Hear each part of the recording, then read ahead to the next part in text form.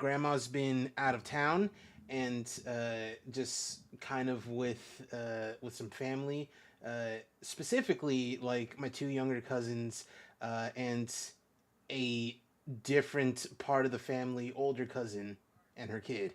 Uh, I don't know exactly what they're doing. My mom assumed because I'd said, "Oh, she's got the kids with them," that they went to Disneyland, which that's a lot of money for like five people.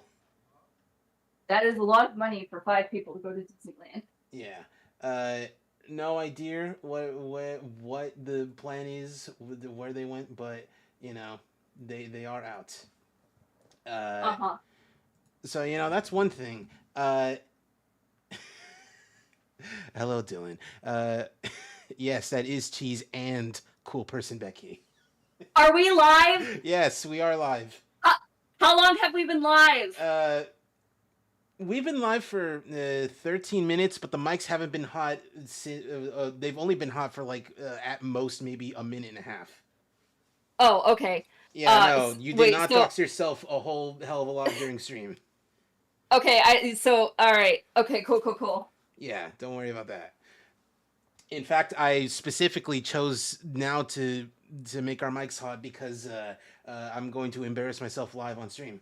Uh, Hell yeah. so I discovered. Remember how I told you that one time where I was like, oh, I had this weird medical issue where like it's kind of gross, but if I left it alone and didn't do anything about it, I probably could have died. And you were like, is it about your ass? And I was like, I'm not gonna say yes. And you're like, oh, it's about your ass. Uh, I kind of remember this. I remember you telling me you had like some weird medical issue, but Uh-huh. I don't remember what it was about Well, no, exactly. I didn't go into it because I said, it's gross, and you made a comment. It's like, oh, is it about your ass? And I didn't Uh-huh. explain what it was, but I was like, you're not incorrect. Oh, Okay, okay. okay, but without going into gross detail, I will say what it is because I actually finally have a name for it. I did not go to the D- doctor. I actually does it just have to do looked with up your all. ass? I just I just looked up all my symptoms and was like, oh God, that's what that is. Uh, I have something that's apparently somewhat common. Uh-huh. Like it's like if your family's got it, then like there's a good chance you might have it. I have what's called complex carbohydrate intolerance, and that base Okay. and that basically just means that like certain carbohydrates, whether it's like vegetables or grains or what have you, uh, your body just like has trouble or just can't digest them. So you need like Beano. You need like something with enzymes that like help with digesting that shit. And I learned that because one of the foods that my grandma was like, "Hey, what do you want while I'm out? To put in the fridge." It's like, you know what? Last time you were out, you made lasagna and that was good. Do lasagna again." And I ate a bunch of lasagna and I was like, "Oh, I'm not feeling good the day after." Oh no. So, uh, I have two options. I can either go no grain, which is a horrible life to live. I will be totally for Uh-huh. real. Or Wouldn't that mean like no bread and shit? no, like no or very little bread, pasta, ramen, shit like that. And it's like Oh. that's a horrible life to live. I would not want to do that. Or I just start investing in Beano a lot. Just get some of that little not it's not over the counter. I thought it was, but it's I went to Walgreens, there weren't none. So I have to like Wh- just get it on Amazon or maybe check out CVS. What is Beano? Also, I am Beano, patching apparently. okay, let me actually look up what it is. Uh Beano is a no, not the fucking the Beano magazine. No. Okay. Not the British thing. Tell me, learn more about Beano products. It's no. Give us the about. Beano products work to prevent gas before it occurs. Natural enzymes found in Beano Prevent gas by breaking it down. The complex carbohydrates found in many foods, such as beans, vegetables, and whole grains, making eating the foods you love more enjoyable. The reason why I'm being about Beano is because they. Ooh, you good? Hey. You all right? Yeah. Okay, cool. Wait. Oh, Wait. huh?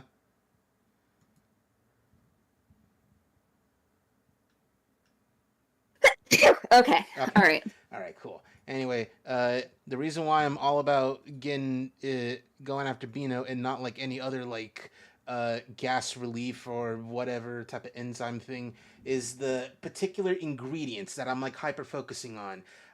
It's Uh-huh. like alpha galactositrate, something like that. It's got a cool name, like most other ingredients do. But like none of the other gas things have that, and I'm like, Beano has it, and that's like an enzyme thing, and I'm gonna need that. But anyway, that's been my week, few days. Uh Wha- oh, I was just gonna say, it sounds like besides the insurance stuff that I complained to you off mic earlier, Uh-huh. It sounds like I've had a better week than you. Oh, totally, yeah. I've just been kind of hanging out by myself, and while I do enjoy, solitude and time to myself and no one being at this house, my digestive issues could also not be in there. That could also be cool. Um, Also, unrelated, but Ugh, Cheese, normally you come to Primal when we play together. I sure do. Are you already on Primal? I am already on Primal. I'm not in the game right now, Fuck. but I've already gone there. Why did you leave? Well, okay, so I went to Crystal Uh-huh. before I left on my trip. The last time I played, I went to Crystal and I Uh-huh. never returned myself. Oh, okay. So I saw that I was on Crystal and I was like, oh, I can go to Cheese this time. Okay. But you're already on Primal. Okay, Fuck. okay. Well, you know what? Before you even log in, just stay there then, because I will come back from Primal. Uh, Hell yeah, I'm on Zolera right uh now. I have to log in and go to. What are you on? Goblin? no, Diablos. Diablos. Uh, Also, we're not starting the game just yet because, well, this is not breaking news. This is actually a video from 4 months ago. But Uh-huh. I did discover it the other day. So, hey, remember Sparkle on Raven? Yes. So there is a behind the scenes thing video I found with the creator Robbie Dude about, I'm not gonna say infamous, but one of the more interesting sight gags, and how it almost didn't happen because someone kept pushing the "but it would be funny" button. Uh-huh. Welcome to Robbie's stream. Tonight, we're gonna go through Sparkle on Raven. Yeah, a lot of great background characters. Is that Zoro? We'll get to Zoro.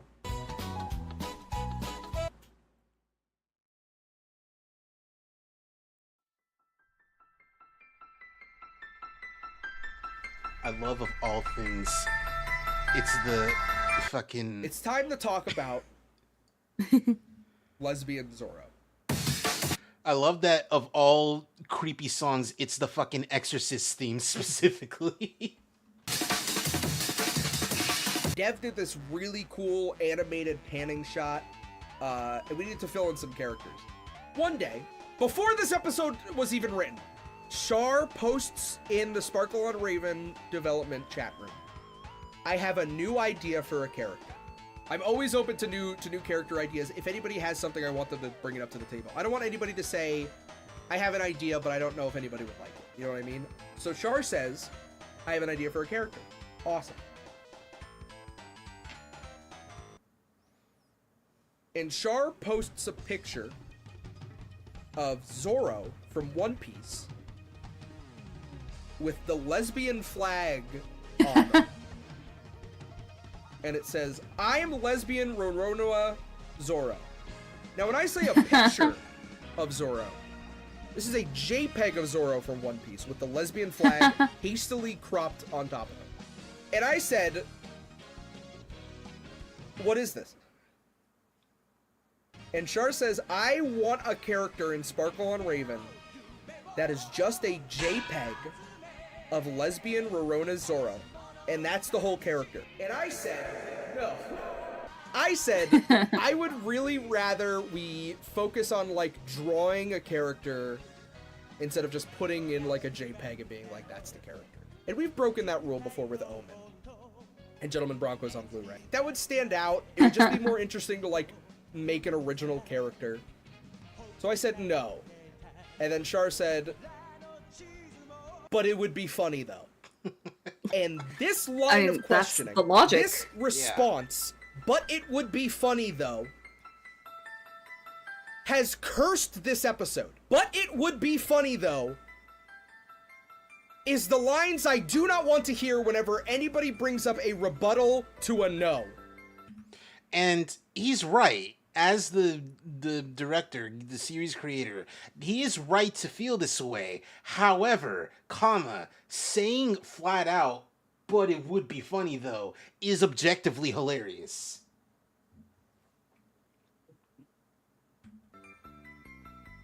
But it would be funny though. So I said no, we're not putting in a JPEG of lesbian Zoro into the show. Char said okay. Char said okay. After some kicking, Char said okay.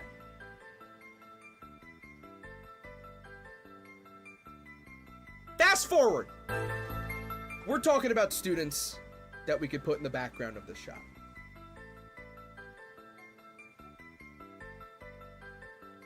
Students with swords. We said, let's put some sword students in. We can reference some stuff. We got Saber here. You know what I mean? There's a design for,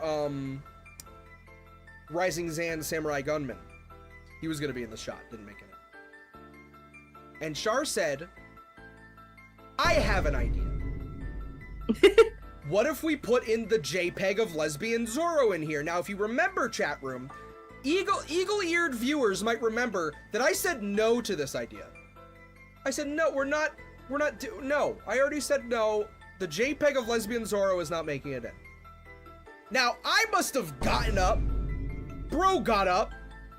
I must have taken a shower.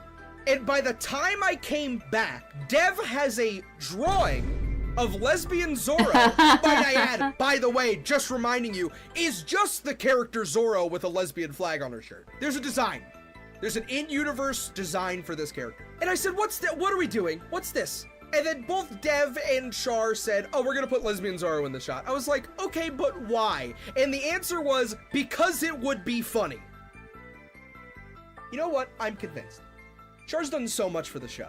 And when it comes to breaking the JPEG rule of just putting a JPEG in the show, the only one who's really broken that rule has been Char.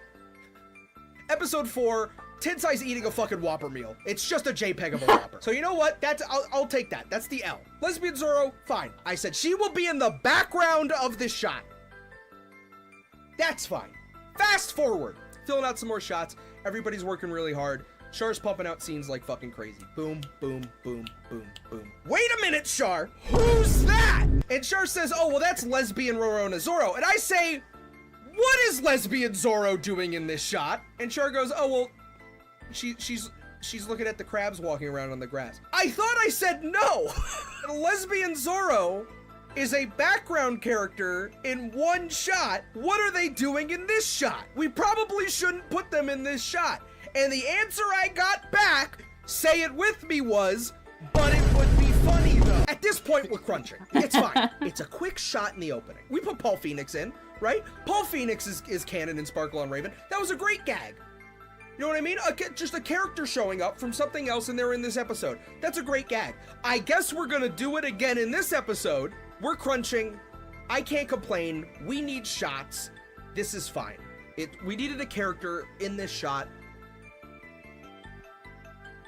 It's fine. This is one of the many times that I have to kneel. I take a knee and I take my L's and I said, fine, it's fine, it's fine. Zoro's in the show. It's fine.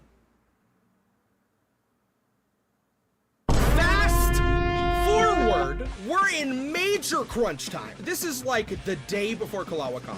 We're in major crunch getting stuff done. People are submitting shots like crazy. People are trying to get in as many as we can. And then there's this shot later on in the episode where there's like some cut-ins of characters looking at. And Char posts like 7 pictures in a row, all of different shots. We got Raven. We got Dark Shield. We got Dawn.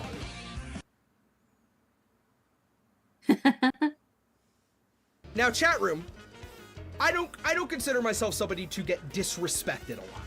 You know, I could take a joke. But on the 3rd time, we're on strike 4, and I said, Char, what is this? And Char goes, oh, during the cut-in scene, we're gonna, no, I said, I know what these are for. I know what this is. What is this? And Char goes, oh, well, that's lesbian Zoro. I think the term that I used in that conversation was, haven't we already had this conversation? I was mad. I was like mad. I couldn't believe what I was seeing. I said, this shot's not making it in. And Char says, aw, why not? This is the main this character shows up more than fucking Tensai in this episode. No, it's not making it in. And then Char said, but it would be funny. No, it fucking wouldn't. This shot's not getting in. Now, normally, after the 4th no, someone might go, okay, I understand. What Char said at that point made me see red. Char said, well, when everybody else gets in the call, we'll talk about it. And I was like, no, we're fucking not. She said, we'll see. Absolutely not. It's not getting in the episode. I said point blank, this is the only time I put my foot down as a director. This character no longer exists. As far as I'm concerned, this character got ran over by a tractor after they showed up in the last shot. Listen, lesbian Zoro, whatever. Lesbian Zoro's in the show. At this, like, there's nothing I could do to stop this. But this moment is just one of many in this episode where I felt like I had 0 power. This was like the final straw. I was like, I can't take it anymore.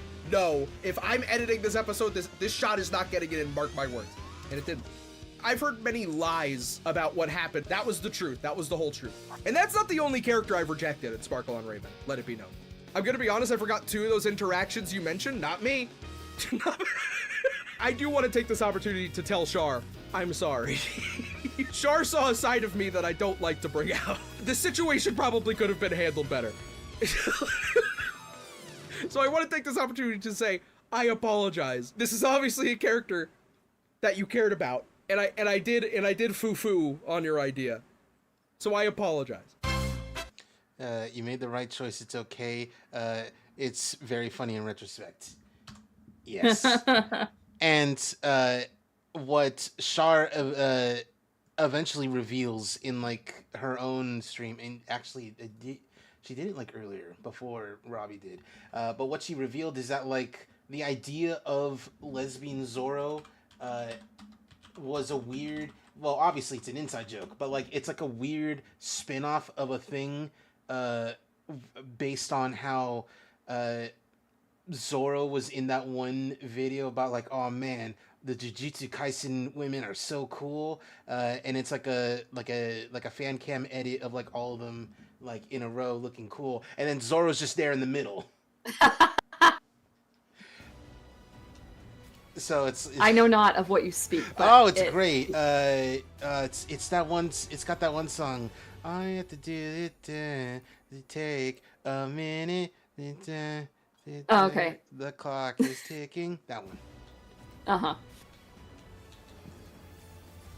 Some reason I've logged into the game now. For some reason. Hell yeah.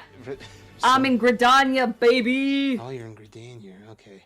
I'm in Gridania, because that's where they put you when you teleport places. Or for me at least, because I started in Gridania. Okay. What did you pick? Actually, What? I'm going. Fuck this. I'm going to the gold saucer. That's what I was thinking.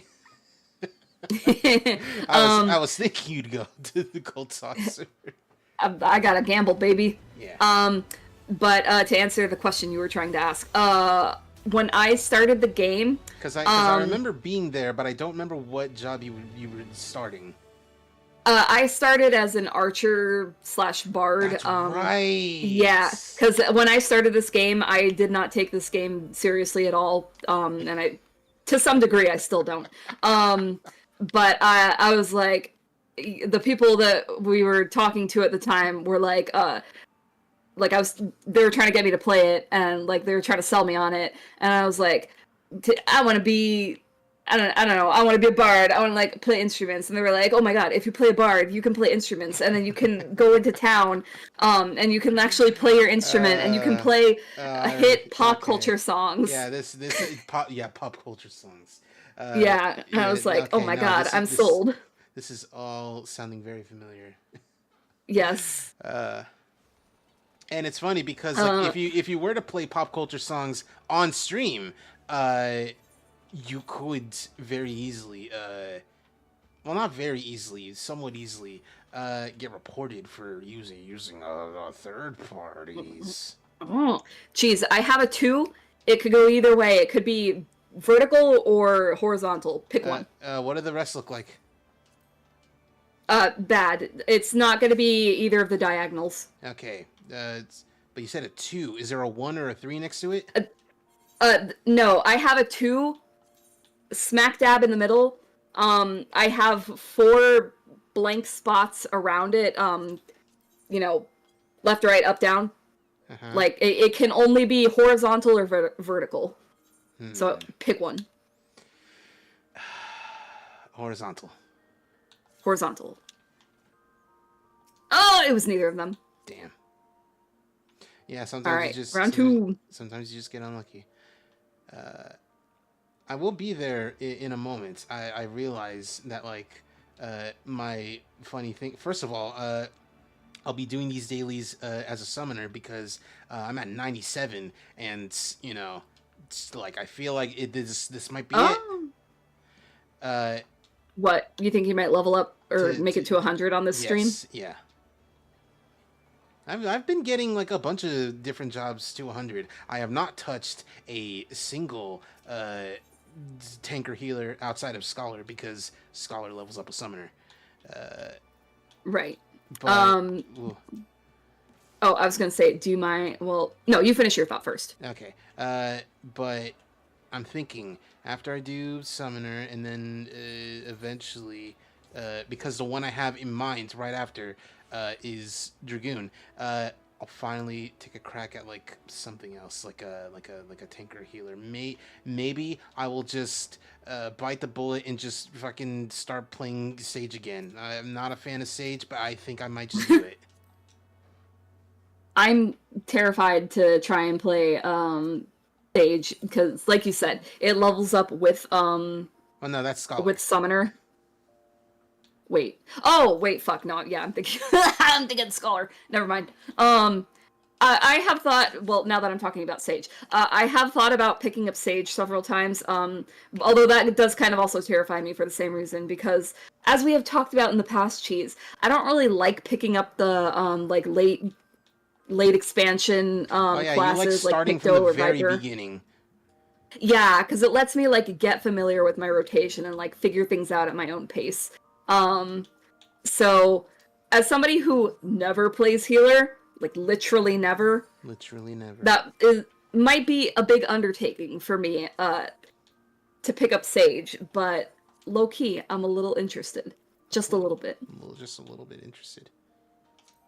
Also, hello to the people in the chat who said hi to me. You're very nice and very kind and very lovely. Unfortunately, I play this game in full screen and I'm a one monitor bitch. So whatever you say to me, I'm either not going to see it or I'm going to see it very late. But I appreciate you. You're very nice. Yeah, it is Dylan Mayhem Childs, you know, the one who gets us free stuff every so often. And Mexican regular. I say Mexican because, you know, he's sometimes he'll just start speaking Spanish and other times he'll donate and it's in Mexican pesos. But Mexican regular Star, they both say hi. Hello. Yes, and Dylan Mayhem Child, the person who I added on 14, and then I looked at my friends list one day and I was like, who the fuck is Cheeseburger? Yeah, and I was like, oh, that's Dylan. And I was like, oh yeah! Alright, finally in here. I was like fiddling around with Shoe Glam specifically because Hello. Because my thing that I was doing for a while was like dressing up as like a normal type of summoner, but like Uh-huh. the funny thing that I do would be like to put uh the street shoes, which just look like Jordans on, so it's just Uh-huh. like very fancy like caster gear, but it's fucking got the Jordans on. uh it did not work with this outfit. So I just went with different boots. All right. Oh, I like the boots. I like your tactical boot wear. Yeah, Um, these are the PvP ones. Wait, what are you? Summoner. You? Oh, right, you're summoner. You said that. I at the should top of the probably show. do the summoning, so that way you can see Yes, you're bunky. my bunkie. It was weird to me when I first found out that people call these things like affectionately bunkies instead of like carbies. Carby sounds like normal and natural to me, and bunky sounds weird. But I've grown to like it. Now I like saying bunky. Yeah. Oh fuck. Ugh. What? What happened? Oh no. Okay, that thing's happening. Yeah. Okay.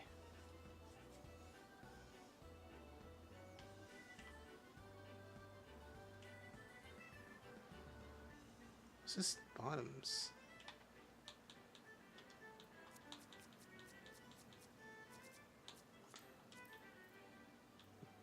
What's these bottoms? Oh, fair stuff.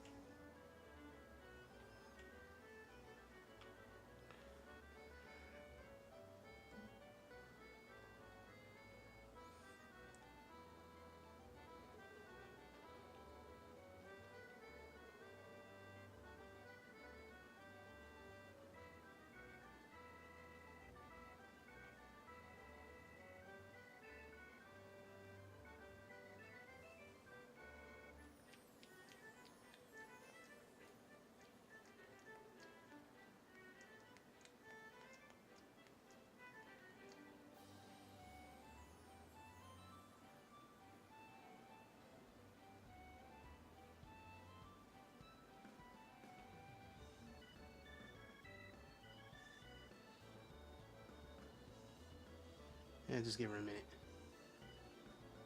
Oh, the Air Force one though.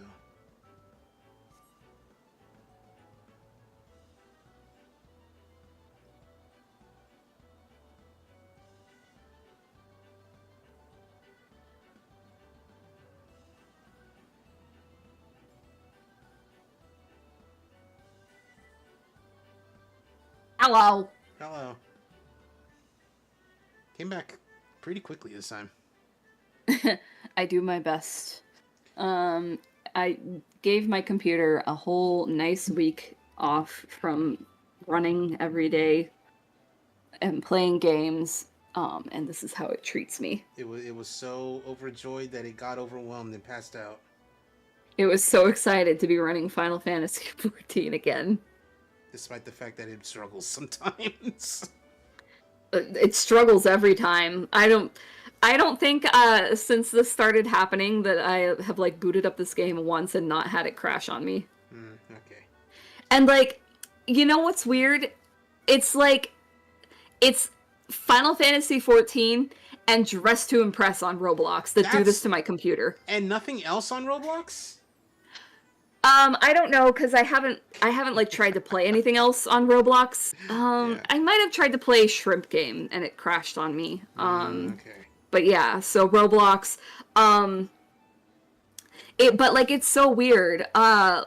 Like the other night, I was playing Dead by Daylight with somebody, and like my computer was fine. It didn't crash even once. I had no problems. I was playing with another group of friends. We were playing Lethal Company. And like they know what happens with my computer, and they're like giving me a hard time about it. They were like, "Oh, but Velvet, your computer's gonna crash, Velvet." Like, are you sure you can play this, Velvet? And like every time I play Lethal Company with them, it's fine, no problems. It's just 14 and dress to impress. It's, I guess it's like just MMOs in particular, which I guess Roblox does technically count. Roblox is an MMO. I mean, it's a massively multiplayer online game. Would you disagree? I guess it is. I guess you're not wrong. Yeah, I'm not saying MMORPG. I'm just saying MMO because it's MMO as a genre is like as a subgenre. It is an MMO. Like a lot of things. Anyway, before it happens again, because we're surrounded by people, what are you thinking first? Oh, you know me, Trials. Okay. I like to warm up with the Trials. All right, let's warm up with Trials immediately, even though it's tank DPS. All right. Oh God, I forgot to take my Adderall. Cool. All right, she's there. Your Adderall? The girl who says Adderall. Damn, my portrait. No. Oh, and it's Thordan too. Oh, yay! It's Thordan. Okay, me. I'm Big Daddy Tank. All right. This is gonna be so brain dead, but I want to be main tank. Yeah. Oh, Dreadwarden Trance before it's like a for real Bahamut. We didn't have any sprouts watching cutscene, did we? Nah. Well, I mean, we got it. We got it. I mean, obviously, yeah. Like it wouldn't have been able to start without them, but. The other day, I did Packothon for a daily as a summoner, and it was so funny. I hadn't said anything at all doing the daily because I was just like, it's getting late. Let's just get it over with. But for like, apropos of nothing, because it'd be funny, I was just like, we get to the last one, we get to Lunar Bahamut, and I was like, my Bahamut better, and everyone's like, yeah. Just they're like, oh, finally, words, and also true.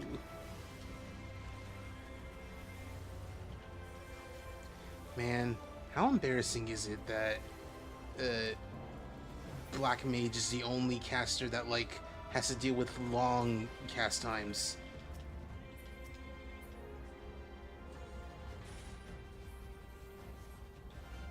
Oh, wait. Oh. Do I need to be doing something? Nah. I'm gonna shake my ass. Unless there's a guy you gotta hit. I think there are like a couple of guys in the sequence that you have to hit. Yeah, I have to dodge stuff though. But not right now. There's the towers.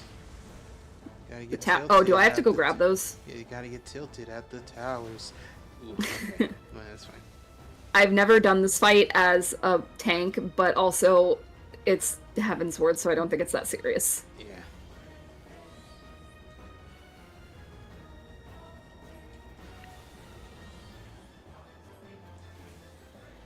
Yeah, exactly. It's not that serious.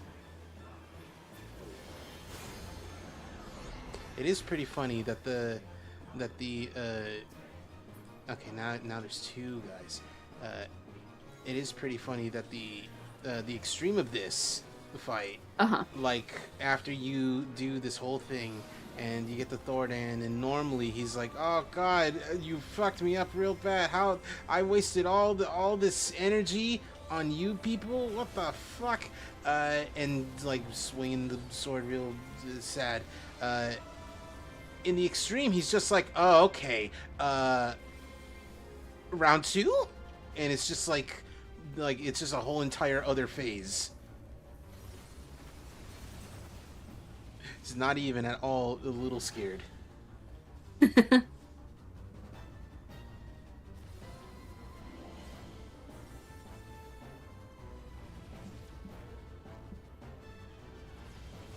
Okay, and now we got things to hit. We have the thing. I get up here and I do my dancey dance. Oh, I gotta hit stuff. Yeah, you gotta.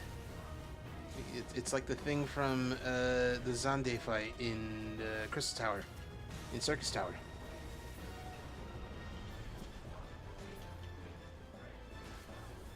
Okay, now we do our dancey dance. Wait, ooh, let me get in the middle. You know what? Yeah. I remember the first time I did this, like...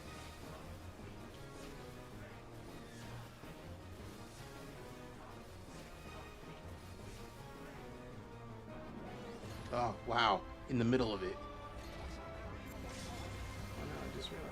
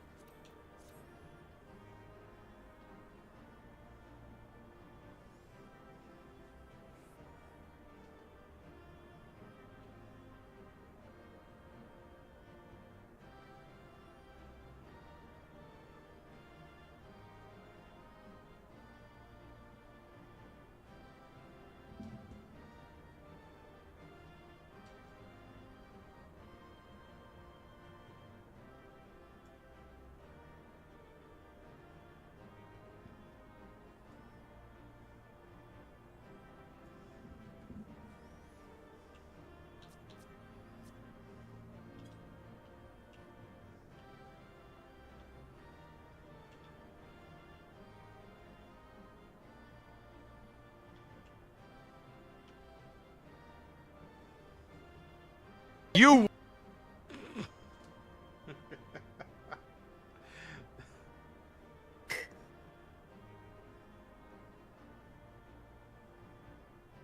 Hello? Hello, welcome back. Hello. Fuck. Jesus. Okay, well... What I was in the middle of saying, right when my computer conveniently shut down again, I was saying that, wow, the first time that I did that part of the fight where, like, King Thornton, like, comes back and, like, you're out in space and he's, like, standing in front of you can see the planet in the background. I remember doing that fight for the first time and being like, wow, this is cool as shit. This game fucking rules. Really kind of my computer to, like, shut down right in that exact moment. Like, my favorite part of the fight. Yeah. But, whatever. No big deal. Talking about, wow, this game's really cool. Yeah, fuck me. Oh, man. Let me in. There's this random, our red mage is just, like, waiting patiently for you. How nice of them. It's very interesting. Well, fellow cat girl, makes sense. Oh, of course, of course. Well, the server is currently congested. Players in queue 16.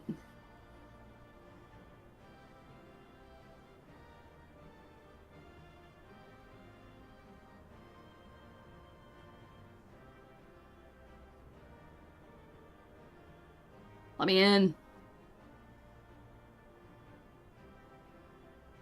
Oh, all right, cool. Thank you, Sarah Viscera. Yeah. I'll commend you because you're the only person I can commend. For some reason,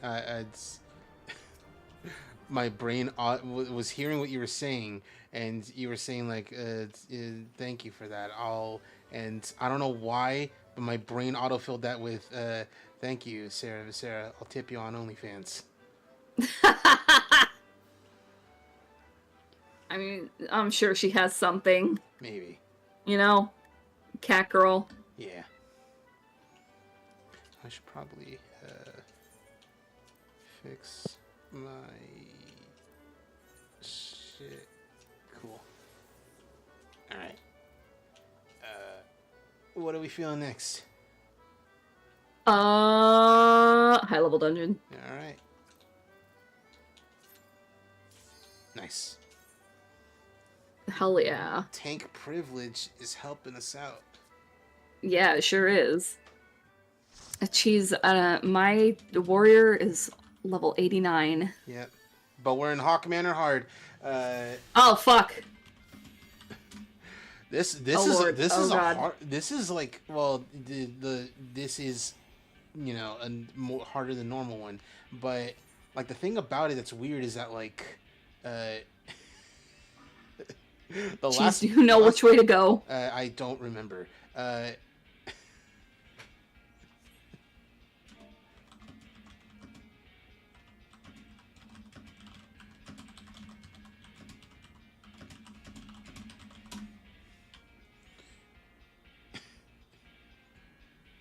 Okay, we're following. It's the scholar. Hey, interesting.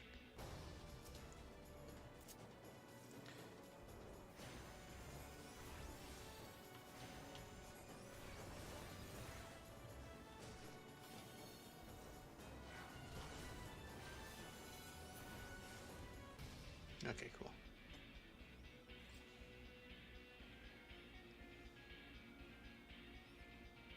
The last boss is the one that's like real tough, real difficile.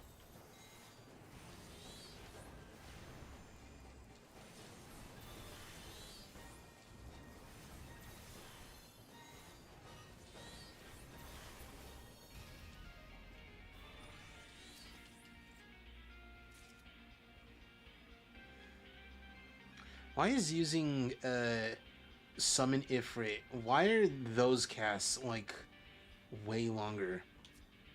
I've never understood. Everything else, like, cast their magics like real quick and easy, except for Garuda and her like super special thing. Only she can do. You know, that takes a little bit. But like, why is Ifrit's normal spells like? Why are those so long?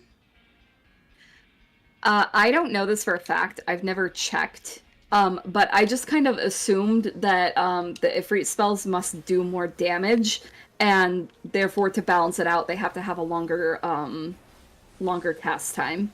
That's probably what I'm thinking. Also, look at you, fucking Tails Enjoyer, calling it Ifrit. Even though that's probably how you're supposed to pronounce it, like from an anthropological standpoint, from a being true and correct about culture's standpoint. Wait, my game is loud as fuck. Pronounce what? Ifrit, because you're Tails Oh. Enjoyer.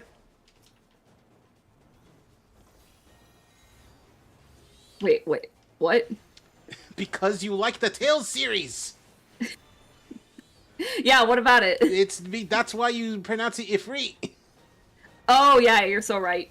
Why? Wait, how do other people pronounce it? Ifrit. Oh, Ifrit? Oh. Yeah. Oh, yeah. And I was saying, you want to hear? I was saying, You want to hear that, how like, I say the water? It's. I was saying that, like, you know, it's like, you know, you're probably pronouncing it correctly from an anthropological, from a correctly pronouncing things standpoint.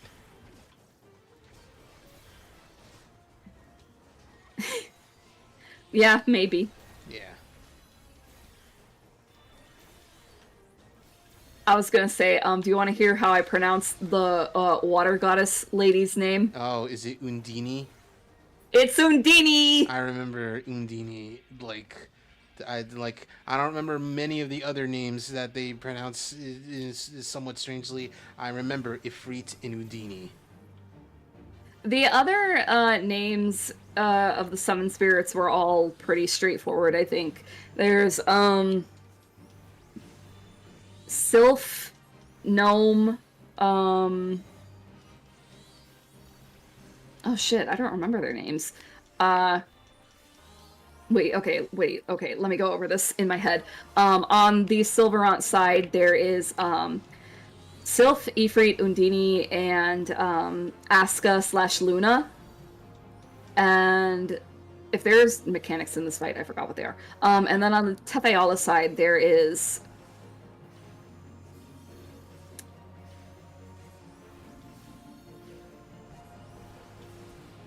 Fuck. Volt, gnome.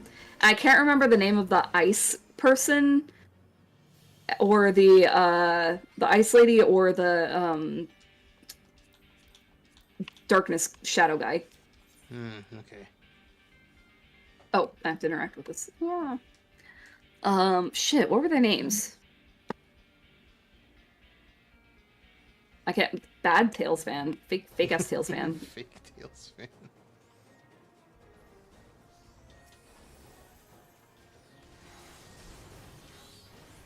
Do I need to like get between these like warp things? Yeah.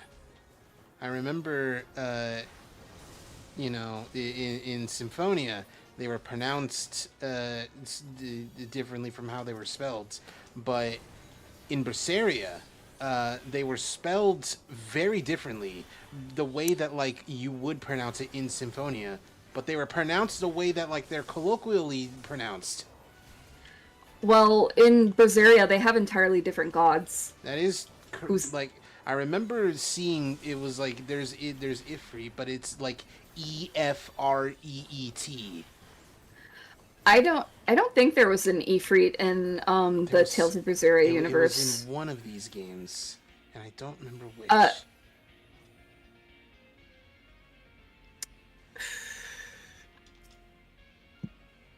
I remember. So we played. I remember we played back in the days Symphonia, Berseria, and Abyss. Yeah.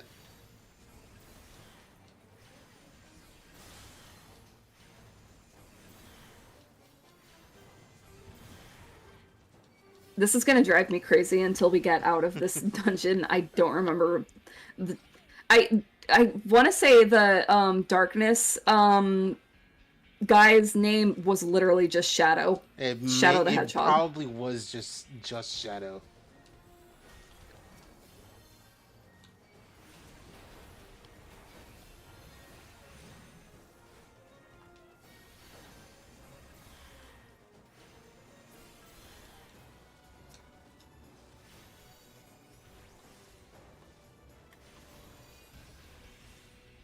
And then we gotta chase this guy. Like what's this guy doing?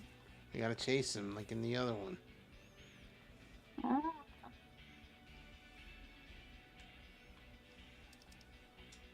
We gotta go in here. Alright, why is this here? Oh, okay.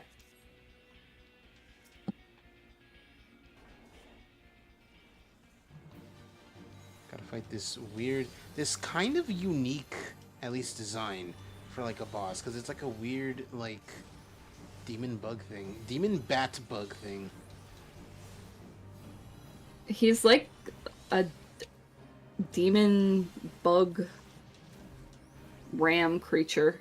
Because like I see the batness. It's in the face. It's in the snoot. But like yeah, it's a bunch of like stuff. What looks like put together.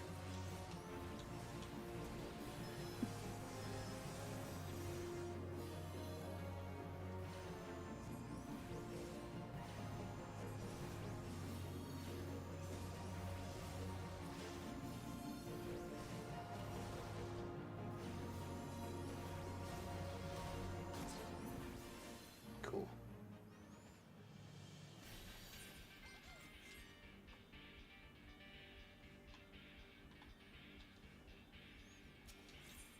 I do not at all remember. There is a weird mechanic with the last boss where it's like if you don't do it right, it will just wipe everyone, which is crazy for a level 50 optional dungeon. Uh-huh. So I will need to either ask this scholar who kind of remembers, or just look it up. I will pause before I engage the boss. So that you can look up the name of the... So that you can look up the mechanics. Oh, okay, the mechanics. Okay, I thought you were still talking about the summon spirits thing. Oh. Oh, wait. No, yeah, both. So that I can look up the summon spirits and you can look up the mechanics. Yeah. It's weirdly, like... It's not complicated, but it's, like, something you need to, like, go out of your way to do, which is very strange for a 50 dungeon boss.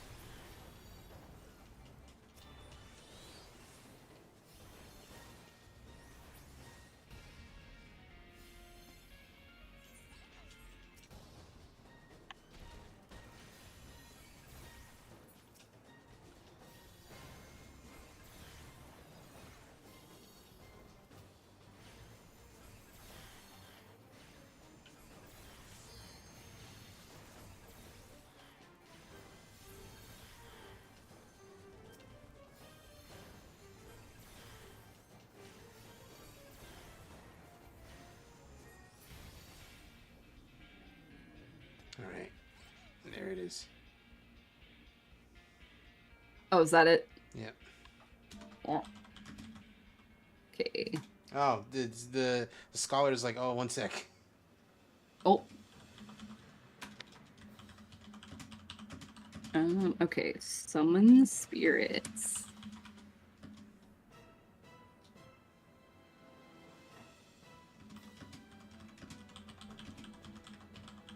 My browser is being slow as shit.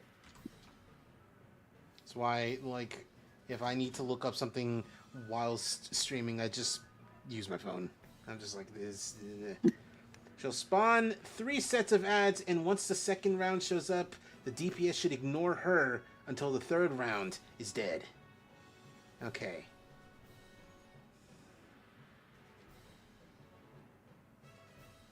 If we do too much damage to the boss, she'll one-shot kill us.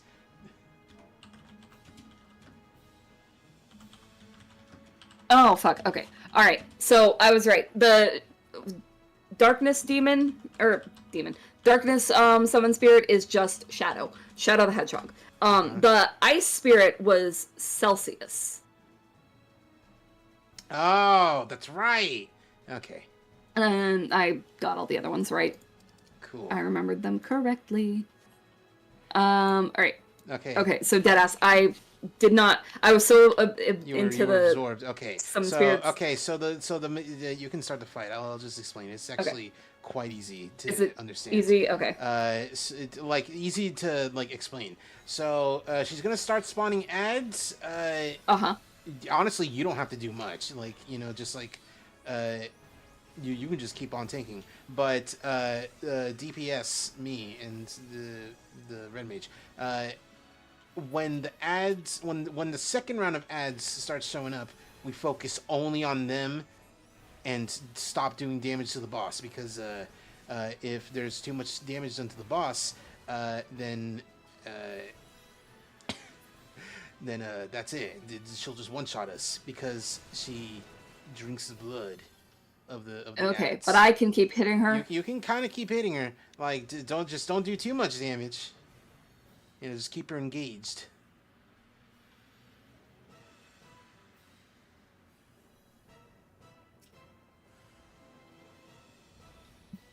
Oh.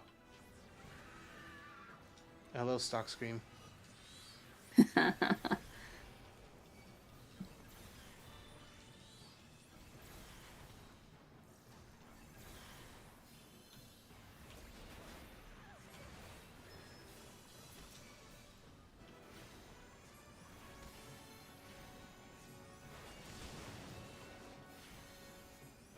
I love winning gear that I did not roll for.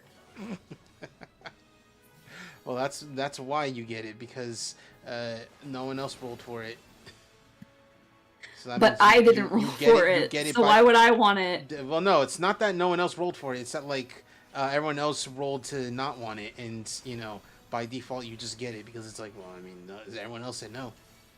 Ah!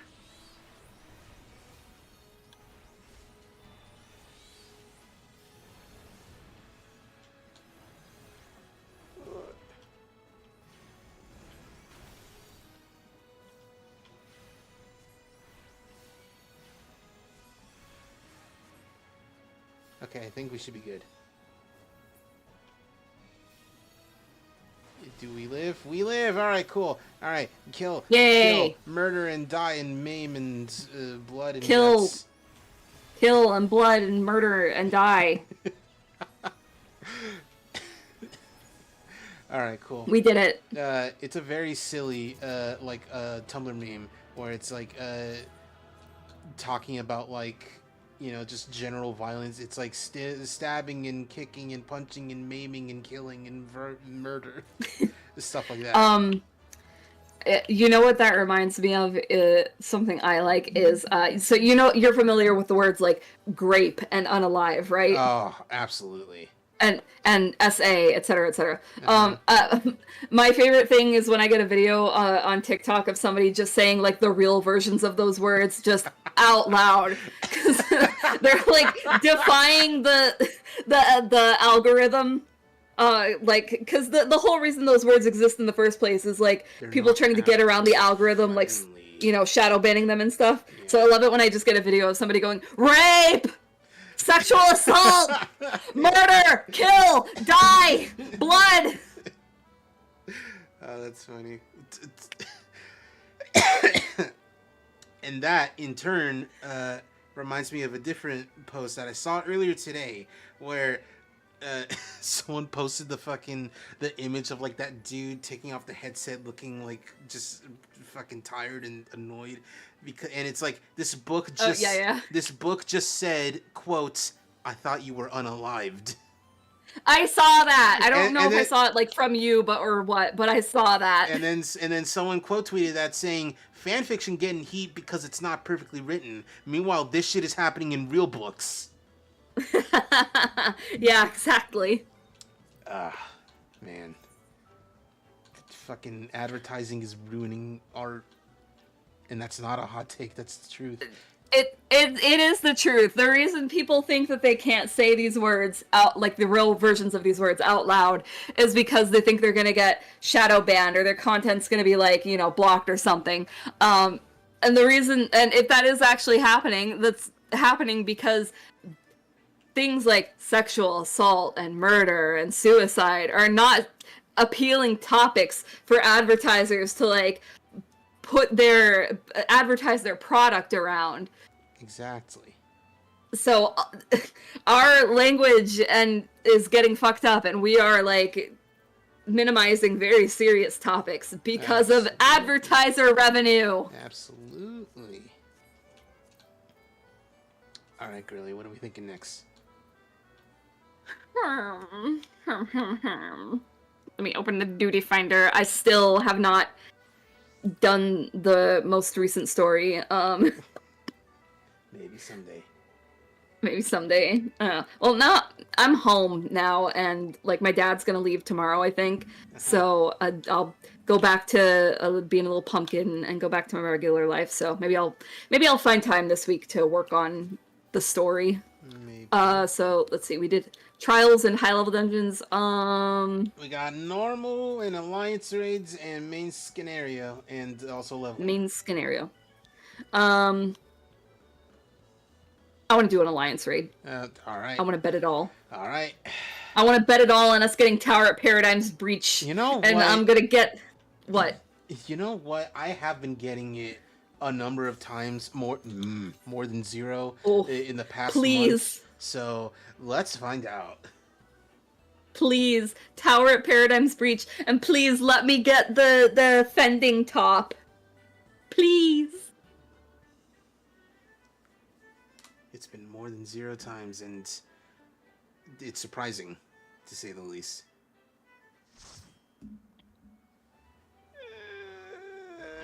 Oh, it's Copy Factory. Interesting. Oh, I think your here is right. agreeable. This is this the first one that you do in the series? Yeah. Okay, not ideal, but I'll take it. I quite enjoy it, mostly because I'm a near freak, and all these is baby to me.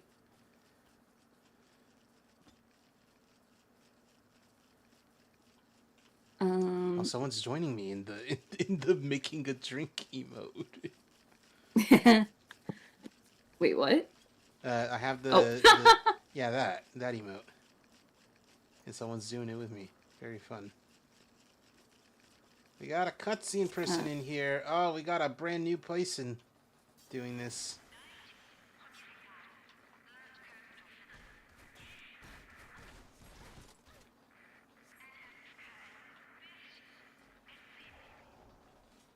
I think it's hilarious. I love Well, no. what? Yeah, you first. Oh, I was just gonna say I love when you're in like a raid or something and you have or a dungeon and you have to like jump down from Yeah. a high cliff and everyone just goes Just a fucking waterfall of The- broken ankles. yeah. Uh, I mean, I already, went out of my way to say like, oh, I love all these raids. I especially love in Puppet Bunker. No, that's the second one. Copy Factory. Uh-huh. I especially love how it's like, hey, you know what's a weird thing we're gonna do for this one alliance raid, and probably none others. Here's an enemy. It's stuck in the middle, but you're not gonna look at them. You're gonna look at the thing behind you, because that's where all the danger's at. It's very like not. You mean the guy where everybody's on like three separate platforms? Yes, and like you don't focus on the boss. You focus on the guy behind you guys. What the hey, our healer.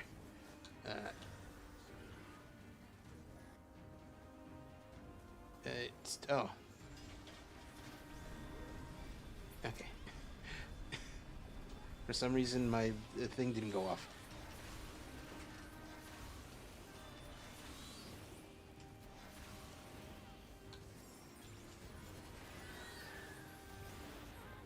I didn't even see we have a second summoner in the B or in C.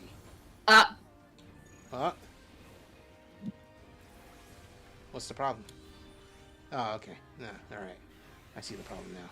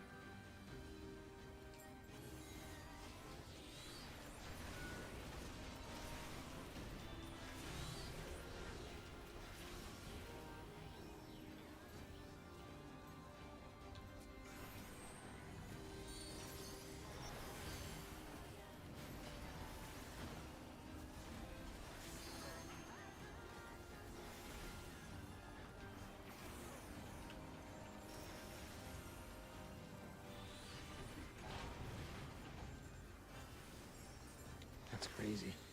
She didn't die somehow.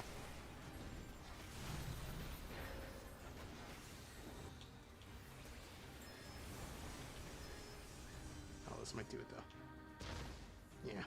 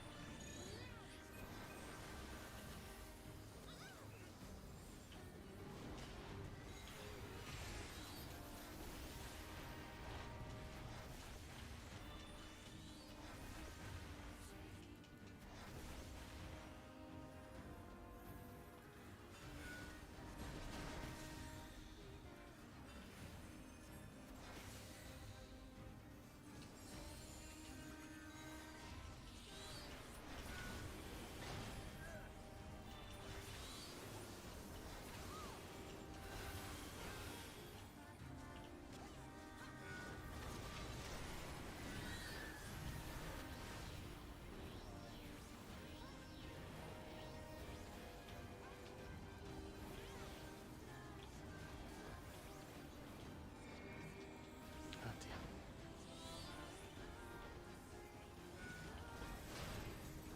Nice.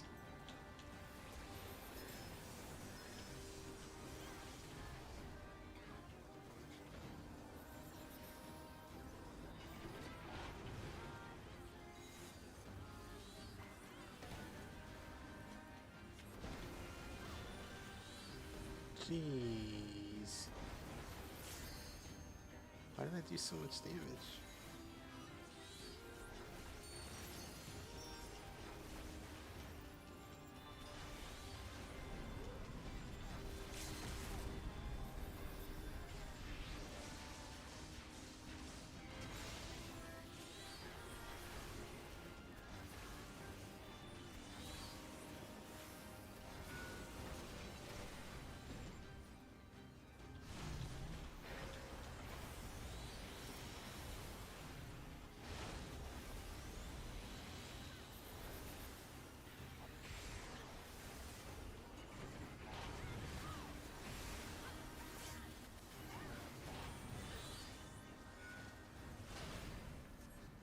Hello? Welcome back.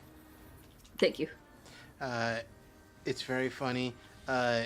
You were hit with 7 Vuln stacks and still alive, and I was like, "Oh, cool." I'm surprised she didn't die yet. And then there was like a big whole heaping of orange around you in that area, and I was like, "Oh no, that'd do it."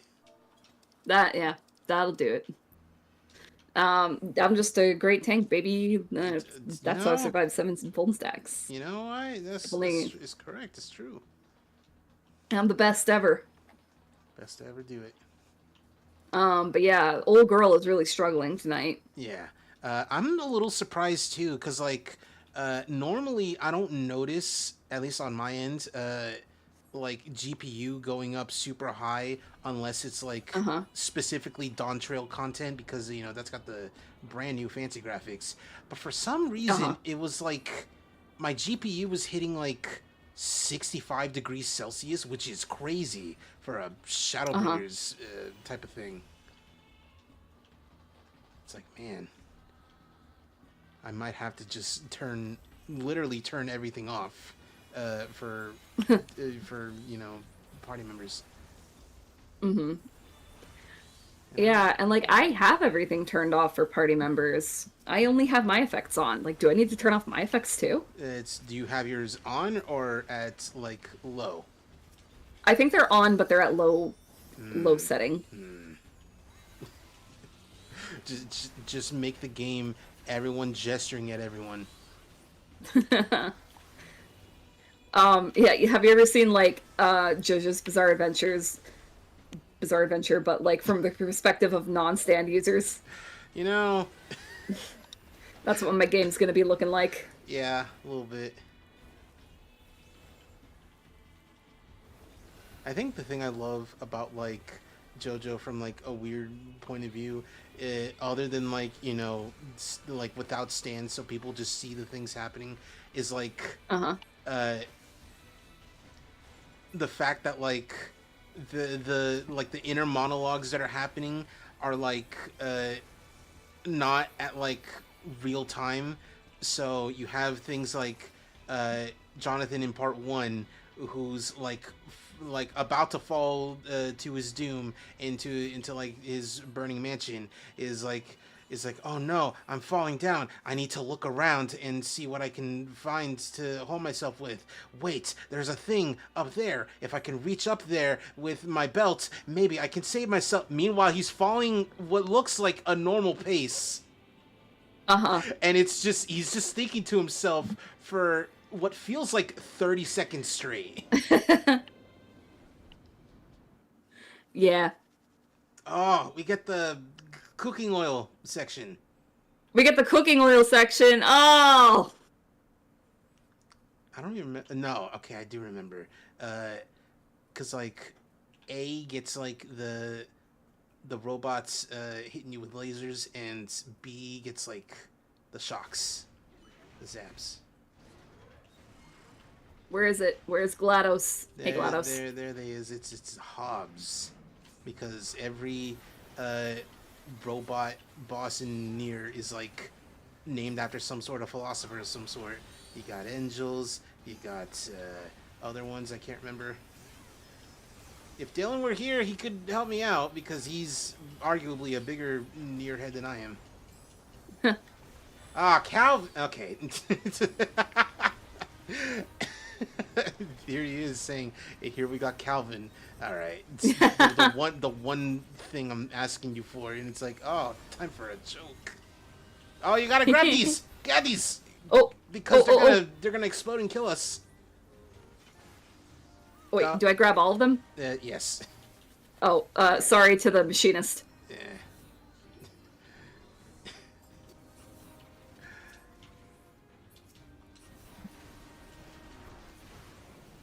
Reminds me of when I was doing a daily and like there was like a new person who hadn't done.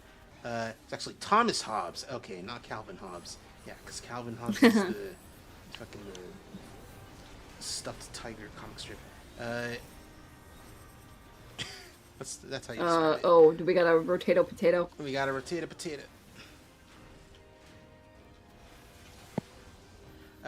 but like being real quick, being like, oh, I gotta grab him, gotta go, reminds me of like doing a daily. We had someone who hadn't done Temple of the Fist, which I'm pretty sure you haven't done either, is like is an optional Stormblood dungeon, and there's this mechanic. Actually, it's a mechanic that's in DAWNTRAIL, in the one with the Yokui fight, where it's like you gotta grab all the glow balls because he's absorbing them, and it's like you get them and you get powered up. You probably remember. Wait, which fight are you talking about? In DAWNTRAIL, there's the one with the big Yokui guy who's like I'm powering up, I'm collecting these balls that are flying towards me, and you gotta grab a bunch of them. Oh, is that the one where you're like at the top of the mountain? Yeah. Oh, okay, yeah, I know which one you're talking about. Yeah, but like that mechanic first started in the dungeon Temple of the Fist, which is an optional Stormblood one, and I just described it to the new person who hadn't done it as like, okay, so there's a ball mechanic. Grab the balls. Got to get all of them. And they're like, you got it. Shadow and Gauntlet says, hi, Cheese, and good evening, Becky. Hello, hello, hello. It's more like good, well, I mean, good evening is polite, and good night sounds like you're putting them to bed, but it is technically more good night. You're gonna get fried, you guys, deep fried. Hee hee. I like... Gotta pay attention. I'm never on this side of the fight. I never get the oil cookers. So, Cheese, what could it possibly be, Shadow?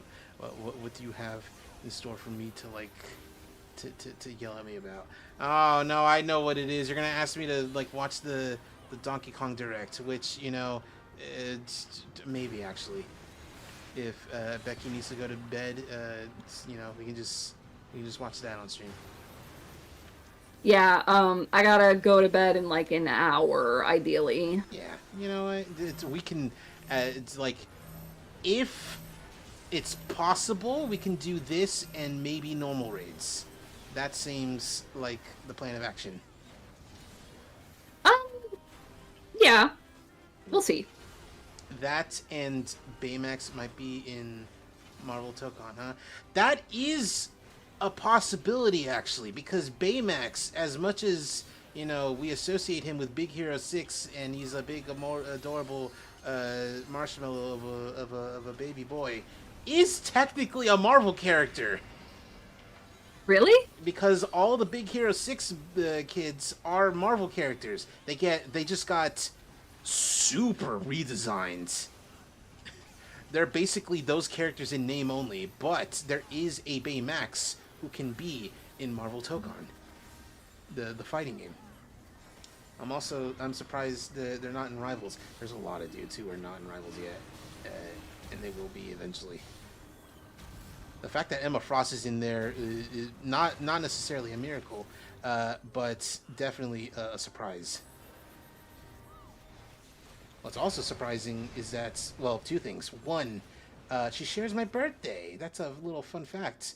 Me and Emma Frost have the same birthday, June 24th. Wow. But the other surprising thing, which is actually surprising, is that like if you know Emma Frost from like comics, or at least comics from like a decade ago, she was not the thigh lady. She was more the booby lady. And what? Oh, I was just gonna say, I feel like comics, ladies in comics all used to generally be the booby lady, because I feel like it's either the booby lady or like just curves all around lady.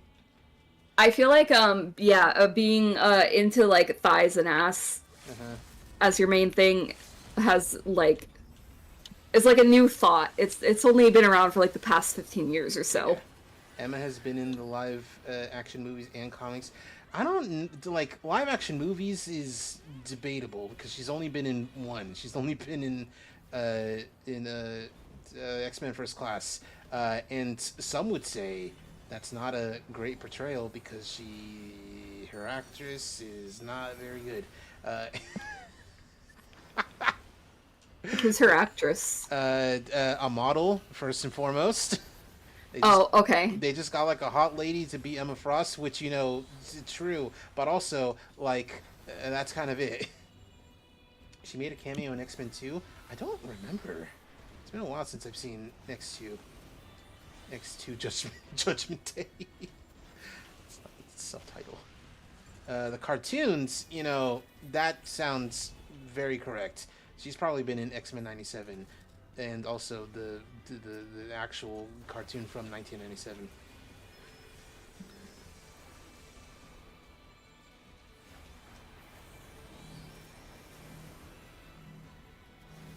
Anyway, Dylan was like, I came back to my room to hear Emma Frost. Are we talking Skull Crushing or not? No, we're talking how she has the same birthday as me, which is very interesting. There's a number of characters who share the same birthday as me. You got Ezio from Assassin's Creed, which is pretty cool.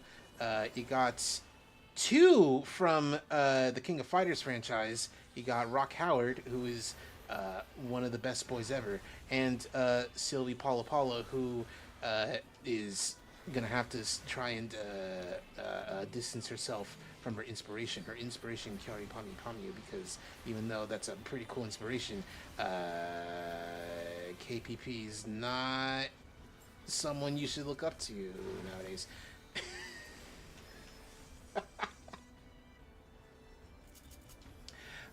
When's your birthday? It's this Tuesday. It's the 24th. Oh. I plan on doing a pretty cool stream. What is it? I mean, I could just reveal the plans, but who knows if y'all will forget. I'm gonna try my hand a little bit at multi-streaming, doing YouTube and Twitch simultaneously. So we will see. We will see, like, because like I feel like I can do it, but like,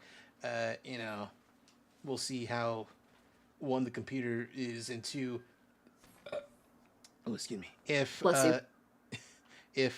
my, I was gonna say if my ISP will allow it. I feel like they would. I'm calling out my my ISP account, not the name, but I'm just calling them out in particular because today's June 18th. And for the entire month of June, it's been saying I've been using zero internet. And I'm very curious as to how that happened. It started happening with like around the beginning of May. Because in May, I used about 200 something gigs, and then it just stopped. Yeah. So who knows? Who knows what the deal is? I'm actually gonna... Shadow brought it up. Cheese's Peak, because they share a birthday with Peak characters and Sylvie. Yeah, okay, alright. But now I'm curious. Fictional character... No, characters born on June, not 1/4, 2/4. There's some anime characters.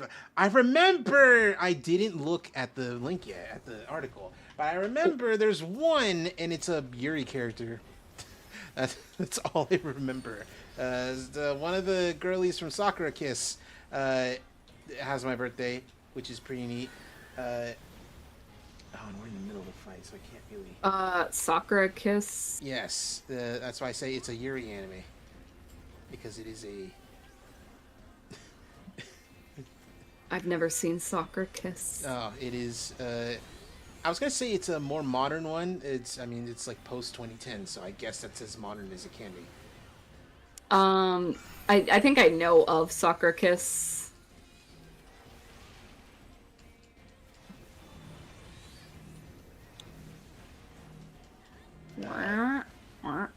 quick looking at the article.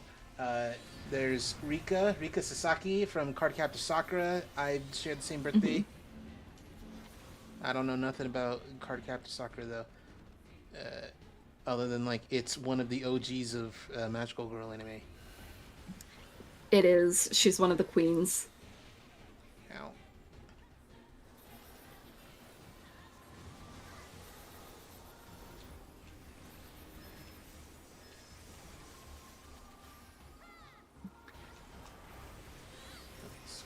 I wonder how long this fight actually takes, because like in this game or in Nier? in what we're doing right now, this fight. Honestly, like every time I've done this fight, it's been like, you know, like the same amount of time taken, which is like I don't know, man, like 10-ish minutes, maybe 15. Okay. It's a long fight with like mandatory mechanics. The way I just ate that entire mech.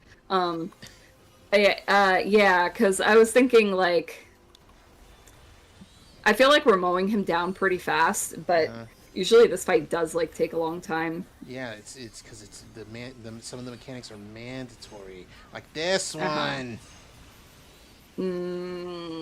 Laser beams. Tasty, delicious. No, there's one. Please, for the love of God. Oh God, no. Oh, we all ate that. Come on, guys. Who wasn't doing their job? Okay. Now we have the thing where. Nah, there was enough spaces for other people. Now we have the thing where it's like kill ads.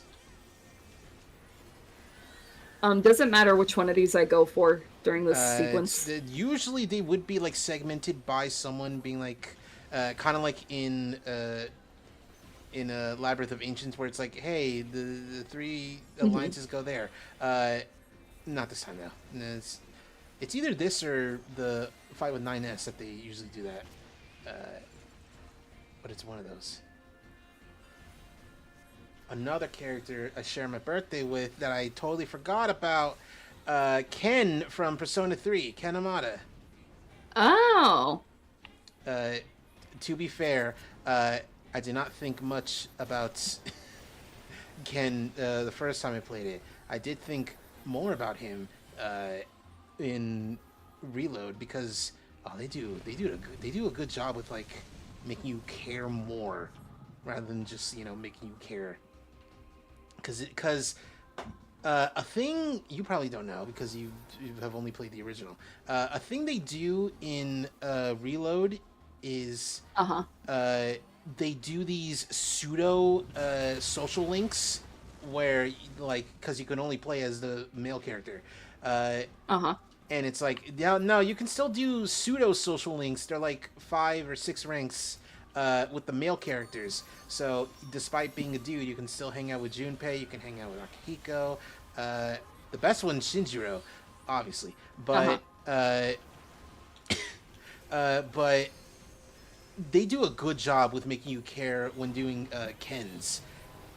Because it's like, hey, you're having fun with this little baby boy. Hey, don't forget, he's gonna do it. And they really like they really like hammer it home where it's like he's gonna do it, you know. There's a scene that's like haunting where it's in the first one too, which is crazy. In the first kind of rank where it's like Ken's like hanging out with everyone being like, oh man, this ramen was real good, and he's like, you know, by himself, you know, cleaning up after like his stuff. It's like, oh, this ramen was good. And then just quietly to himself, no one around, is like, stop it. It wasn't good. Don't forget what you gotta do. And it's like, dude, it's just ramen, man. Calm down. I understand, not really, but I get, you know, not forming attachments, not being, you know, connected to things because you're not gonna be for a while, but like, relax. You're like 10 max.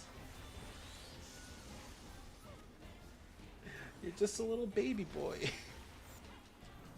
I was almost gonna say, who taught you how to say these things? She's disconnected. Okay. And there she go.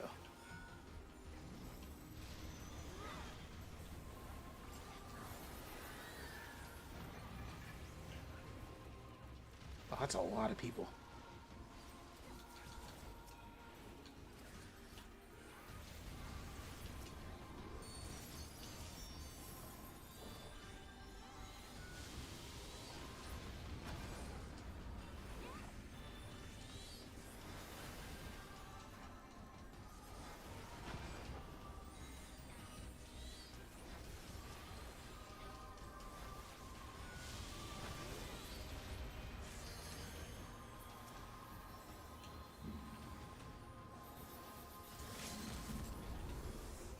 Go, Terra Flare.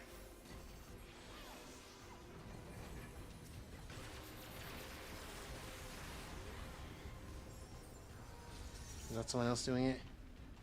I hope so. No, it's just normal Bahamut. Summon.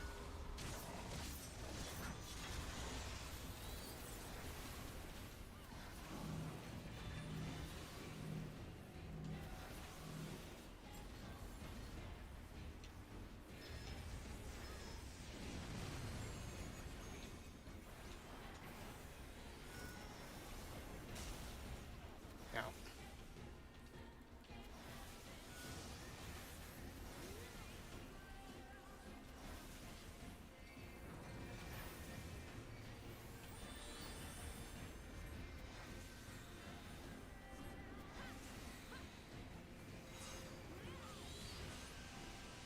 Oh, lasers hurt.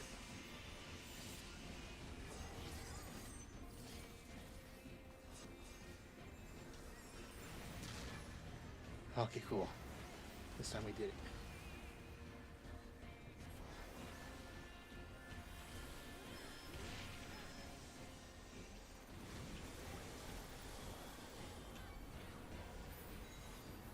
Receive benediction.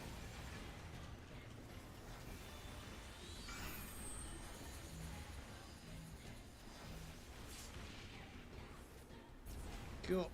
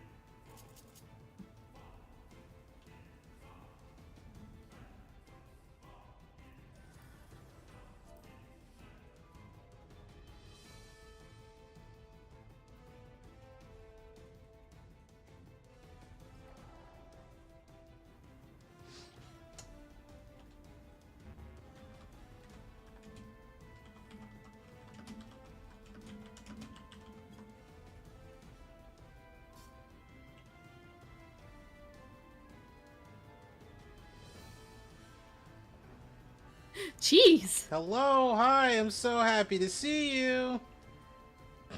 Jeez, you're saying scandalous things in the chat. It's true though. This song is so good, it makes me want to come. Jeez. This is not the only song I've said this about.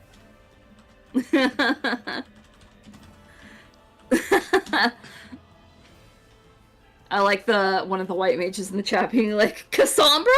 And it's like, yes, what? I'm speaking my truth, I say in chat.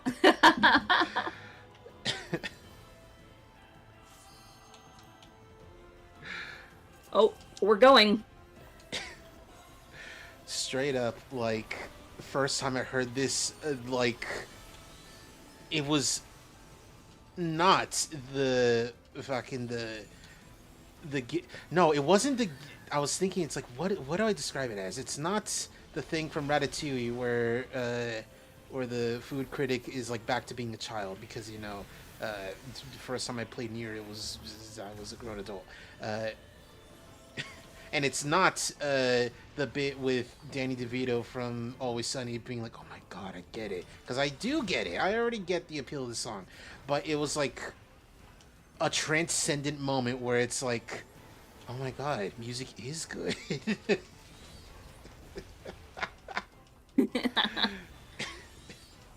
I mean, the song is really good.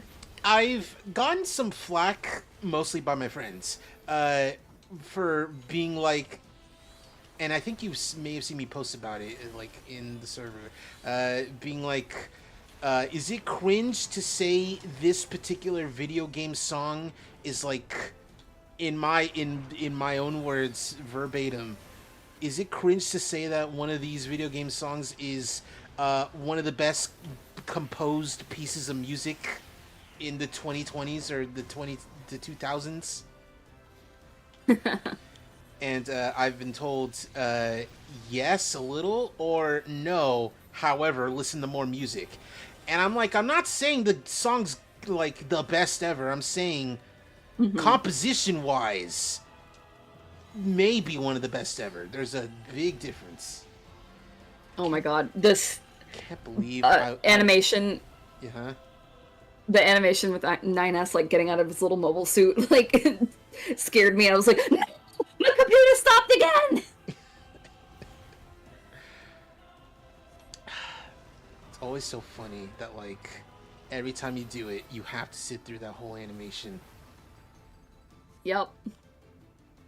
I can't believe he also did that. Why, like right after summoning Titan, so like now I just run out of Titan. Oh, I hate when I'm playing Summoner and like I summon my little creature, and like, you know, you have like a limited amount of time to do all your spells, and then like they do some fuck shit, like some unskippable cutscene bullshit. Okay, so there. Oh. And, okay. Beep, and then move, and then beep. Cool.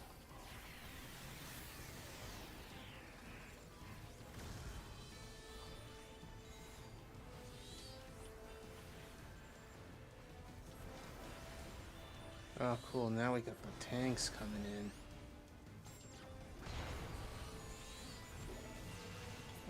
Get this one. Jump his ass. Get him. Oh. Get his ass. Get his ass. I say jump his ass, and I'm immediately thinking of like, it's like one of those like SpongeBob meme things where, I think it's like Wallace from Wallace and Gromit, and like a bunch of them going after SpongeBob, and he's like, there he is, jump him, and SpongeBob's just freaking out, being like, for the last fucking time, I'm not cheese.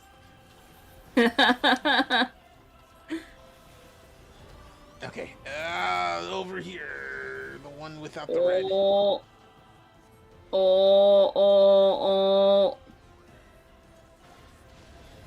Cool. Oh. And then it wants to get away from me. Cool.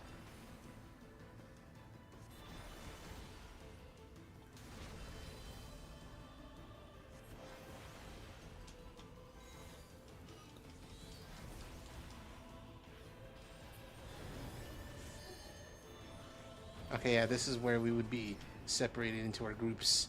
Not separated, but like, Okay. you know, someone would put the thing. All the C's seem to be going here, so that's cool.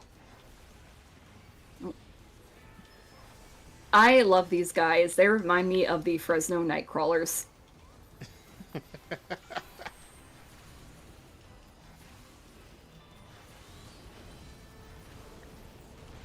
What if I had my tank stance on for this part? What if, you know?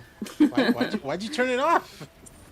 Uh, Because I noticed that the other tank didn't have their, like, one of the other 3 tanks, like, didn't have their stance on, so, but one did, so I was like, oh, that must be the main tank, and I must also not need to have my tank stance on, so I turned it off. Okay.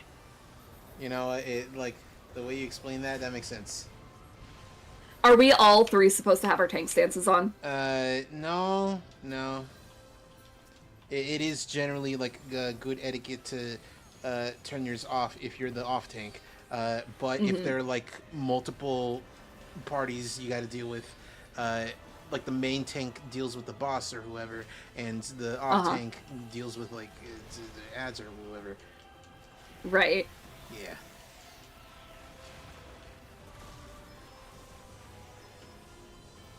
Like they're not gonna tell you like, hey, you know, don't. But you know, it's good player etiquette. Okay, there. Right. And okay. And okay. Bip. Bap. And Budonia. Okay. We good. We Gucci. Alliance A has a bunch of people like that are fucked up. Meanwhile, we're doing pretty good in C. Hell yeah. Hey chat, you saw how I did that cool thing earlier? Cool. Want to watch me do it again? Jeez, are you stealing the LB3 twice? Yes. What about it? Wait, is he still not done? Fuck, he's still not done. Like, so close, though. It is quite annoying. Oh, and he's doing this, too. Okay, and then there.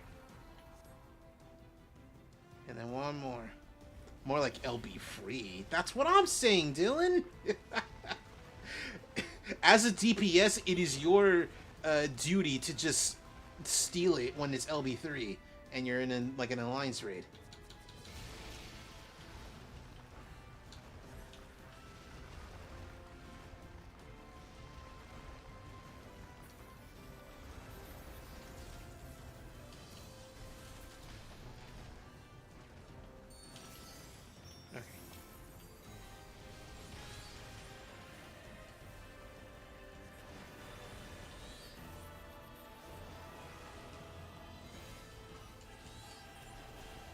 Please, please, thwap the sky, thwap the sky.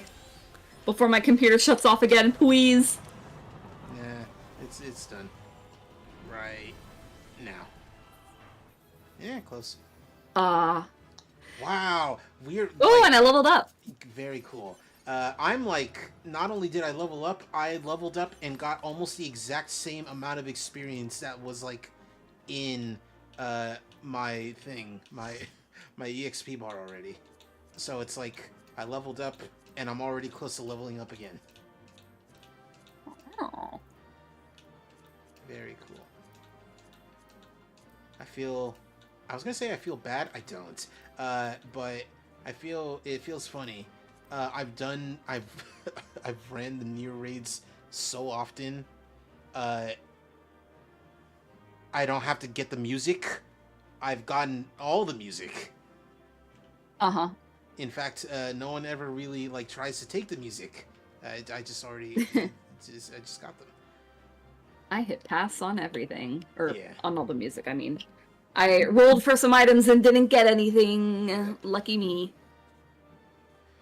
All right.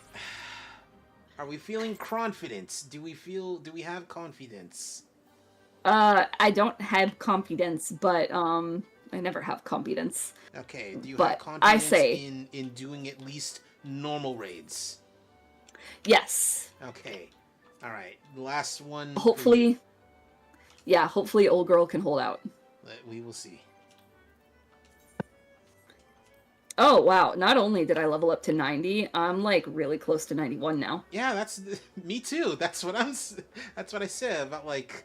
Wait. Got so much experience that like I'm already at the just tickling it of 90 to 99. Wait. What? What? Oh wow. Yeah. Okay. I didn't understand if you were saying you were level 99 or almost level 99. Almost, because I was 97, but you know, Uh-huh. now I'm 98, Right. almost 99. Yeah. My warrior is officially now in DAWNTRAIL content. Very cool. Let's keep looking. Do I? At, Crypt Lurker, Crypt. Crypt. Azuma's earrings. Wait, how long does this work for? Until 90. Until 90. Oh, okay, so this, I don't need to wear this anymore. Nope. Oh, hell yeah.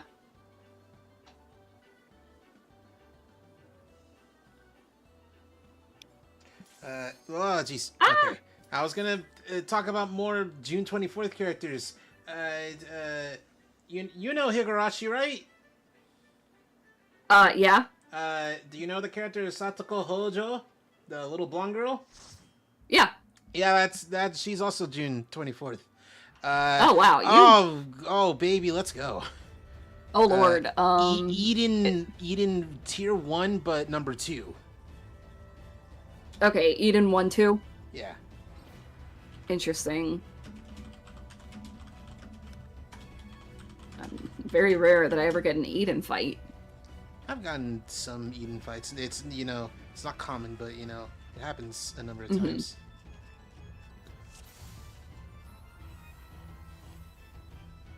What are you doing? Just like just staring at the other tank.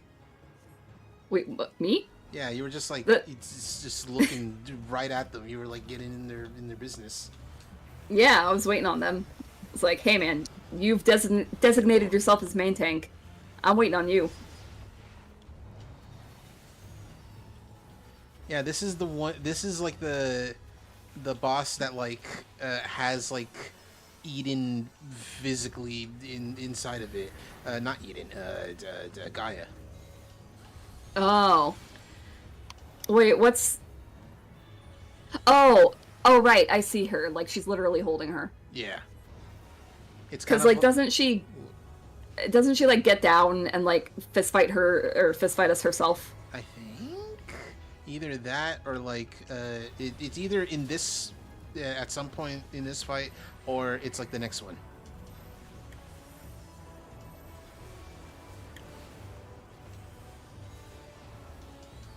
I was gonna make a comparison with like how the Eden and the Voidwalker here are like, but I remember was like, wait a minute, she doesn't know Devil May Cry.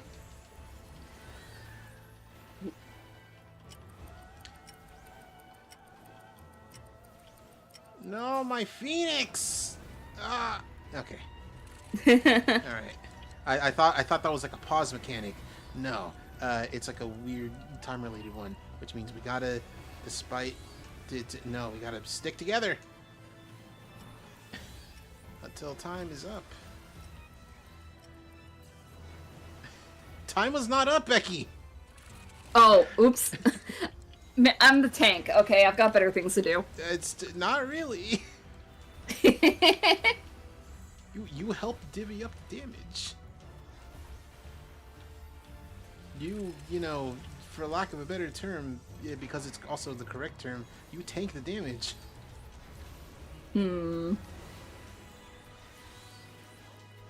Oh, I have the thingy now. Yeah, which means we gotta stand on you.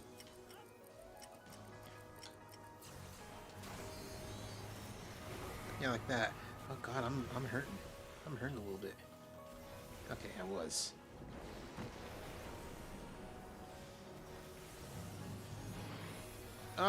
We're in bursts. Ah! Cool.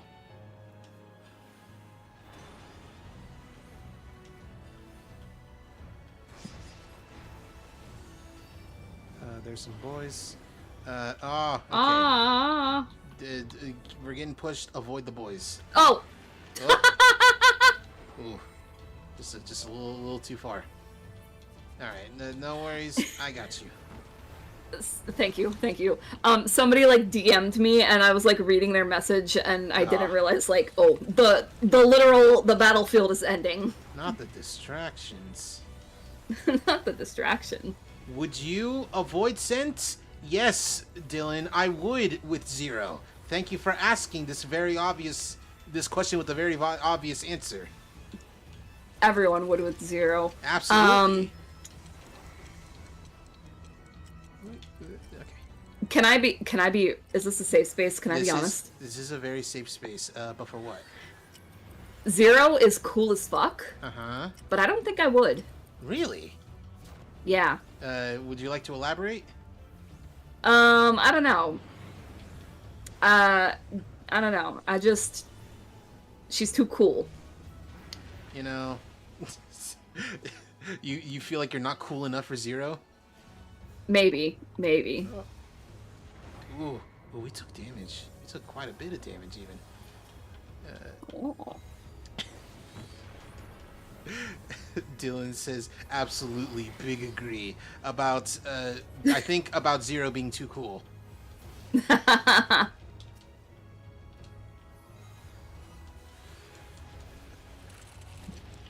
I like that, you know. I like that. Oh, don't look at me.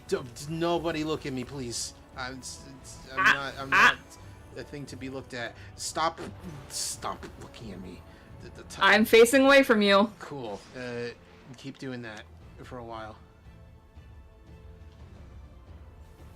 It's very funny that, like, for a long time, void scents were just like general like demon creatures. You know what? I'll take this. It's fine. We're just general demon creatures. You know, like these little dudes. Then because they're like, hey, you know who else is are void scents? The four fiends from Final Fantasy IV. They're also technically void scents. Which, you know, pretty interesting idea. I like that. Cloud of Darkness can get it anytime she has. So, like, that's true. That is correct. Cloud of Darkness could get it anytime. You know who could get it? Barbaricia. Barbaricia, yeah.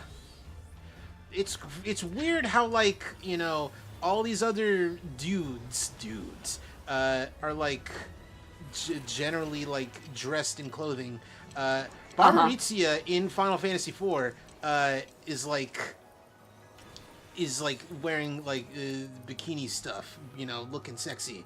Meanwhile, in this game, she's like more naked. I forget. Is she wearing bandages or is she wearing like her hair wrapped around herself? It's like her hair wrapped around her. She looks very naked.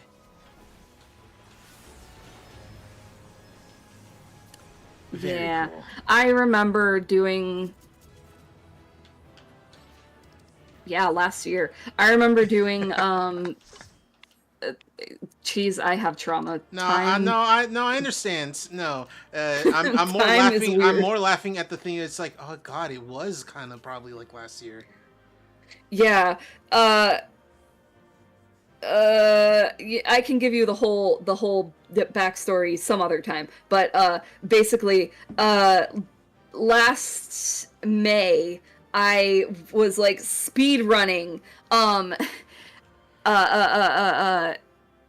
Post Endwalker and post Endwalker. Yeah. And like, so like a little amount of detail I will reveal is like, the person that I was living with, they were like, out of town, allegedly, like in the capital, like training for a job, for a new job. And like they didn't have any location within town that they could train this person at.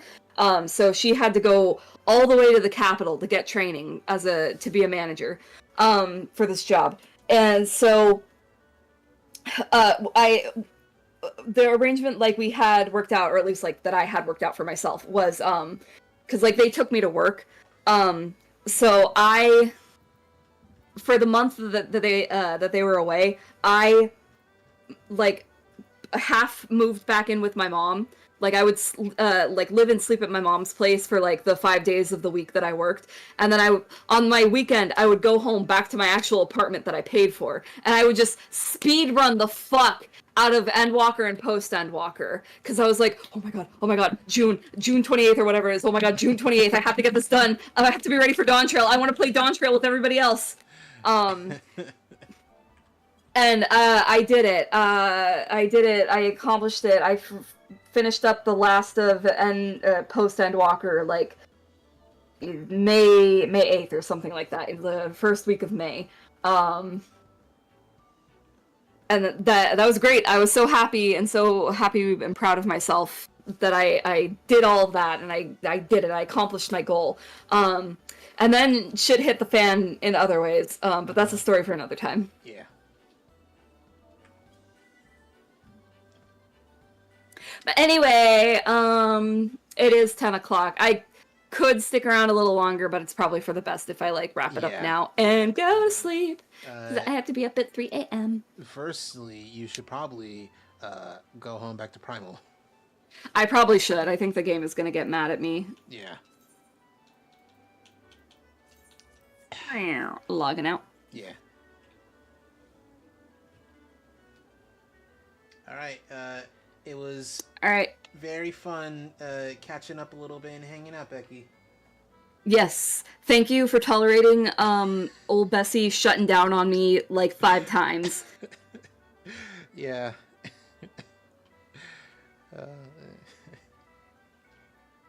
All right, going back to Famfrit now. Yeah. All right, Cheese, I will talk to you some other time.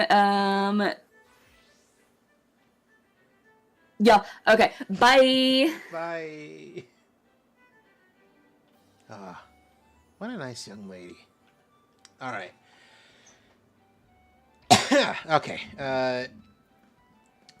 You know what? We don't even need to like do a daily for this, because we got just a little tiny bit of stuff. We you know what we can do. You know what we can do, chat. You know what we can do. We can just find a thing, a fate, and just do it. Just do it a little bit.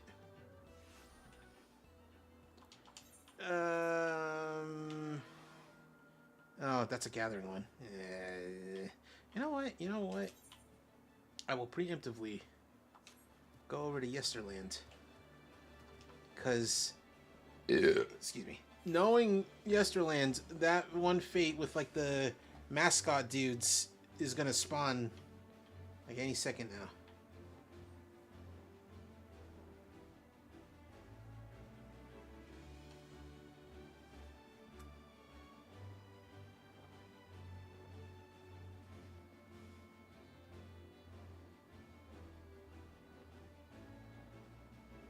I should probably like zoom out the map. You know, the thing that I was doing when I was getting the Jolly Ranchers for this place.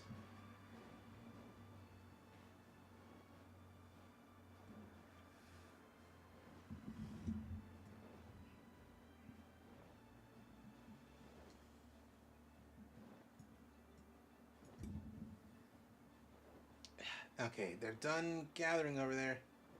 Let's keep looking at fictional characters I have the same birthday as. Yoriko Yasuzumi. She's a character from Arcana Heart, which, you know, already pretty interesting. From what I've seen of her, she's pretty neat. She's got this like mage staff, which just has like a funny skull on it that like speaks. She's like a little witch girl, so that's pretty cool.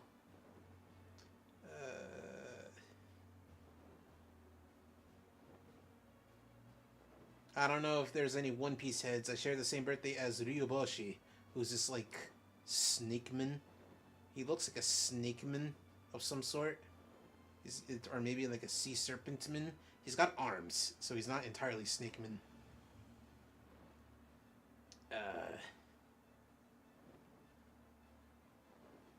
There's also Death Mask from Saint Seiya, not to be confused with Death Gun from Sword Art Online 2. One of the worst villains of like post 2010 anime. It's more worst in like it's like why is this character revealed to be Death Gun? Why is this guy them? I also found out there's a entirely third. Fuck, it's over there. Just gotta jump him. There's a third character from the King of Fighters Fatal Fury franchise that I share the same birthday as. Hua Jai, who is this who's this like oh god, they're in there. It's like, dog, this thing just fucking started. You doing well? Jeez, yeah, I'm doing well. Becky left because it's well, I mean, it's time for her to go to bed. She's gotta like open tomorrow for her job. Everyone's doing too good of a job. Stop it. Stop.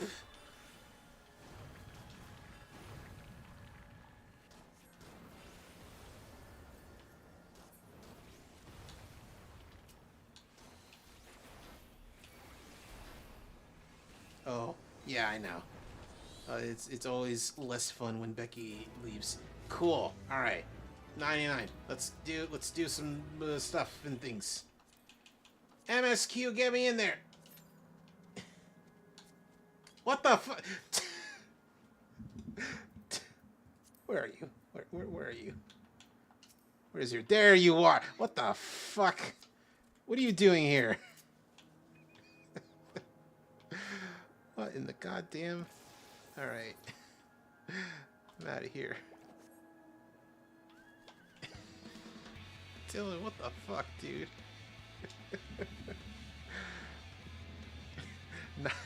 Not only did you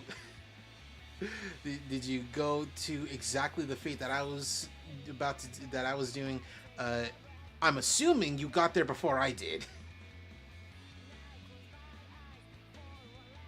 And I'm like, what the fuck? I was like struggling to like, contribute. I need to contribute at least a little bit so I can, perhaps. All right.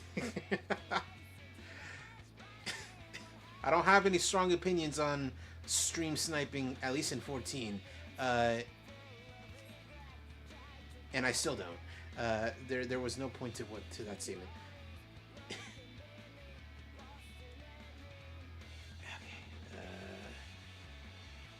Alright, let's just go home while I wait for this thing to pop and also talk about the characters. Characters I wanted to show up as a silly little character. Then, you know what? That's very fair, and you accomplished that. You were, in fact, a silly little character.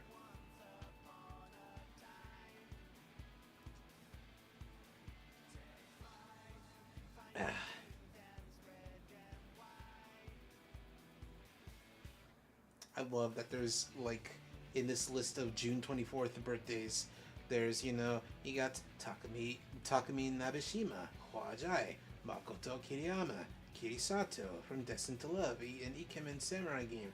And then out of nowhere, Ezio Auditore da Firenze from Assassin's Creed. Who was on page 2? Only 3 dudes. It's a character from Cardfight Vanguard is one of them, which is interesting.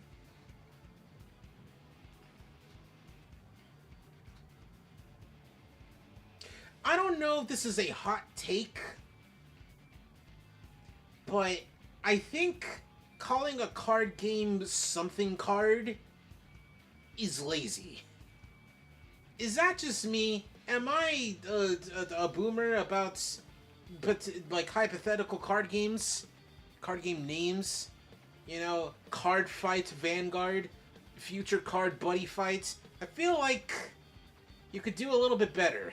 I I might be a little bit of a boomer in that regard. Duel Masters, I will also say, is like very generic. Pokemon trading card game. True. True. They do call it that. They don't call it by the full name. You know, they call it TCG, Pokemon TCG.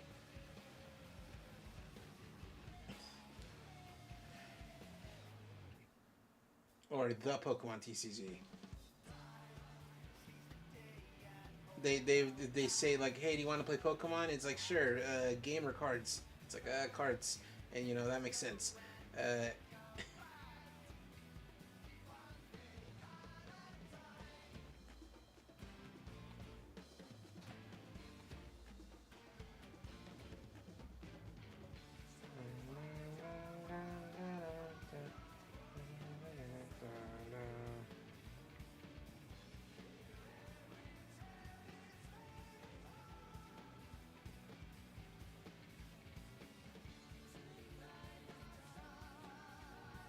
Oh my god. It's Google stories. Why are you listening to me? Mortal Kombat releases their official birthday charts for all 12 months. What are you talking about?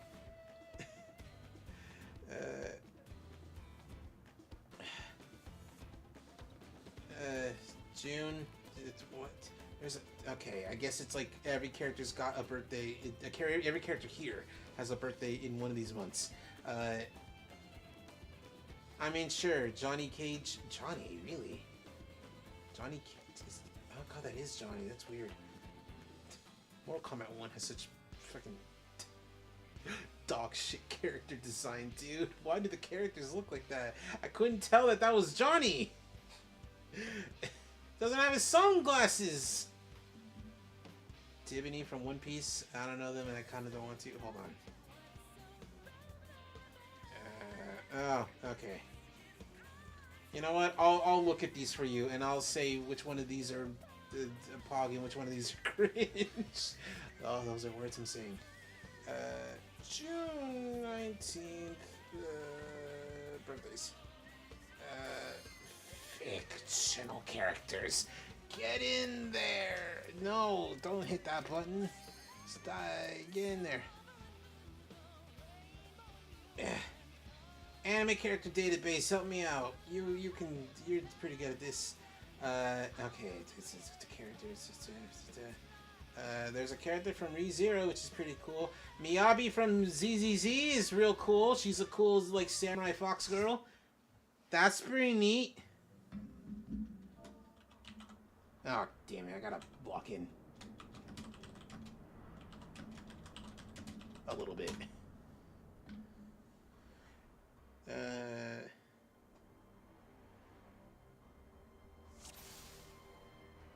Kevin McDougal. Isn't Kevin McDougal from Black Cat like the main character? I think. I'm pretty sure Kevin is like the main character. Oh god, I forgot. I'm 99. I should have gotten my new stuff. My new summoner gear. Oh no, I continue to be cringe. Oh no, cringe.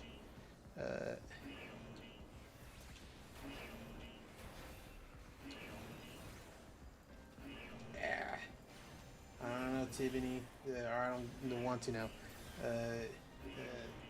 Yeah, there are, but Orochi from Fire Emblem is, I've heard, is pretty cool.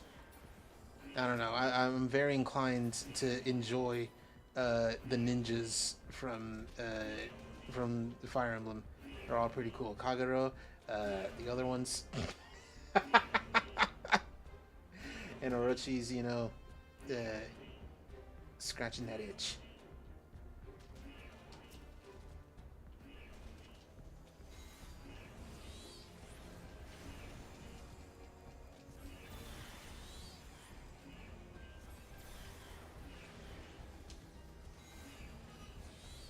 Who else?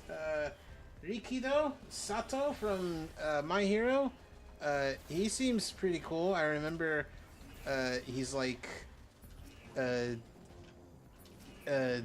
like he's like a The only thing I really know about him, because I've not watched My Hero, the only thing I really know about him is what Team 4 Star described him as kind of like a funny goof. It's like, I'm a diabetic Hulk, and like that's all I know. That's all I know.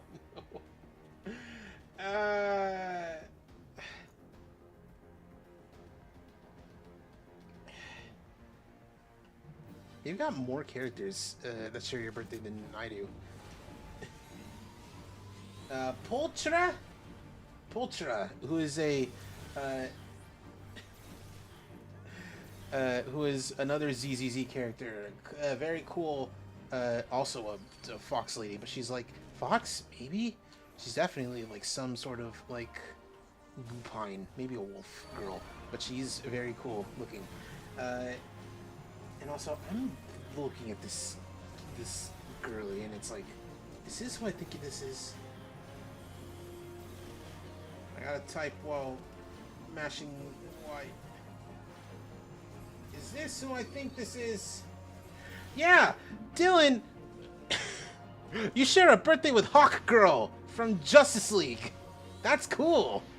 They call her in like, if you look up stuff, they called her Shiera Hull. That's, you know, her alien name, because she's technically an alien. But you have Hawk Girl birthday. That's cool.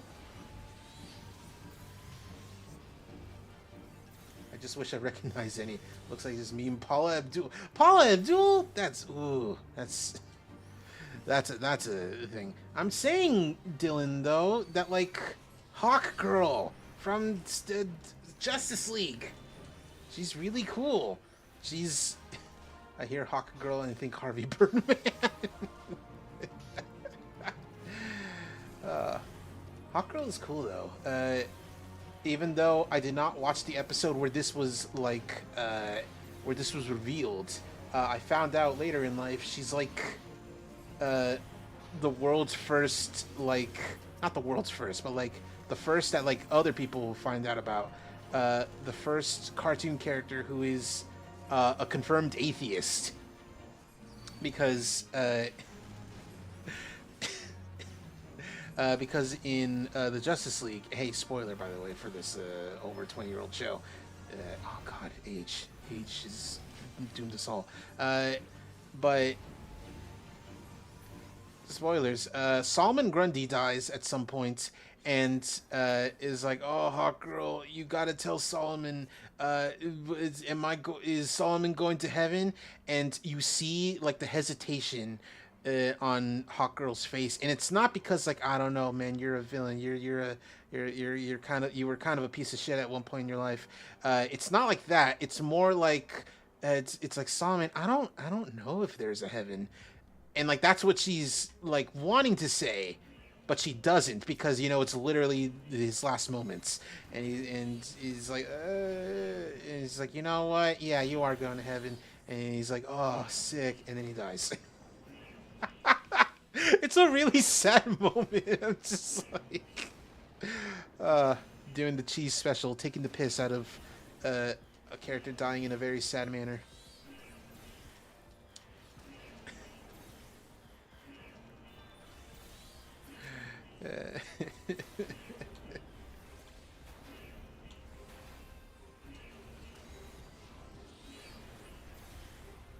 Getting a little bit hungry, which is surprising because I ate like a decently big lunch. Not even decent, like pretty big lunch. Real big, quite a big lunch actually. And that was like 5 hours ago.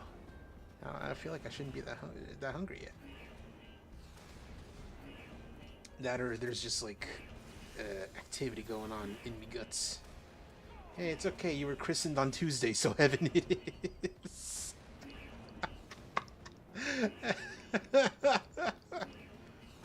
It's like that sketch from Robot Chicken where it's like, I sinned in life but repented in. No, it's like I'm a serial killer but I repented in jail, so I get to go to heaven.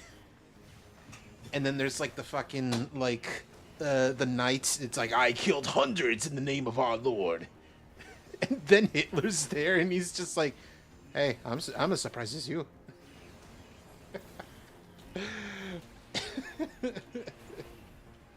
And it's like a thing about like, you know, it's like the qualifications for getting into heaven seems, you know, pretty lax. Like the serial killers there, and my uncle Tom or whoever. And then the angel just like kicks him back down to earth. It's like, well, if you don't like it so much, why don't you go back to being alive? And I'm misquoting, but also who cares?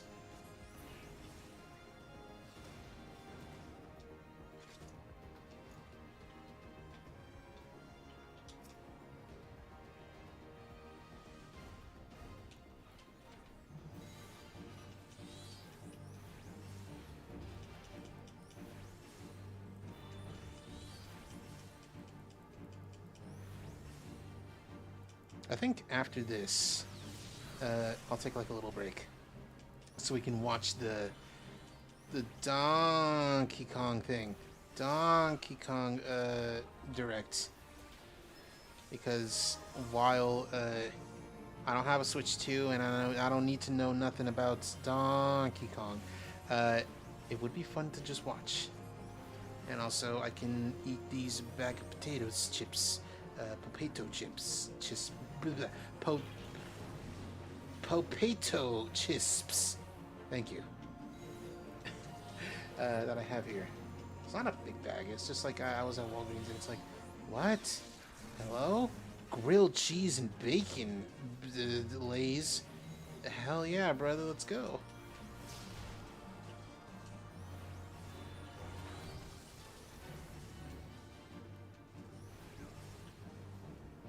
I'm upset that Nintendo found a way to get me interested in Switch 2 with that Splatoon spin-off. I was content not getting one, and yet, yeah, there's always something.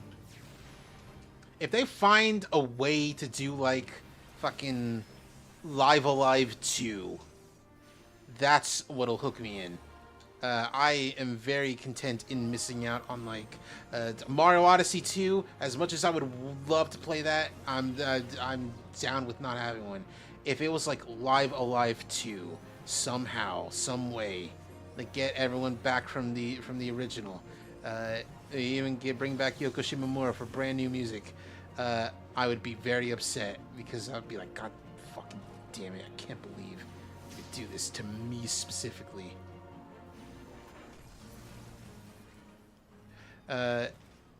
My partner, Honey, described it very in quite a funny manner because I didn't think of it like this. For Live Alive to me is like Chrono Trigger to him because it's like for us those games in particular are like video game Roman Empire to us. Like we are constantly thinking about them, and like, oh, it's kind of true though.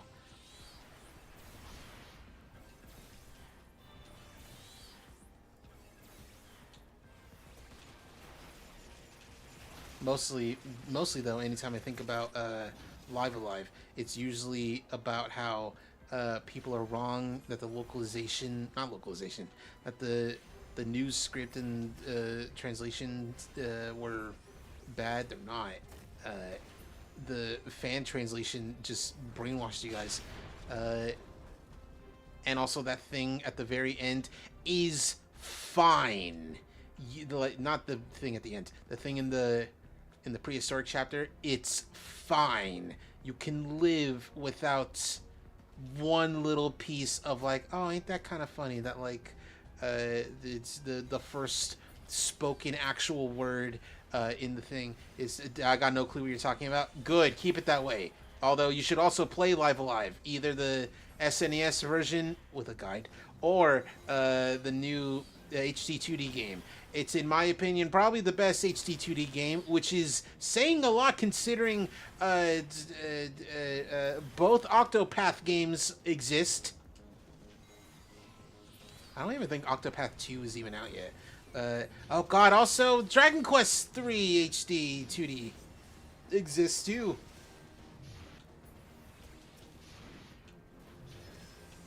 I would still say Live Live is like the best one though of the HD 2Ds that are currently available. And I like Dragon Quest.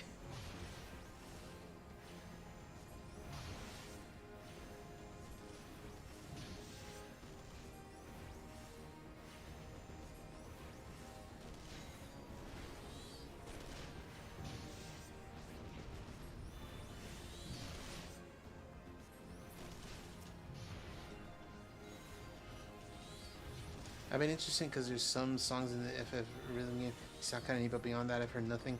It is an extremely obscure game because it was released originally on SNES in '94. You know, 94 people. We keep winning. Live Alive, Tokimeki Memorial, Lion King. All these incredible things came out that year.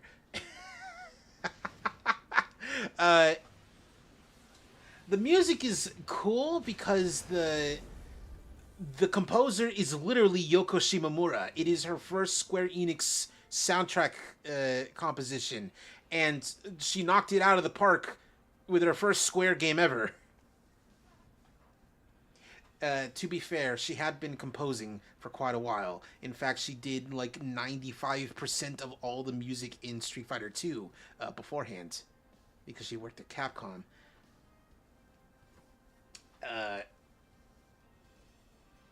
But yeah, Yoko Shimomura, veritable gaming icon. Like, of the top 3 game composers, it is a very close race for.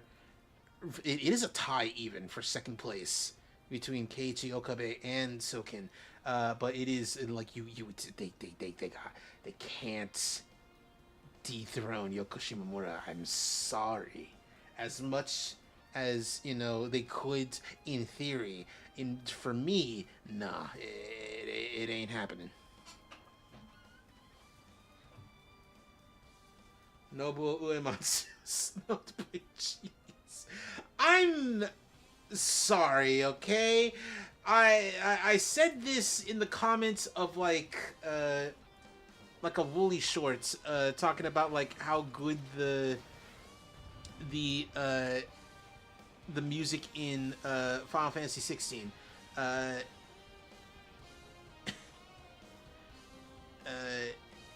Like one of the DLCs. I think it's like for the Omega fight in the DLC, because you know 16's composed by Soken, and I said in the comments of it, I was like, you know, in my mind, I think Soken has finally like taken over, not taken over, but like not even replaced. I don't remember the words I said, but like in my mind, the baton has been passed, the torch has been passed from Uematsu to Soken. Not for quite succeeded. You know what? If I didn't say that, I probably should. But not for sheer quantity, because let's be for real, Uematsu's got a lot of composers beat in just quantity, but in quality, like, I think Soken is done it. Because like some songs, despite the fact that there's not as many between the two of them, some songs are like worth 2, maybe more Uematsu songs. Like look me dead in the eye and say that like fucking the Shadowbringers theme alone isn't worth at least like 1/3 of the Final Fantasy XIII soundtrack. 1/3, not the whole thing. I will admit 13 has good music. But the Shadowbringers theme is so good though.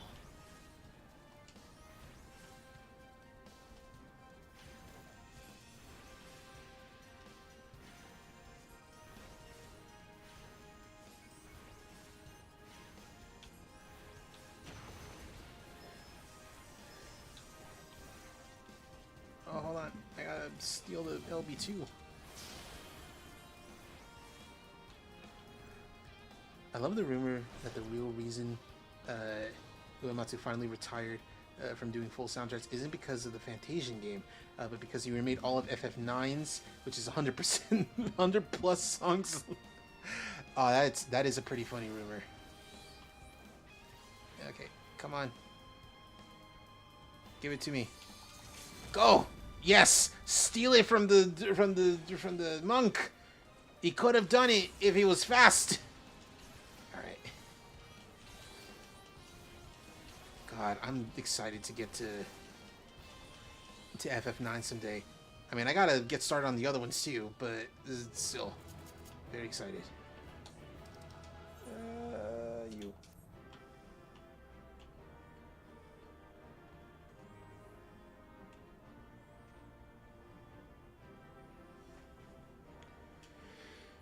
Okay.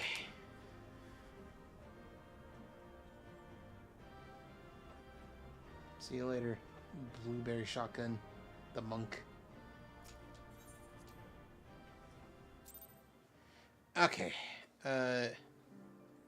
Let us take a break and watch the direct.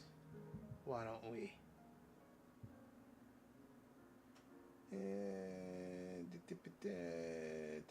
Where's the Adderall? I need to stop taking it for a moment. Where'd I put it? There you are. Okay.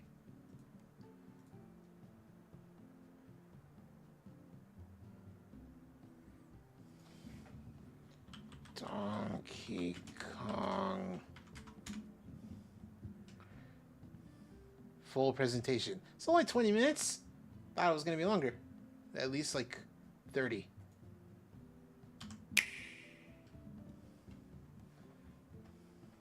When the world... I swear to fucking God. I swear to fucking God, dude. I am so fucking Deltarune pilled. I'm gonna be sick, dude. I heard the inhale, and when I was like, shut up! When the light is running low, I'm going to go insane, dude. I can't believe I've done this to myself. Ah, fuck. I can't believe I've done this. Anyway. Got the damn Don Quixote theme stuck in my head. Don, don, don, donkey. Until you say Donkey Kong, it's making my brainworms wiggle. That's funny. When the world felt so cruel and bleak, when the hole looked so dark and deep,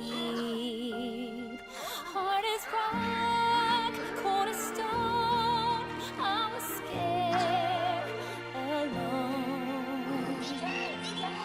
Then your beat showed the way to you.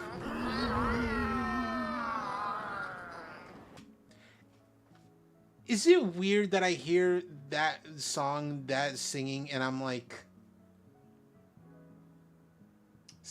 giving me big, you raise me up, the vibes. You raise me up, da, da, da, da, da. You know the Romeo X Juliet anime opening.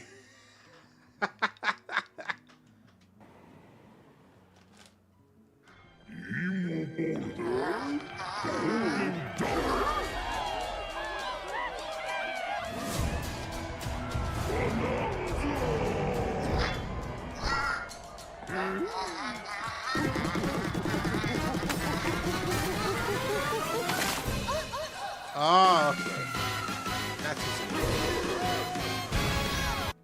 makes me think of the FF7 Rebirth song Aerith sings TVH. I do remember, because I've never played it, I do remember the trailer showing that she sings. Interesting. I don't remember what it sounds like, though. Golden Bananas, the discovery of the century, made right here on Ingot Isle. This is excellent news for #1 banana fan, Donkey Kong. However, just as he's about to enjoy the notable bananas, a sudden tempest sends him deep down underground. As his adventure begins, DK teams up with Odd Rock, but it's no rock at all. It's actually a talented young singer named Pauline. Now, Donkey Kong just wants bananas. And Pauline wants to find a way back home to the surface. It's said that one's wish will be granted by reaching the planet core. So the unlikely duo set off on a strange subterranean adventure. The story takes place in the underground world, where the scenery changes the deeper you go. Some layers are so spectacular that it's hard to believe you're underground. DK can run, jump, and climb through each environment. Using his incredible physical prowess, you can freely move in any direction. But that's not all. Almost anything in your path, you can smash, crash, and bash. You can even do this to a massive rock formation. You know, if you want. As you barrel through obstacles in your path, you'll also collect golden bananas known as Banandium Gems. More on those later.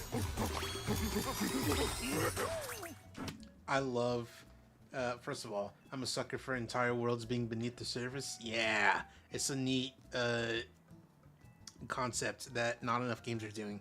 But also I love, this is just Mario Odyssey, but Donkey Kong and bananas instead of moons. Let's take a look at some of the things this Kong can do. Punch. Smash enemies. Walls. The ground. And most things you can get your hands on with incredible force. Destruction can lead to discoveries. So set off a chain reaction and see what happens. Dive punch. Unleash a powerful punch directly downward. How deep you punch into the ground depends on the strength of the terrain. Roll forward. Roll at high speed and send lighter objects soaring. Combine this with punches and jumps to really mix things up. Hand slap. Make some noise to collect scattered items. Or detect hidden objects using sonar. You can even use your feet when your hands are occupied. Tear off. Grab a chunk of terrain and tear it off. Or tear up turnips to find items. And even tear chunks off your foes. Swing. Grab a chunk and swing it to attack. One more! Harder chunks can be used to break stone with ease. Or smash spiky thorns. Chunk jump. Use a chunk to double jump. This will help you reach new heights. Throw. Throw a chunk. Or aim at a target like this. Throwing a boom rock or gold can have explosive effects. If you throw chunks made of softer material, you can stick them to a surface and pile them up.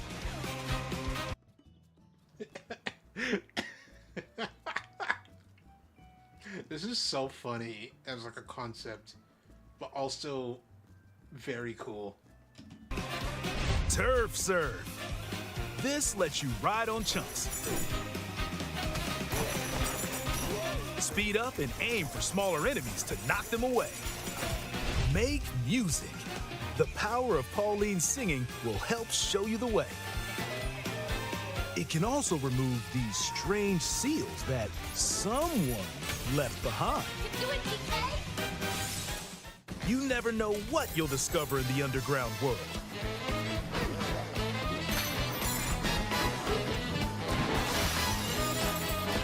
So carve your own path with DK's abilities.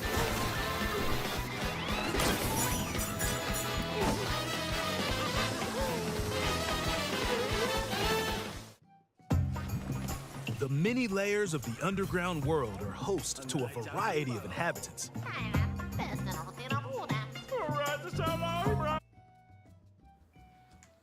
Marty. Afro Circus. So, hey, Pauline, in about 10 years, I'm going to kidnap you and throw barrels down at some dude. I'm imagining it's like Dragon Ball Z Abridged Kai, where it's like, so, hey, Pauline, in about 10 years, I'm going to kidnap you and throw barrels down at some dude. Oh, cool. Some are mysterious and aren't too bothered by DK's destructive tendencies. It looks like Cranky Kong and his companion Rambi are also venturing through the layers of the world. Then there are the Giant Elders, who call the underground world home. They're said to possess ancient bonanza powers. Is that, By learning their bonanza powers, Pauline's singing can do something special. She can make Donkey Kong transform!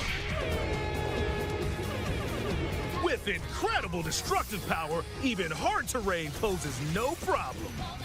Plow through the world and smash as much as possible with the powerful Kong Bonanza! Plus, DK can transform into a zebra.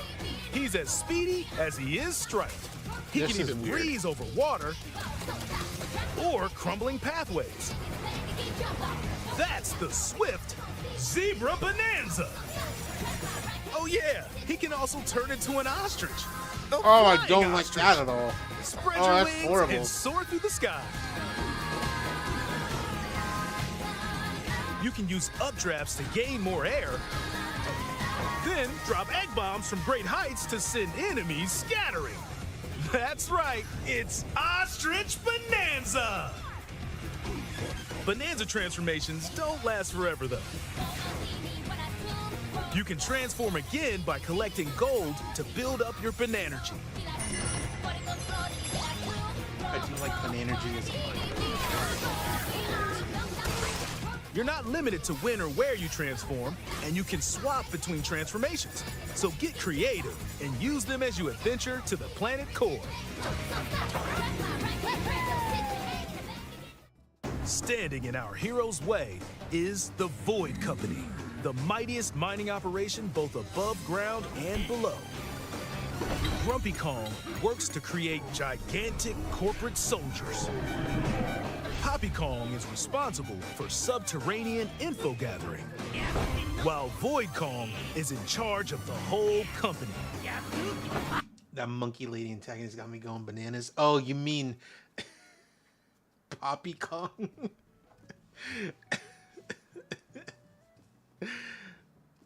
Why is she serving so much, though? This nefarious crew is responsible for the banana-stealing maelstrom on Ingot Isle, and they're heading straight down to the planet core. the planet core? But no!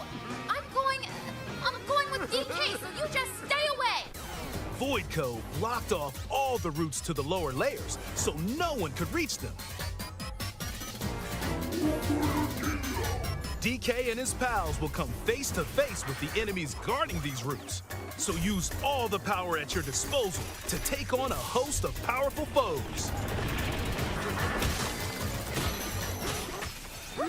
By defeating them, giant sinkholes will open, clearing a path to the lower layers of the underground world.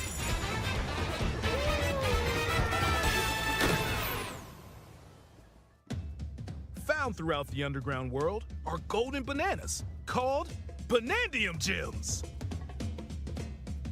They're not always visible though. Sometimes they're buried in the walls, the ground, and other places.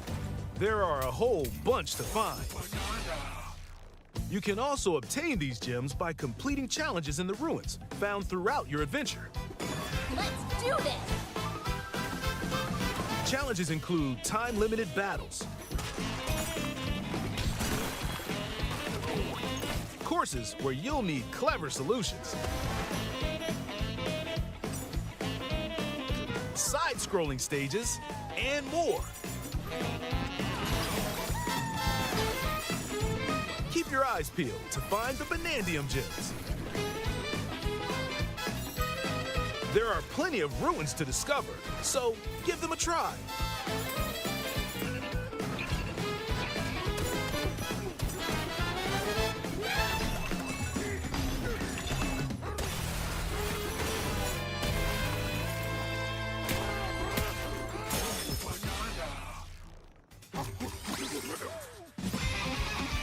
As you collect Banandium gems, you'll gain skill points.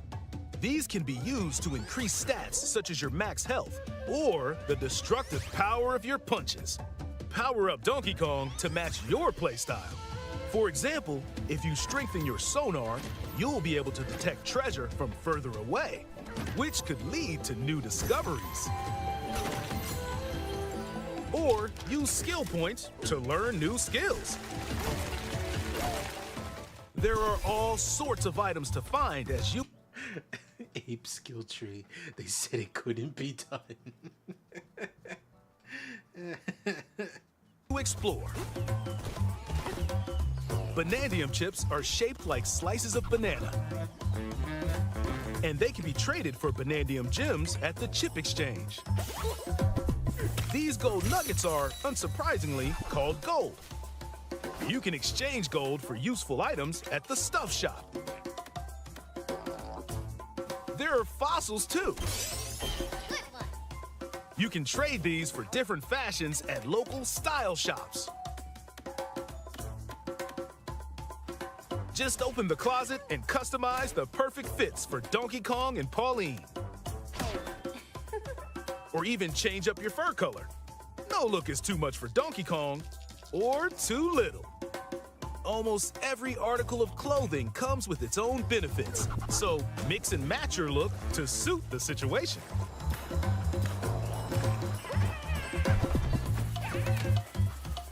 If you find... Hold on, I just want to... This Pauline outfit is adorable. Love it.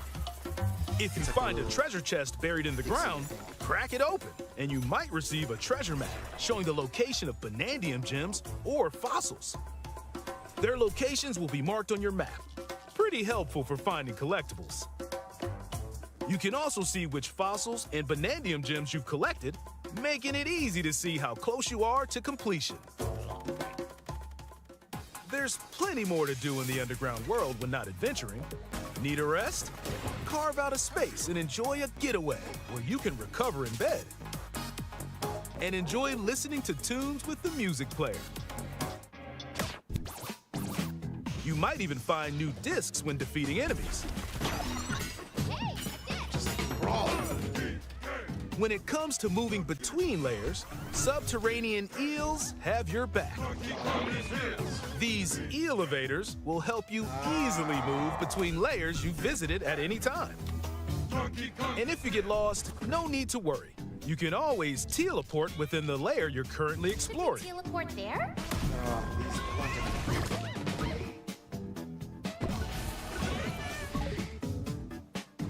In photo mode, you can freely change the in-game camera angle and adjust other settings to snap pics. Get a photo like this, or that. Unleash your... Donkey Kong said trans rights, everybody.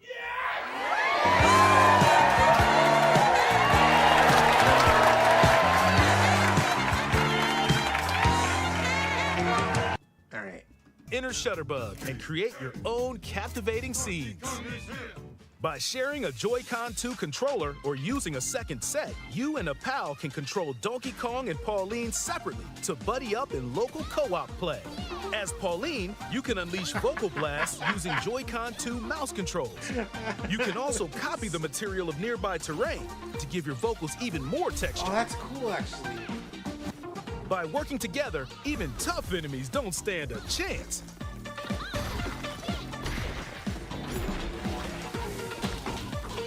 This game also supports Game Share. Even if only one player has the game, they can quickly share it to another player so they can join on their own system. It can also be shared locally to a Nintendo Switch system. What? Plus, you can play online between Nintendo Switch 2 systems using Game Share via Game Chat.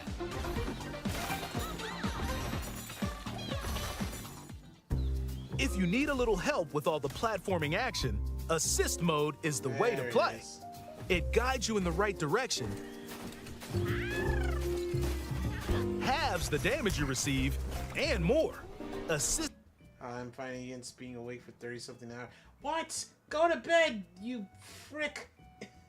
Get out of here. Go to sleep. Good night.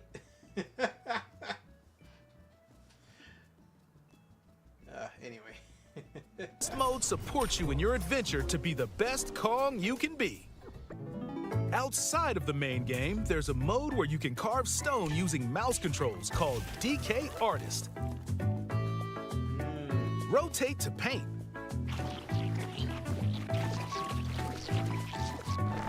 Carve material. Or add some back on. You can even change the lighting and add delectable banana effects. Give it a try and sculpt to your heart's content. Pizza. It's a parakeet. Oh, it's the statue. This game also supports amiibo accessories. A new Donkey Kong and Pauline amiibo figure is also on the way. Scanning it unlocks Pauline's diva dress. By scanning the Donkey Kong series amiibo shown here, gold Kong tiles with explosive power will appear. Every other amiibo released up to this point is also compatible. If you scan them, you'll get giant spheres like these.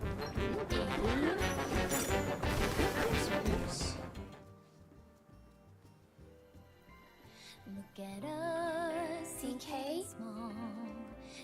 I love to sing more than anything. I have this dream. Maybe if we get to the surface, you and me, we can make it more than a dream. We're breaking through, down to the core. No stopping us, not any. Get him, DK! Inside the storm, I found the key. Join the powerful Donkey Kong and the talented singer Pauline as they set out on an adventure to the fabled planet Core. My own special power? DK!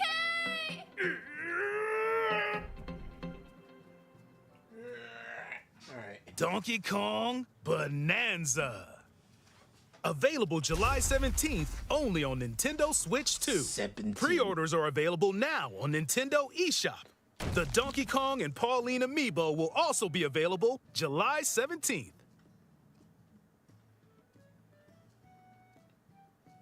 Cool. Alright. Yeah, back to the video game. Oh no. I hit a weird thing.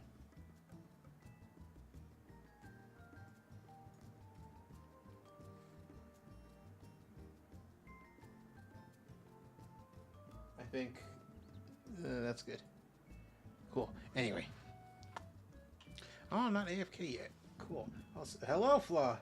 But But you got here at a very interesting time because I had just finished watching the Donkey Kong Direct at the request, at the request of Shadow.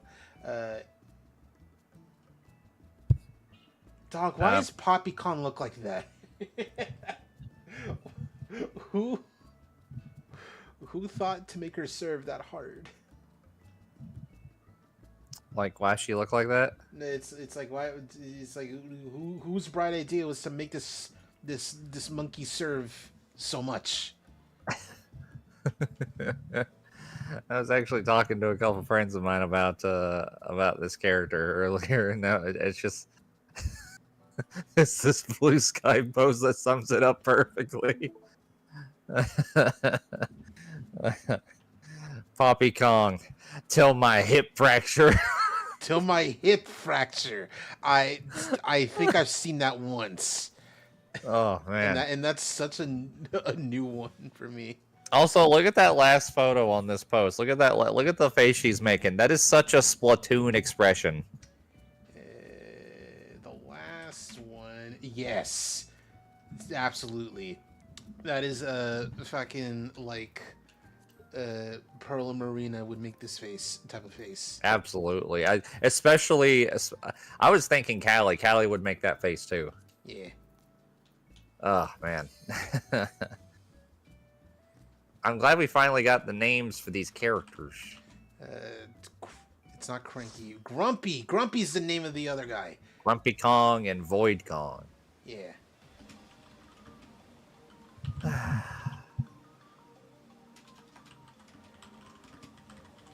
my god, hey Discord, can you fucking do me a favor and like anytime I want to click on a friend and I click the wrong place, it X's them out of my direct message tab and I have to go through my friends list to find which one I just clicked on it. Oh, that stinks. It stinks. I hate that shit.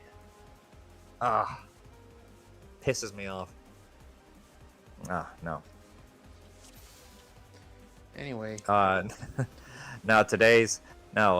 on. Today's Nintendo Direct be like this. I mean, I'm playing a video game, so I can't really look at it.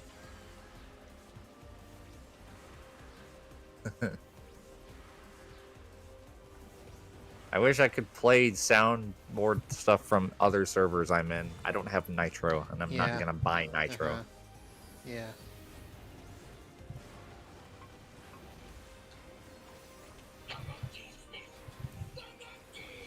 The monkey. Okay, I did hear that. The monkey.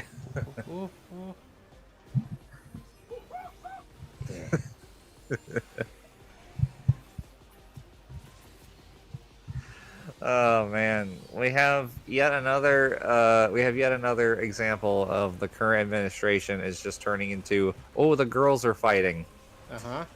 And this time it's fucking Ted Cruz versus Tucker Carlson? What? I don't even know about this. Yeah, Tucker Carlson does not want the U.S. to go to war with Iran. Ted Cruz is bloodthirsty for it, so they had a sit-down interview together, and fucking Tucker Carlson was grilling him over this. Like he was throwing haymakers. Like I don't. And he asked how many people are in Iran. He goes like, I don't know. He goes like, you don't know how many people are in the country you want to take over? He goes like, and he's like, you don't know anything about Iran? He goes like, of course I do. And he goes like, all right, what's the ethnical makeup of Iran? And Ted's like, it's like, no, that's a valid question.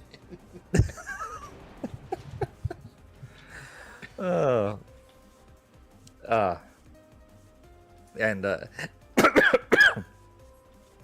it was very much turning into that fucking scene, that line from the Shark Boy and Lava Girl scene. You are in my class, not the other way around. I know everything. And you know nothing. Like he almost said it. He almost said his shit like that too. Like it was eerie. I know the Daily Show commented on it. Goes like, "Oh, please do not get Tucker Carlson started on ethnic makeup." Yeah. Don't get him started. It's like I don't give a shit who wins. I just want to see them tear each other apart. Fucking let them fight. Baby fights.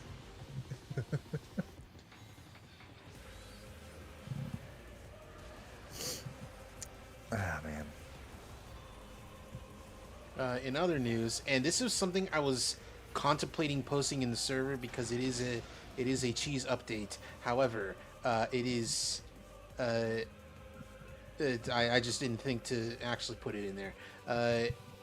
So I've discovered a thing that is wrong with me on a physical level rather than mentally. Are you aware of complex carbohydrate intolerance? Nope. It is basically like a special type of like intolerance where stomach doesn't produce specific enzymes enough, and as such, you have trouble or just straight up can't digest certain foods, whether they be like vegetables or beans, or in my case, I found out today, grains. Grains? Grains. You can't eat bread? Like, it is recommended for people who have CCI in terms of being grain to either, oh geez, just instantly died, to either just go straight grain free, nothing, or the thing that I might have to do, take Beano. Beano? Beano. I don't know what that is. It is a thing that helps with people with CCI because it specifically produces the enzyme they need. Oh, so is it like a medicine you take? Or? It's like an over-the-counter thing actually, but like Okay. it's it's not that over-the-counter considering I couldn't find it at Walgreens. Oh, okay. I could Huh, just that's I could strange. Just buy it off Amazon. How is it rare? What you have? It can be.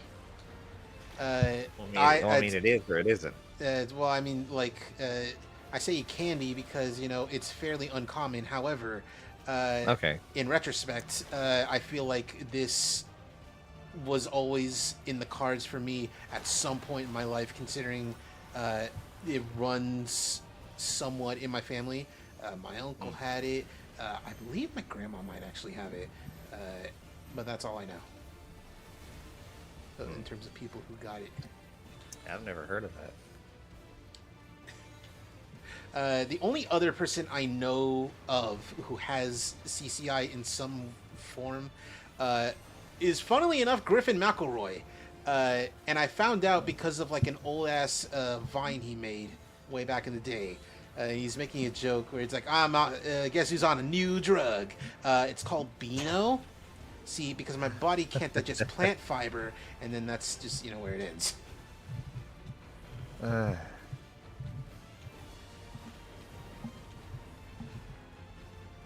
So anyway, apart from my weird digestive issues, how's your day? Because my digestive issues are apparently part of your life. it's fine. I was watching AEW tonight. Isn't it cool how that one dude did that one thing? Okay, so I was getting to that. Is that because this was their Grand Slam show? It's one of their biggest shows of the year, and this year they're hosting it in Arena, Mexico, in a joint show with CMLL. So you're getting CMLL wrestlers and AEW wrestlers on the same show on weekly television for free, and it's 30 minutes longer than it normally is. Very cool. And it was great. Hangman Adam Page did a promo to open the show, and he spoke entirely in Spanish. Oh, hell yeah. He spoke entirely in Spanish, presented solidarity with immigrants, and spoke about his troubles in life and how everyone's welcome Very cool. watching AEW. And the first match of the night had Brody King, who came to the ring in a fucking Abolish ICE shirt. Which is extremely cool. I feel like the only thing that would have been cooler is that I feel like, only the Mexican audience would immediately appreciate is if instead of Abolish ICE it said Chinga la Migra, which means fuck, basically fuck ICE, although it means like fuck the anti-immigration thing. Well, this is about as close as I think they would have let him Yeah. let him wear, because the Spanish viewers would have immediately know what that means. So Exactly, yeah. Abolish ICE is pretty good. I just hope he's able to come back into America wearing that. I'm sure he will. It helps that he looks like somebody that you wouldn't think would wear a t-shirt like that. Yeah. Big, broad, white guy covered in tattoos with a long beard. It goes like, oh, you wouldn't think he'd wear that, but like, no, Brody King's legit. Yeah.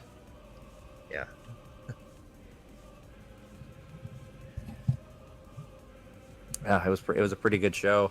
Mercedes Monet won the fucking CMLL Women's Championship, so now she has 5 titles. And then Tony Storm came up from behind her and gave her a German suplex, and and all the rings, all the belts she had on her came flying off of her, like Sonic getting hit, losing all his I did rings. see Sonic losing all his rings with that. Yeah, I saw that. If only it were so easy. It was a fun show. It was good. Today was a good day, I would say. Hell yeah. We don't get too many of those Yeah. anymore. So,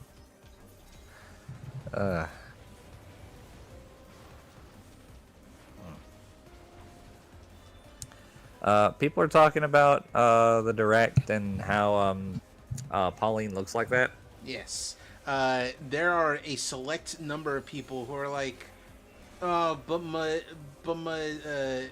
Mario timeline, and other people are like, dude, Mario timeline, what? That's silly and stupid. No, I understand the concern, but there is a very simple explanation. Uh-huh. Lady and Pauline are not the same person. She's not Pauline in Japan. She's just Lady. This is true, and she's known as Pauline. This character is known as Pauline, like in Japan too. So, some are even speculating that Lady might be Pauline's mom. We don't know, but entirely possible. But the point is that they're not the same person. Yeah. Yeah. So, could be fine.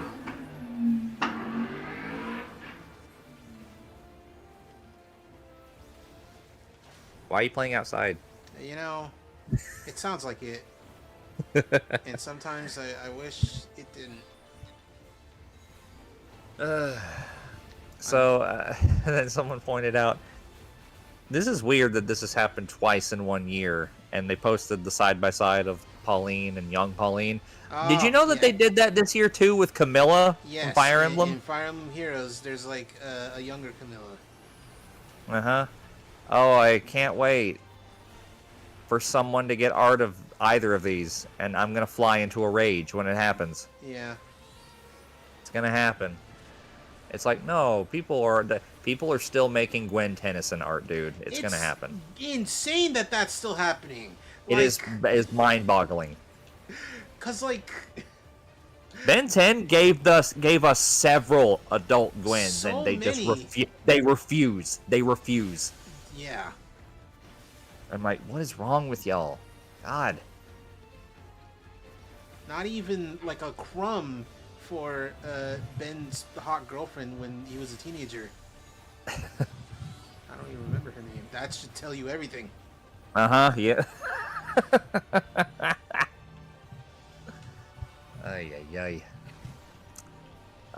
A friend of mine posted this the other night, or actually, yesterday. Phenomenon that I can only call the Daisy effect, where a property's second most prominent female character will have the most ravenous, militaristic fan base. Who's this about? Daisy. But oh, is that it? It's the Daisy effect. Okay, I thought this was when you about think of someone else in particular. And when you think about it, yeah, no, that tracks. I mean, like, Rouge the Bat. Come on. This art Tifa Lockhart. This art of Rouge the Bat is very good, but it would be better if she were an elephant. Tifa Lockhart. Cammy White. I don't know if I would count Cammy as like... I would. Cammy fan exists. Is it that bad, though? Is it that to that degree? Really? Yeah, he's pretty bad, yeah. Well, alright. Ada Wong. Okay, yeah, that makes sense. Shigo. Yeah. Stalking Anarchy. Yeah. Luca. From where? Vocaloid. Oh, okay. I mean, there's a few Lucas. I didn't know. Toga Himiko. Yeah. Uh-huh. Roddy Tops. Oh, totally. Like, she became so popular that, like, they included her in games even though she didn't even need to. She did not need to be in Seven Sirens, and in fact, that's kind of a plot point that she didn't need to be there, but she was. Mm-hmm. Marisa Kirisame. I don't know if, like, she totally counts considering she's, like, the secondary protagonist of the franchise. That's the point. The secondary girl. But yeah. like she has as much, if not so very slightly less screen time compared to Reimu. Ren Tosaka. It's kind of a similar story for her, honestly, because like she's like one of the main characters of Fate. Nia. Really, Nia? Yeah. No. People are fucking rabid over There's Nia. so many like Gurren Lagann girls though. No. Xenoblade Nia. Oh, Xenoblade. Okay. Wrong Nia. And in that case, Nia's arguably the main girl. Okay. Arguably. But Yeah. I would also still kind of slightly disagree because Uni's also there for Xenoblade. No, I'm talking. I'm thinking of Mio, which is different. Twintel. Yes, yeah, this is true. Tronbon. Yeah. Mostly because there are only like 3 women in that whole game, and one of them's Roland, one of them is the mayor of Cadillac Island. Any secondary Persona girl. Any of them. Any of them, yeah. Like Hell, if you want to really go back, not the main cast, like not the main love interest, but like any of the others. Any of the social links. They're talking about Yuko, talking about the hot nurse lady. No. Any of the girls who are not the designated main love interest of the main character. Which is funny because like who is that in Persona 5? They're like some people say it's on, but like it could also be Makoto, it could be Congratulations, you're all right. Congratulations. Yeah. If you really, really want to go back, this whole phenomenon goes far back as Velma Dinkley. Yeah. Because some people are into the showy, hot glamour puss, but then others are into the girl who gets lost in Philadelphia.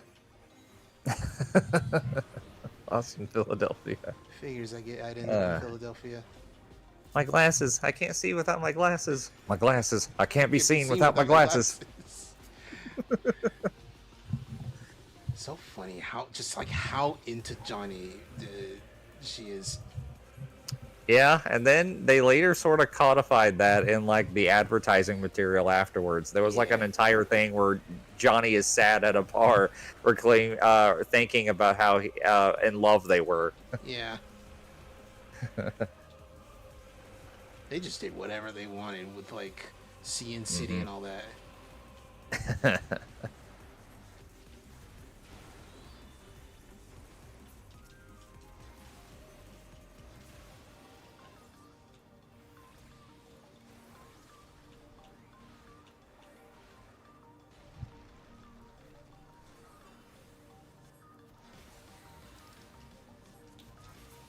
I saw someone just get commission art of Daisy, and she has like giant feet in her shoes, but like she's wearing big shoes on top of it, like a Jet Set Radio character. You know, that's the style that they're going for. And she says, I will not become an elephant. Stop. And Zack Scott is like, okay, but what if though? Oh. No, he's still thinking, he's like, okay, but what if though? You can't stop me in my mind. She didn't say that.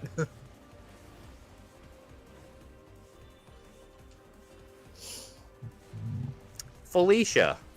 Yeah.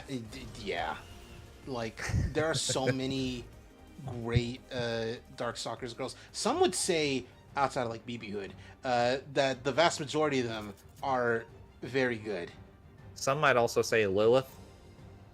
Yeah, like It depends on who you think the it is secondary girl it is a is. tie, like or a very close competition between Felicia and Lilith. Who's the second girl in Disgaea? Is it Flan or is it Etna? That's a good question because like they're both the secondary protagonists, whereas Yeah. Laharl is like the main protagonist. Yeah, but who's the secondary girl? I have no. I don't know, man. That's a big question, actually. I would say, I guess it would be Flan as like the second big girl because Edna is the demon who's hanging out with another demon, but Edna is like just like a I think just a normal human girl.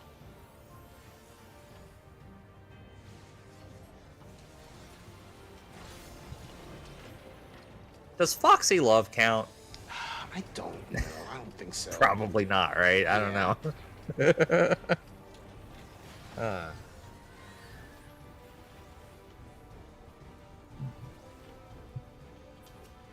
Some also said that like Rouge is correct canonically and as far as representation goes, the second girl. But if you're going off vibes, you could also say Blaze the cat. Yeah. Blaze fans are wild. Yes, this is correct. They are wild. I don't blame them though, because there was that one time they gave her the Whittle Fangs in one of the Olympics games. Yeah, I remember that. I wouldn't be the same after that either.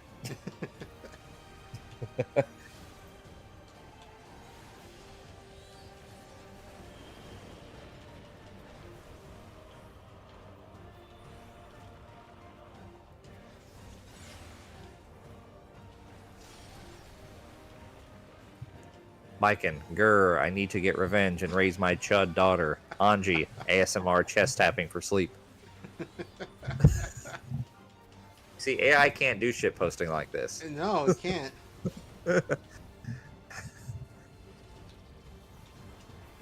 See, AI can't make art because AI can't be horny. Yes, this is true. Like, sexuality is very much like a human invention. Mm-hmm.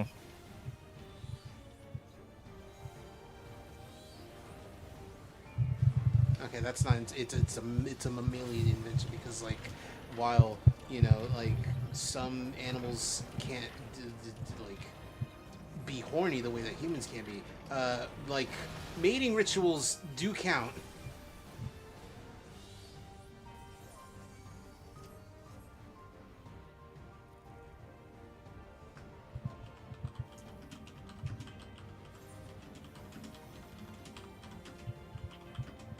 Guys who are into extreme shit are like, mate with me like an insect. Oh no. That's just like, dude, there are easier ways to die. Don't say that shit. Yeah.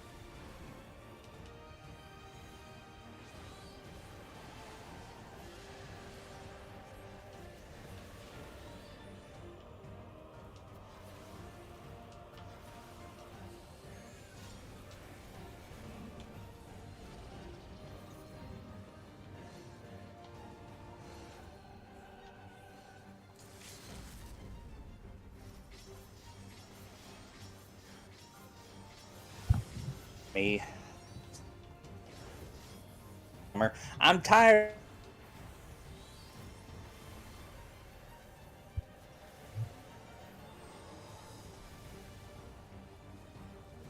Cut out a little bit. What was that?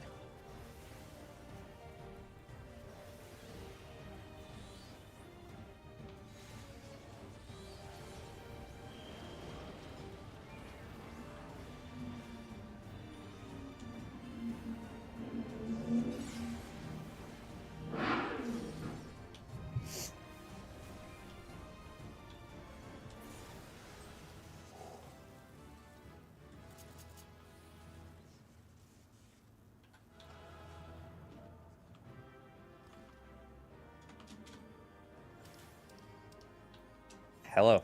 Hello, hi. My internet's been dropping all night, dog. It's frustrating. Yeah. Me squawking bugs in my house because it's summer. I'm tired of this. The bugs. That's too damn. Damn bad.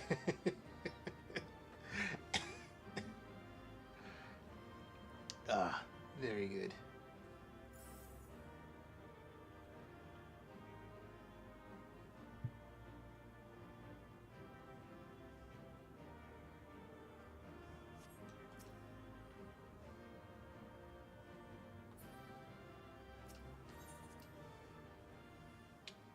Oh, okay, there he went.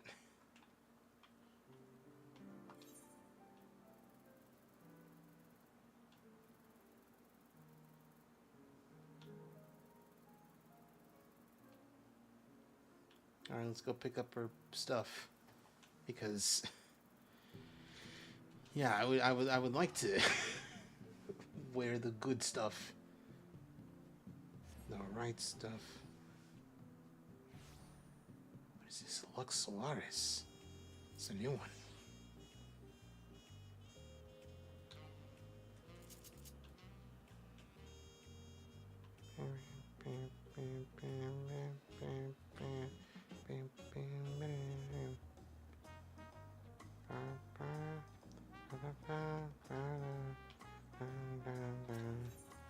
Alright, give me the Grand Grimoire. Give me the Glyphic Horn. Give me the Glyphic Coat. Give me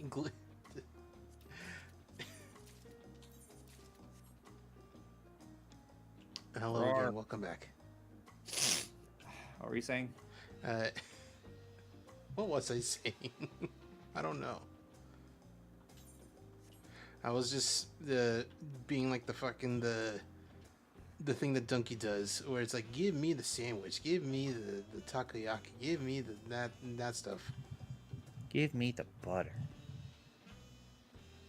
I used to have when I streamed on Twitch, the bits alert would play the audio. Give me the cheese. When you're done with your stream, you need to share your soundboard with me. You never did that. Sure, I will send multiple MP3 files. Yes. Yes, that's what I'm asking you to do. Yeah. All right. I'll have to rename these, or at least like label them as I'm sending them to you, because they're all like from the fucking MP3 converter, where it's like YouTube underscore this link, and it's like that's just that's just inconvenient. Man, you corny. All right, let's see what this cool new gear looks like. In the lights, it looks kind of normal. I do like the little cutouts where around the midriff, but like it's kind of whatever. It is very summer type. What's that? You know, Dynamite was good when the criticisms from the worst usual suspects are things like, oh, they spoke the local language for 3 minutes. For 3 minutes. Yeah, that Spanish promo was like almost 4 minutes long. It's so funny where it's like, man, 3 minutes of a language I don't know nothing about? That shit sucks. It's like, all right, buddy. Whatever you say. Or man. why aren't they paying more attention to tags in a 14-person lucha spot fest? Oh. Yeah, that happened. That's what they started with.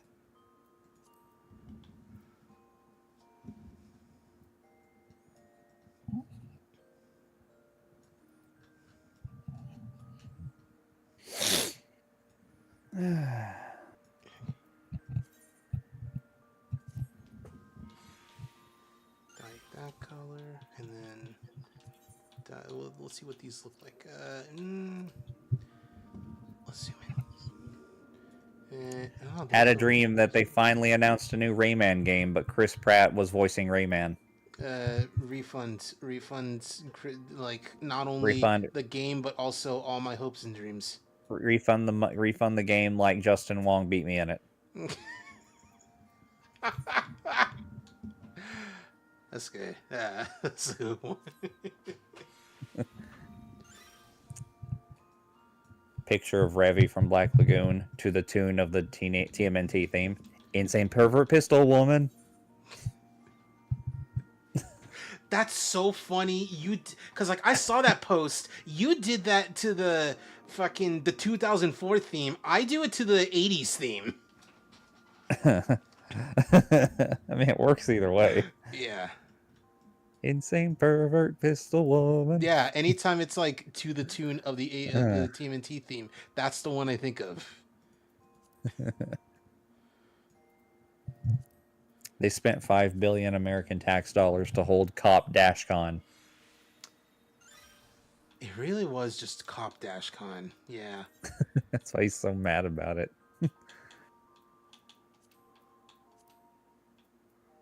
Speaking. Okay. Oh yeah. If you're on Blue Sky and you listen to this and you haven't heard about this somehow, this is an extremely small subset of people. But like, JD Vance is on Blue Sky now, so it's imperative you don't say anything to him.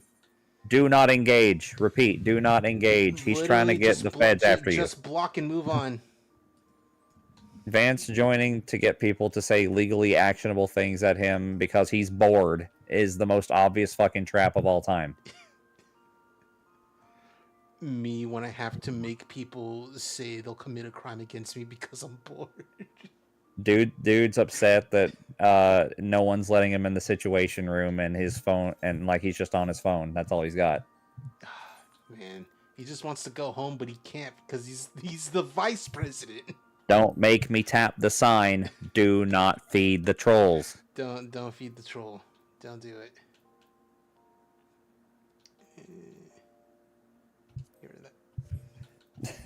Diddy Kong yelling at Donkey about Pauline. Now put that thing back where it came from, or so help me.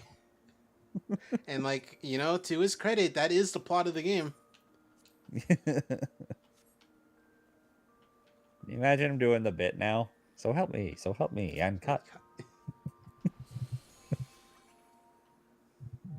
Donkey Kong's like, boom, boom, boom, boom, boom. Now I'm imagining Donkey Kong voiced by John Goodman. Yeah, actually. Yeah, that's a neat concept. I will say this though, I'm a little worried. I'm a little worried of say it with me, brand synergy. Because have you noticed how Pauline looks? It's small like a child. Uh-huh. Doesn't she look like a Pixar character now?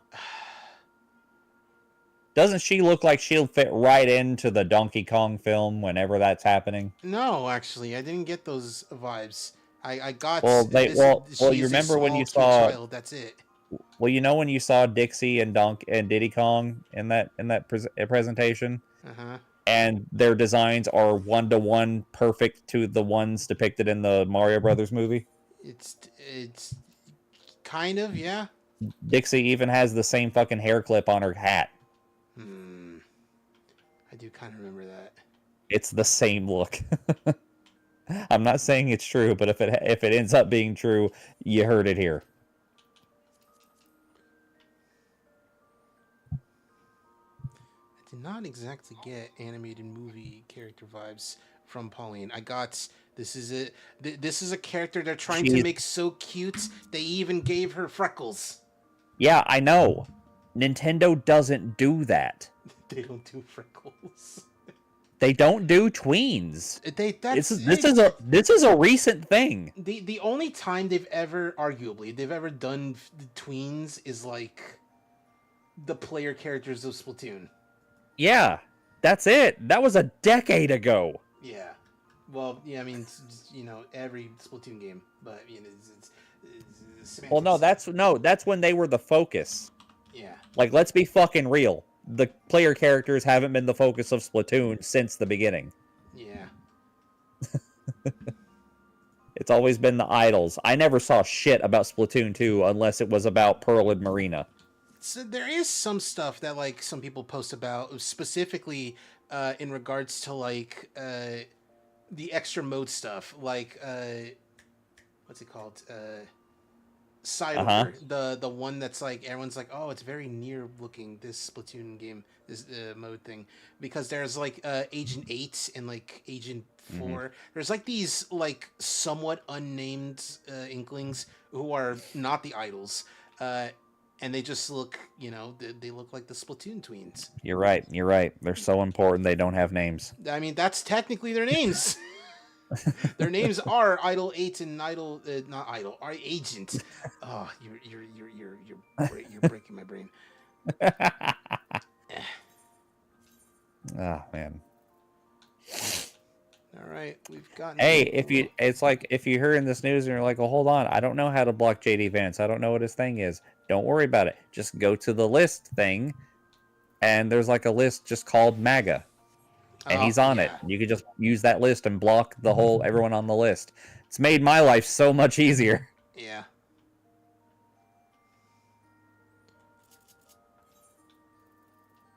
All right, we have gotten Summoner to 100, and now for the one that's gonna suck because people are gonna be like, "Oh, ain't that funny? You're playing the job. Excuse me. That." Means you're bad at the game. What is this meetup happening over here? People are hanging out there with their things, their mounts. Like, what's happening? This is not like a popular hangout spot. Are these like a group of friends? Maybe I could be like like interrupting them. that was so strange. Oh, it's that one. Okay. Okay, so let's relearn Dragoon. Hope the fucking new Donk City money was worth it, Nintendo. Why is half this fucking bonanza Pauline? Never ever. Never ever. And it's really funny that you bring them up because I have a VTuber mutual who, no joke, was like, hey, I've rebranded, I got new art, and I look real cool and everything. And their ref sheet is, no joke, designed by Guji Kawai. Yeah, I know. Like, he still gets work. That's fine. Whatever. I didn't even bring him up. I'm just saying that's a meme template now. It's too late. It's too late. That's your legacy. Yeah. Yeah. That's your legacy, aside from being the Jury Minot 1 guy. Yeah. It's not an official pairing. If you see this art in the wild, everybody, it's not an official pairing. You're being one guide. Just the one guy.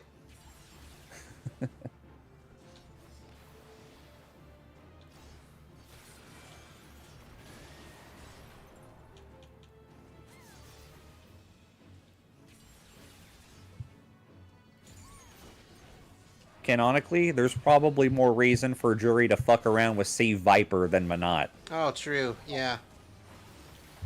Because while Jury's not a murder woman, she still is technically a criminal. Mm-hmm. There's also that one ending in Street Fighter V. I forget whose ending it was exactly, but there's like one bit of art of fucking Jury and Viper like basically sitting on like a pile of money, and they're just being like, and they're fucking doing like the loads of money faces, you know. So it's like, okay. See, I believe this more. Yeah. At least that's in the fucking game and not a goddamn Pocky ad. That's funny.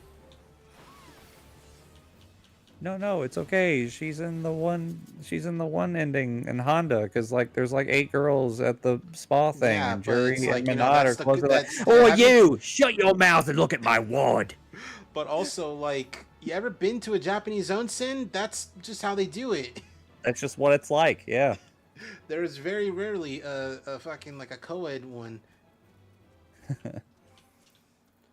You could be like in Persona 4, and it's like, oh, no, Persona 4's one, it was like, oh, it turns out that like it was the guys' turn, and It's so funny where like Chie and Yukiko are like, "Oh man, it was the guys' turn. We should apologize and tell him." And Risei, of all people, is like, "No, no, no. Let them believe." And it like a lot of people are like, "Oh, Risei, that's kind of fucked up." And I'm like, "Yeah, it's funny though." It's funny that Speaking of, it's fucked up, but kind of funny though. yeah, it's funny that the idol girl is like, "No, let the boys believe they messed up." Speaking of fucked up but funny though, Oh. someone posted, "Folks, please don't joke about Noam if she's having a health crisis." And then someone replied, "Yeah, I hope the allergen is okay." Folks, think of the allergen. Just think of the allergen. It's going through a rough time right now. It doesn't deserve this. Hold on, Maxie.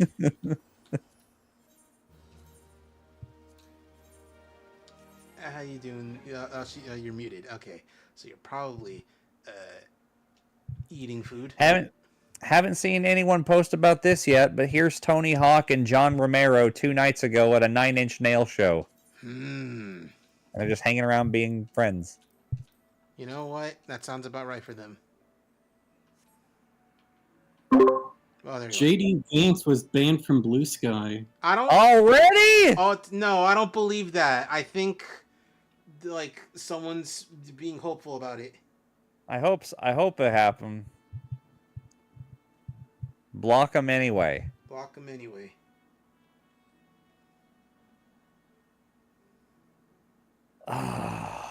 Jeez, look at this. Oh, I gotta look at something. Okay. Today was rough, but she makes it all worth it. That's right. Someone ported Rouge the Bat into Mario Kart DS. God bless. And I think I don't know what model that's supposed to, I think it's a custom model because it looks like the Shadow the Hedgehog one, but that one has like the purple tights. Yeah, I think so.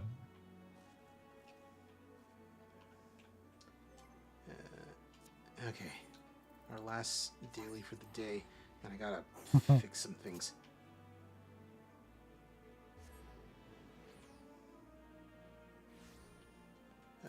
Oh god, my buttons! Oh, none of them work.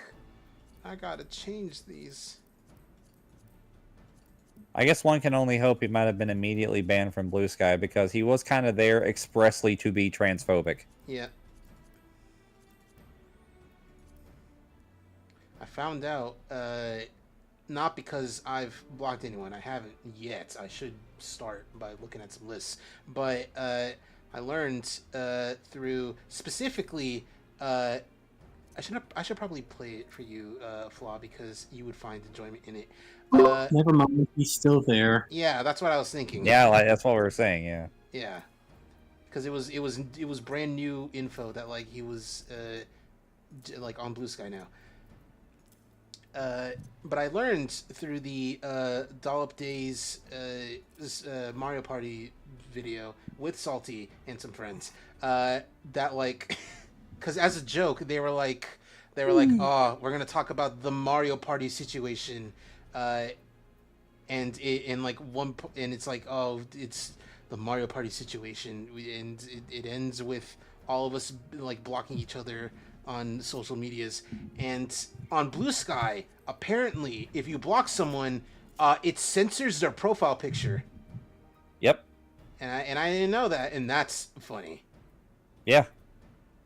You extra can't see them. Extra can't see them. You know, some would say that should be the bare minimum for Twitter, but whatever. Well, no, the bare minimum is that you hit block and then the person's blocked, and even that doesn't work on Twitter. Yeah. All right. Our last daily. PvP. All right, here's a good post. Here we go. What is a comic book opinion that would have you like this? And it's and it's I've seen that image at least. Yeah, Hulk being like strapped to the chair like he's in The Hague or whatever. It's like, there we go. Alrighty, something that keeps me from getting into Western comics in lieu of manga is that more of the artists seem more concerned with detailed drawings than conveying a strong sense of motion. Also, if your comic page has more text than artwork, you're not using the medium to its full potential. Looks in the general direction of like mid-era Archie Sonic. Not mid-era, but Yeah, it's middle, right? it's middle or like maybe 2/3. Because like at some point, because the lore is so front-loaded, like people just can't stop talking about like stuff that happened.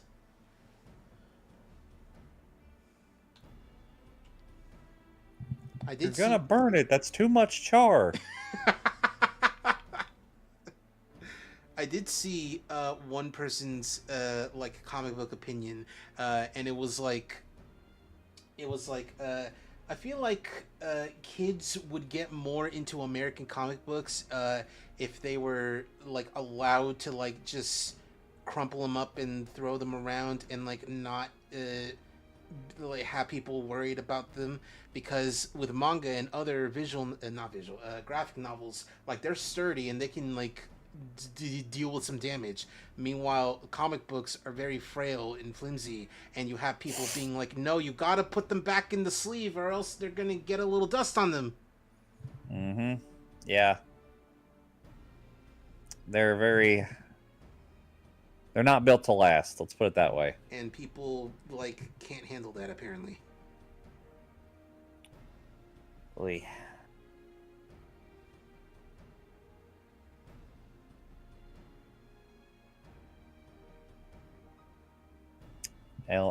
El Nina, she's like, an autograph from me?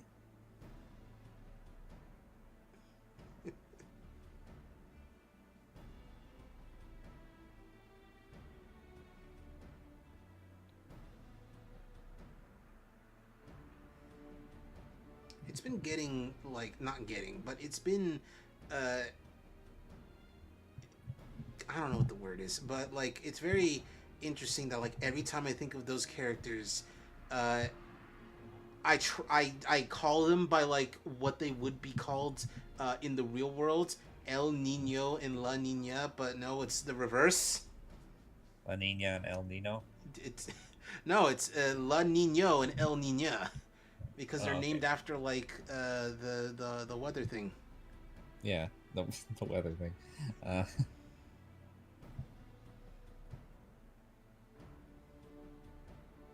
Oh, cool. Someone translated the entire Spanish promo Hangman did tonight. Oh, Hi, my name is Hangman, and I want to apologize for my Spanish because it's not the best, but it's a little better than many gringos, so I will try.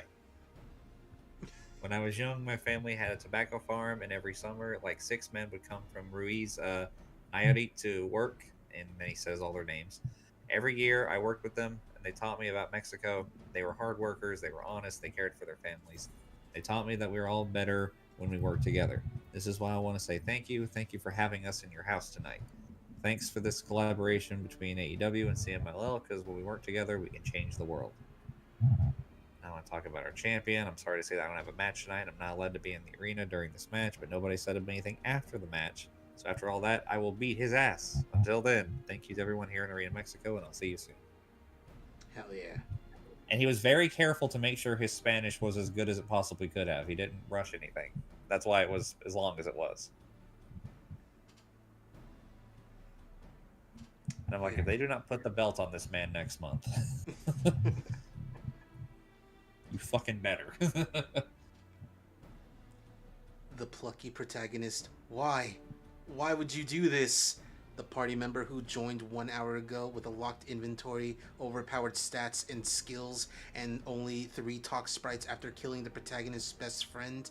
And it's a quote post that says, "Friendship sucked so bad." I had friends once. It was awful.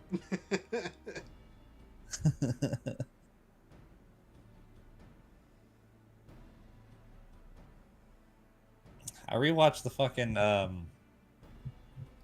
Omicron compilation that Spooky Cookies did. Mhm. It's so I love that one line Matt has where they talk about kale and he just goes like, "Kale's awful for you." He goes like, "What, really?" He's like, "Yeah, it damages your organs on contact."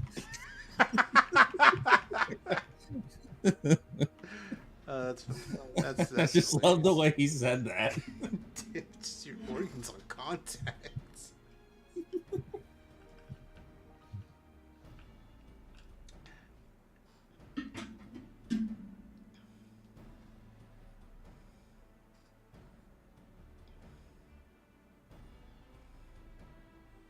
My voice hurts.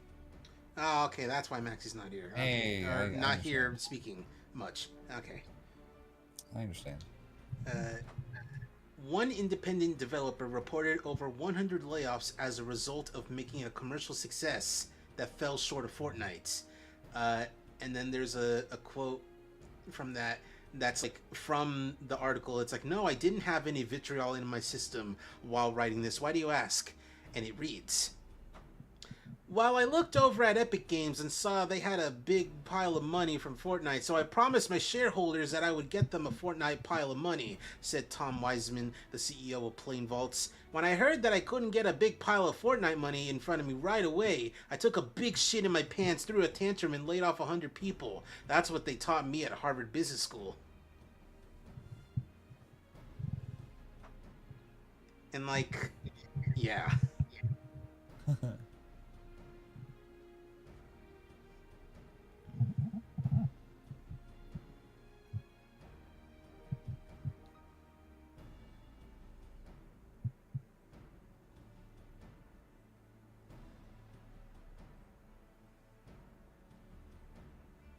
Hey gang, are you excited for the eventual, probably not next week but the week after, streams for Date Everything? I keep hearing that it's like a parody of dating sims, right? A kind of. It's like, what if you, the main character, could date literally anything and everything in your home? Yeah, but like, so it is a parody. Kind of, but like, they're also given like gijinkas, and like almost every one of them has Date a everything unique be voice like it's a actor. love letter to the genre. Yeah. Because like I saw a post talking about that, and he goes like, it's kind of weird that the West got this uh like romance novel like dating sim parody when we don't have access to the foundational text of the genre. No, I hit enter too soon. No, Keep reading. I see that, Maxie. It's okay. Yeah. Date everything be like it's a love letter to the genre. Look inside. Contempt for the genre. God, oh, I hate this fucking map. I hate this mode, but whatever. Anyway. But the thing I want to bring up about Date Everything in particular, that I mentioned a tiny bit, is that like almost every dateable has a unique voice actor. And there's a fucking lot of these dudes. There's 103 characters in this game and 97 voice actors. Like, 6 of them share one voice with someone else. And that's crazy. And also, there's some, like, actual actors a little bit. Because you got Felicia Day in there. Technically, he's a voice actor, but whatever. Ben Starr is in there. You know, the Clive from Final Fantasy XVI. There's a whole bunch. It is a lot of anime voice actors, but there's also random out of nowhere, like, oh, I wasn't expecting you to be in here. Like, fucking Dana Snyder, of all people. It's like, oh, cool. I would love to date a mousetrap who sounds like Master Shake.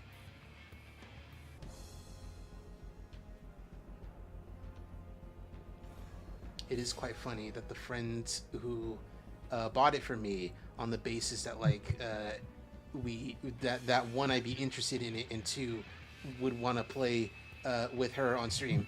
The message that she sent was like on Steam was like, I wish to know the vacuum cleaner biblically, and it's like, all right, okay, cool. I'm looking at some of the comments under the video because AEW posted the promo, the Spanish one, and I'm seeing people's reactions, and a lot of Latinos and a lot of people from Mexico are really impressed that he did this. Yeah, hell yeah. Hangman doing a promo in Spanish is amazing. He's getting so many invites at the carne asada after this. Oh, that's sick. Promo in Spanish was very impressive. I love this arena. Wouldn't mind if they did a pay-per-view with it like over here one day. His promo in Spanish was phenomenal. While I'm not Mexican, I am Latino, and it means a lot to see Hangman being respectful to CML and the people of Mexico, especially with everything going on right now. He's forever my goat. Hell yeah. He crushed this. This will be a memorable babyface speech. Muy bien, Hangman. The fact he did this in Espanol is impressive. No lo he visto luchar, pero con su presentación me impresionó grande page. I hope I pronounced that right. Probably.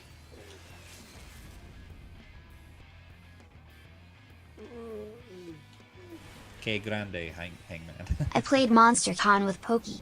I feel like voicing Liam has reversed so much of my voice training. Yeah, a big thing with like voice training and also like pulling off like masculine voices for like a bit is that, like, you really gotta learn the balance.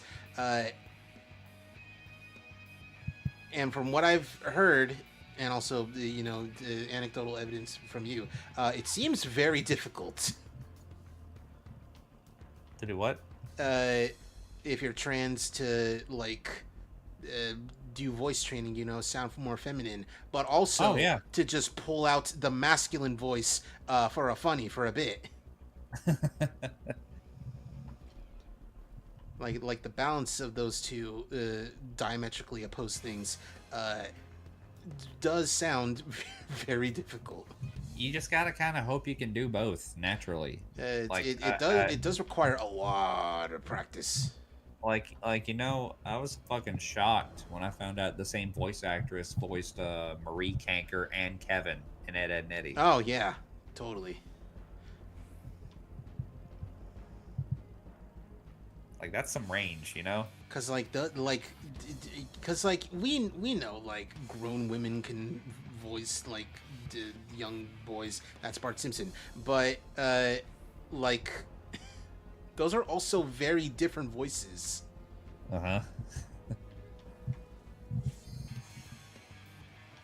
Shovel chin? Yes, exactly. There's a video I want to show you actually before I head off here, because I actually do need to head off. I'm gonna be in this thing for like another. I don't know how many minutes, but like for quite a bit.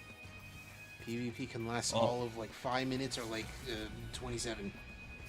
Oh, that's not true. I think it might be a good one to end the stream on. Ed, Edd n Eddy, but it's the funniest joke in every episode. Oh, that's okay. Yeah, we would probably not be able to watch it, but on stream. But that does sound very funny. I think you probably could. I'll have to like do the thing where I make the screen small, like I do whenever I watch.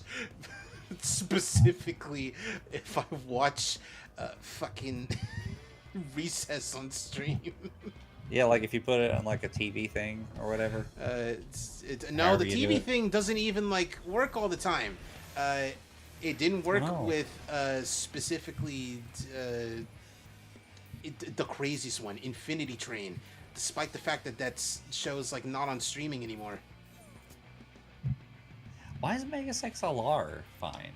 Because it's like the only way to legally acquire it is secondhand or on iTunes. But isn't that true for Infinity Train now too? It's that's what I thought, but apparently it's just too new. It's got the Skullgirls thing. It's got the Skullgirls problem. It's too new. Well, Ed, Edd n Eddy definitely isn't too new. Okay, maybe entirely possible that it'll work. We will see. in a number of minutes. I don't know how long, but probably not that long. Was Ed, Edd n Eddy a tax write-off? No, it was not. Oh. In fact, it was a big success for Cartoon Network. That being said, Danny Antonucci owns Ed, Edd n Eddy. That's why you don't see it being trotted out. That's true, though. Yeah, it's not owned by Cartoon Network. It's owned by Antonucci The Productions creator. or whatever. Yeah, Danny Antonucci owns his work. Fucking imagine that, right? Yeah, that's like unheard of.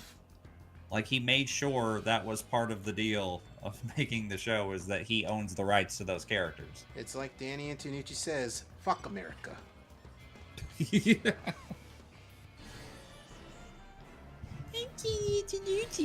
want to do an interview. Canada's the greatest country ever made. I love that video exists solely because one, Pan hates the blank characters are dead theory about cartoons, and also was so butthurt over not being able to get an interview. Like, okay, dude, he doesn't owe you an interview. Fine. Man. As it turns out, some grown men don't want to talk about a cartoon they made once. I only kind of understand where he's coming from with feeling butthurt, considering both. I almost said Craig McCracken. No, actually, both Maxwell Adams and Curse of Cowardly Dog Man. John Dilworth. John Dilworth. Yeah, he was able to get an interview with the both of them, and they were both pretty good interviews. And he was like, "All right, let's go for a third one. Let's go Ed, Edd n Eddy." And he's like, "No, nope." I know. I remember the one time I had a quote interview. I was just talking a little bit with C. Martin Croker before he passed away. Yeah. And I remember what story him. You're talking about. And I remember him being very annoyed at the one Aqua Teen Hunger Force Boston incident video that he made. Yeah. And he goes like, "Oh, he got so much shit wrong in that video," and I'm like, "Oh my god." He had very strong opinions over that Pan Pizza video. I can't believe I haven't told that story more.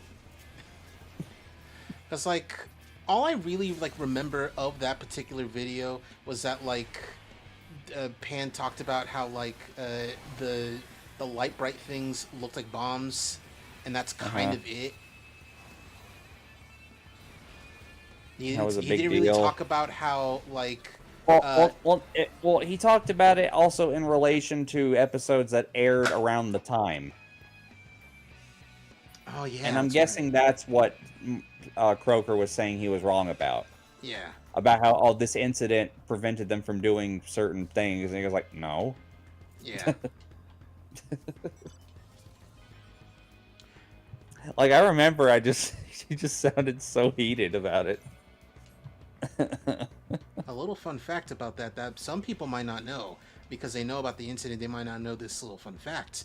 A big reason why the bomb scare was even a thing, say it with me now, 9/11 happened and people weren't educated about fucking anything in regards to 9/11. 9/11 happened and people weren't educated. That's it, yeah. Yeah. Because, they didn't know what an actual terrorist threat could feasibly look like. So they see suspicious devices and they're like, "Oh god, it's the terrorists all over again." I had no idea that Lilo and Stitch was so heavily edited after 9/11. Oh yeah. I had no idea. Yeah, we want to do this We want to do this big chasing action scene with a plane in Honolulu, and then it's like, no. Flying a plane between these tall buildings. No. Not skyscrapers. Not skyscrapers. But tall buildings. Just tall buildings. With a plane dangerously close to the ground. Yeah, piloted by aliens. So. Yeah. So, yeah.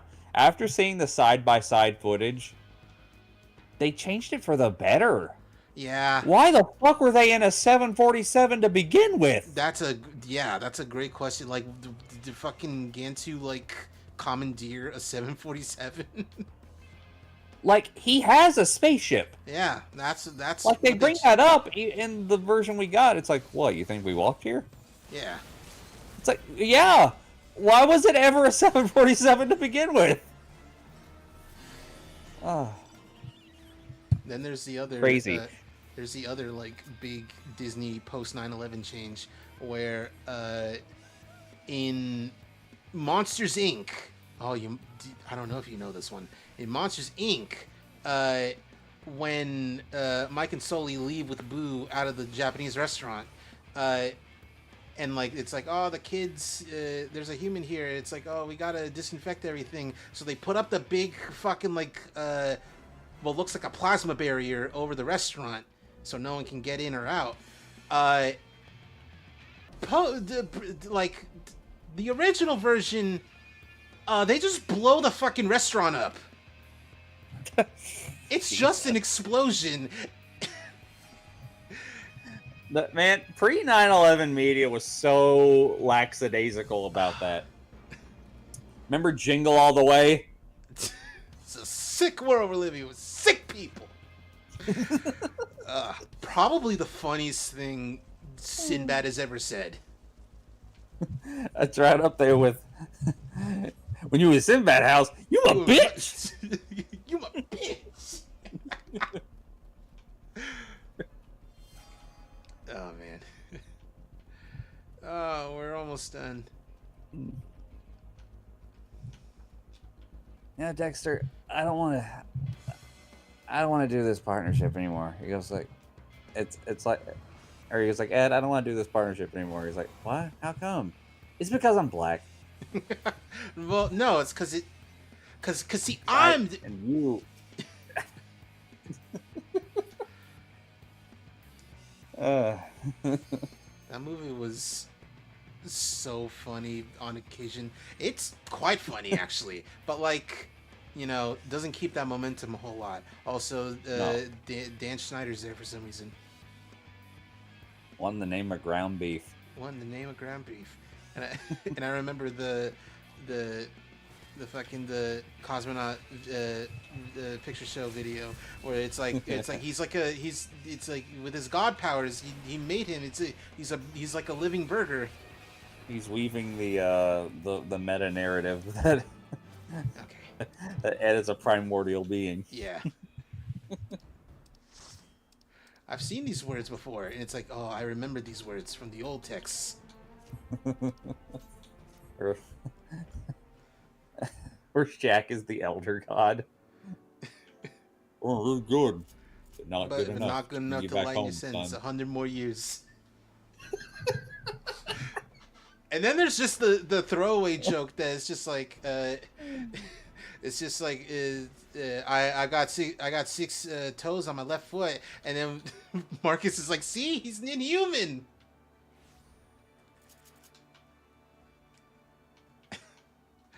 All right. Anyway, I'm about to log out of here and put the thing on that you put in there. Yes, my character is asleep in the comfy feather bed, which probably actually sounds not great. Sleeping on a bed just full of feathers. All right. Anyway. Beep. And I don't know why Maxie posted that. Oh no, that was that was in March. I still don't know why. Send me the video, the one you were talking about. Ed and Nettie, the funniest jokes from every.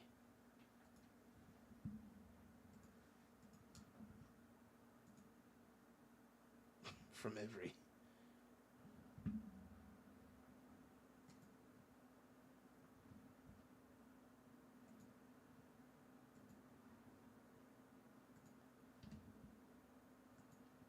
Oh, okay.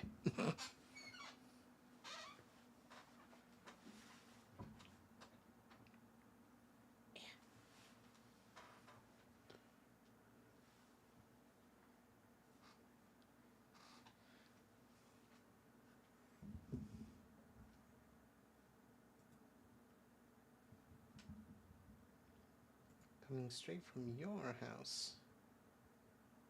You know what? You know what? Until he's back, I will curse this stream, this chat, with probably the worst earworm I've had in a long time.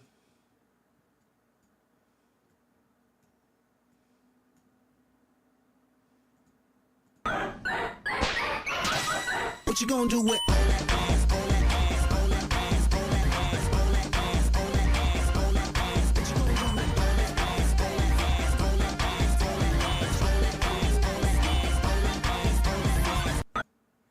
I've like my brain I'm sick in the head, and it is just stuck deep, lodged deep in there.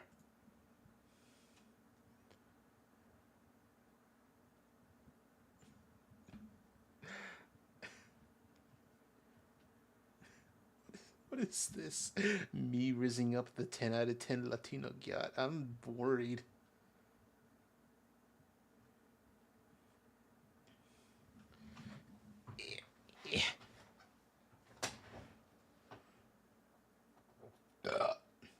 Excuse me. Don't like this. Don't like that meat man. Meat and cheese man, I think.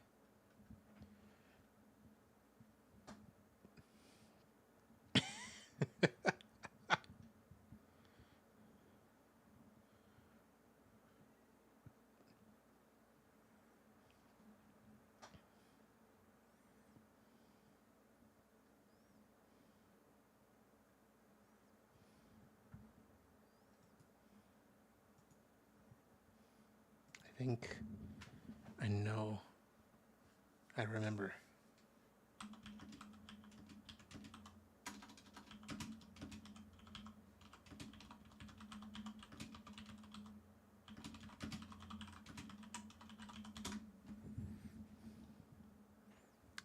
$38 Oh, that's a long boy.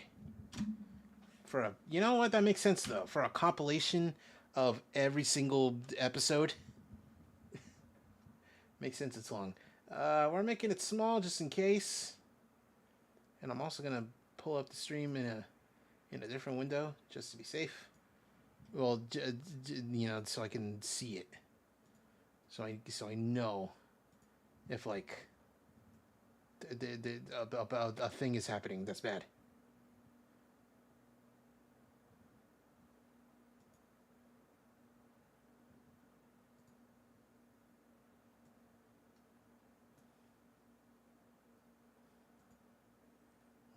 Oh God, it's seriously like infecting my brain.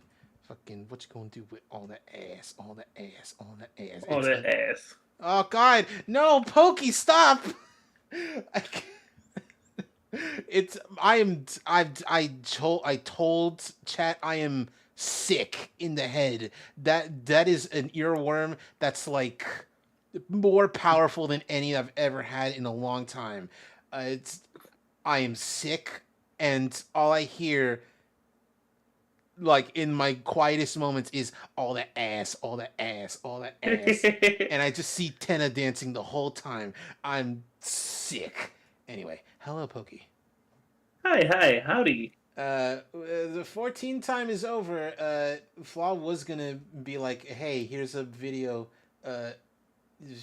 for you to watch before I go, and then the internet cut out for him. So, and he didn't even link it, but I remembered it. It is Edda and Nettie, but it's the funniest joke in every episode, which sounds cool. I hope YouTube appreciates that I made the screen smaller and doesn't kill me.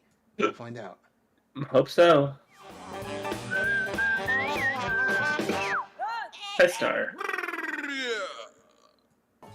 You must be the brains, huh? Starting Where's with the strong stuff, Planky? Fess up! Oh. Silent, huh?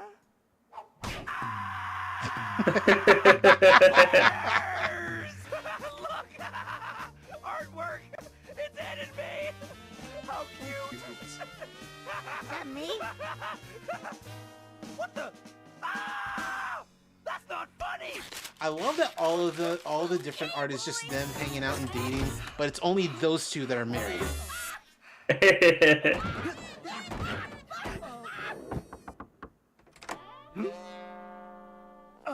Eddie, could we do something else?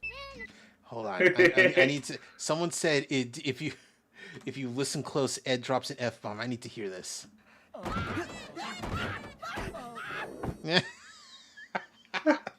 You can kind of misconstrue that as a swear. Yeah. I hear double D kind of do Yeah, it's one. double D. Yeah.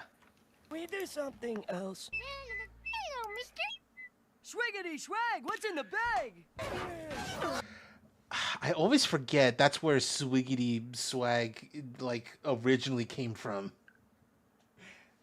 and it was like out of fashion for a long time, and then they not recontextualize it, but like just reused it for other things. Swiggity swooty, I'm after that booty, etc.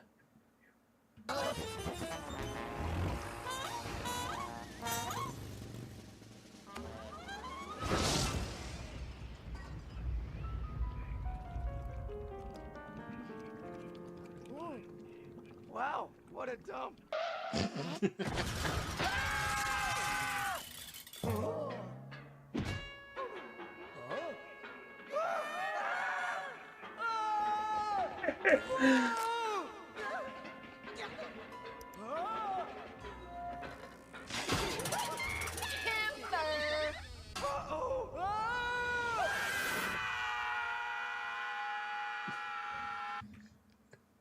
Maria, did I do it? Did I do good? Did I do it right? That's not at all what he says. I just don't remember. Maria. Is this what you wanted? That's what she says. Yeah.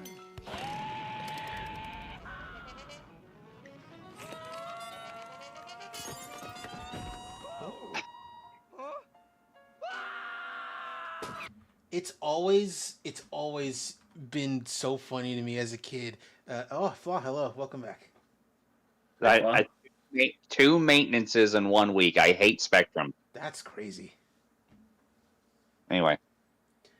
We've been watching The Thing, and I've been pausing every so often to be like, oh, I remember that as a kid. I was going to point out with the Dawn of the Eds with Eddie trying to launch into space. I always thought it was funny that like when he first freaks out, his toes shoot out of his feet, shoes.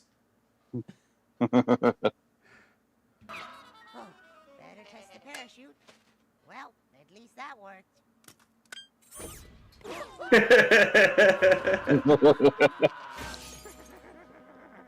Hey, Double D. The rocket needs work.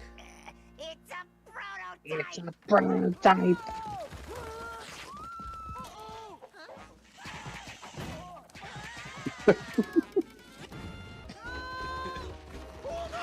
Oh. Nice shot. There is an old YouTube poop, and I mean old, where I see that scene and it's like that YouTube poop's the only thing I could think of.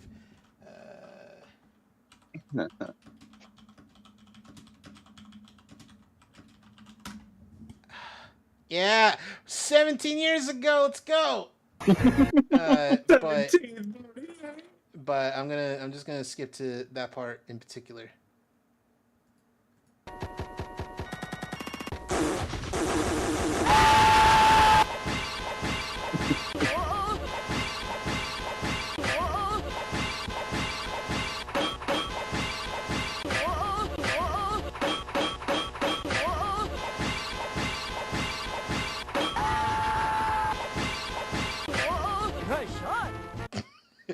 Nice shot.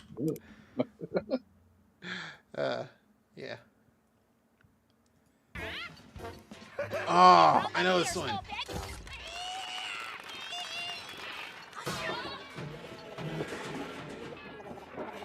One of the original vocal sims. I am a wiener. You are wrong. Oh. 1, 2, hello. Cool. 1. I am going to be a beautiful butterfly. 3. It's gotta be a 4. Pass the nuts.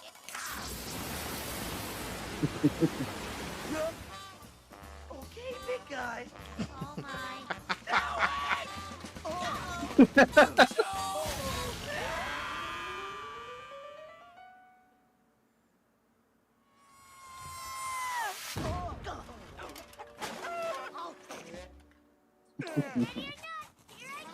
Let's go hypnotize more people. But Eddie, I don't think that's such a good idea. Have I ever steered you wrong? Yes. I love Chunky Puff. Ah, yeah. I remember Chunky Milk. I'm pretty sure that. Here we go.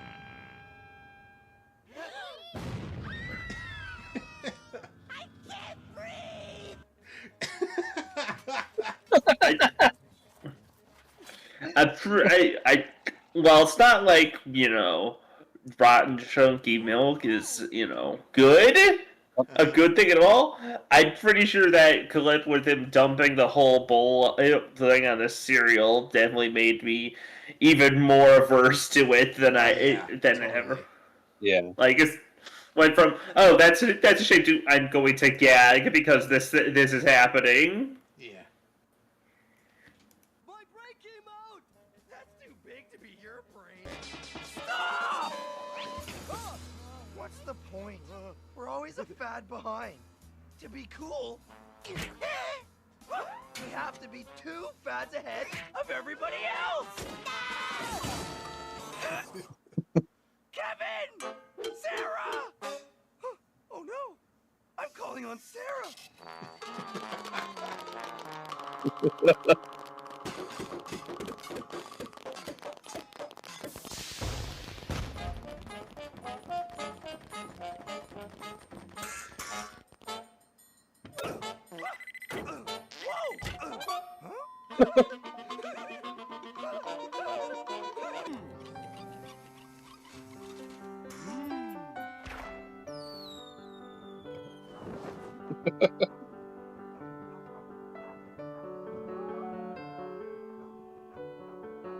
Oh, that big lug's cracking me up.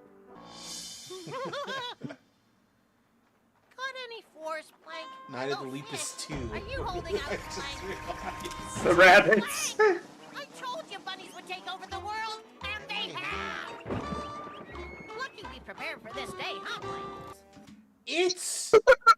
It's crazy growing up and thinking, nah, that's exaggerated. They don't reproduce like that. And then growing up and being like, that's only kind of an exaggeration. I'd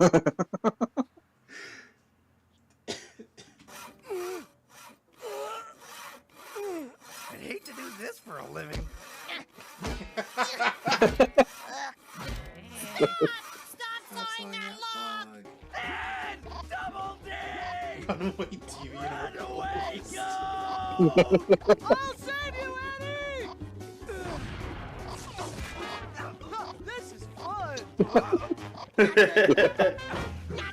I can see myself with you and me. Look, monkey feet. Whoa, yeah. Now those are mucky feet. Eddie, this is becoming a very complicated... Okay, Ed, stomp down to the old drain pipe. How am I doing, Eddie? Oh, boy. Where's Eddie, Double D? Stuck to your foot like an old gum wrapper? Hey, Eddie, we're here.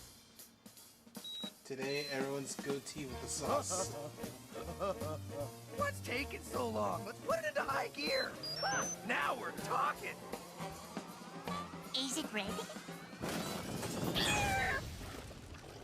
Eddie says she is too hot and sweaty and must cool off for a moment.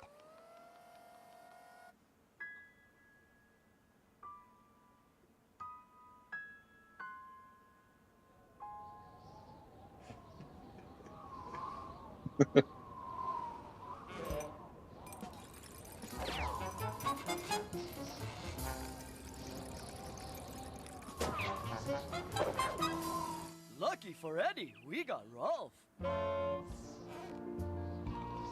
This always it enchanted me as a kid.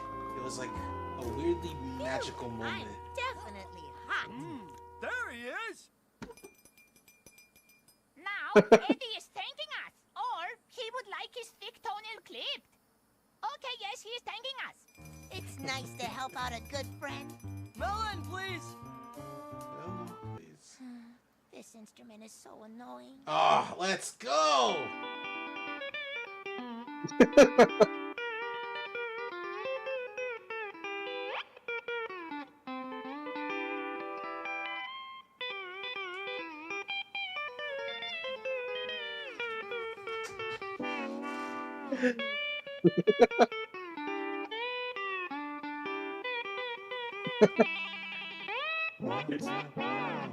I just love it. He's so good at it. It's boring.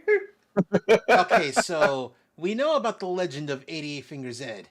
Do we know about Ed playing beyond his abilities? Because it is probably my favorite Ed and Eddie video. See what happens when I play a song I don't know. Edgrave. 88 Fingers Edward, that's what it is. Creek Cruise, where you get more big sounds. A young man trying to impress beyond his abilities. Too much spice. Too many notes.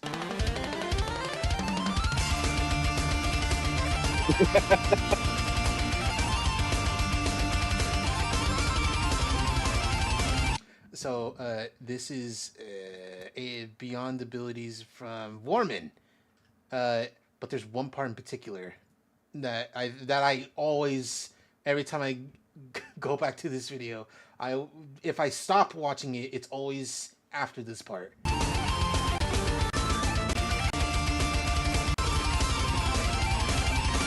Okay.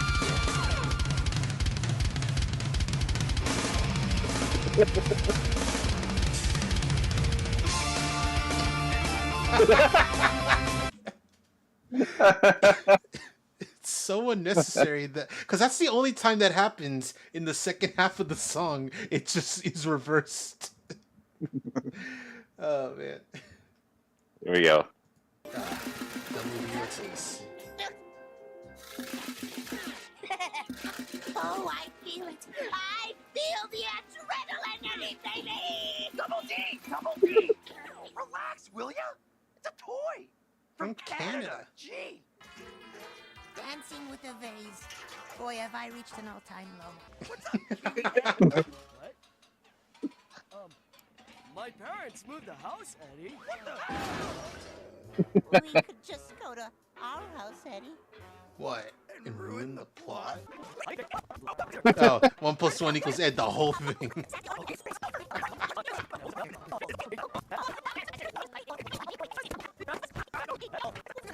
Yeah. Oh, hold on. This part is especially. Huh? Eddie! Eddie! My turn! Look at me! And then it goes after the whole thing. I took his outline! Oh no! My turn!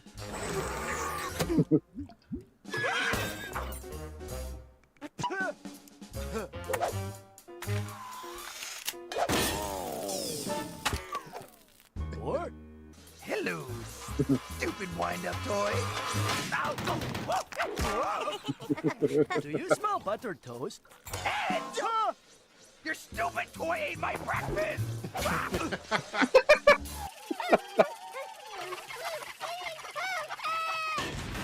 What rotten luck. Please, tell Rolf his eyes do not lie. Hello? What?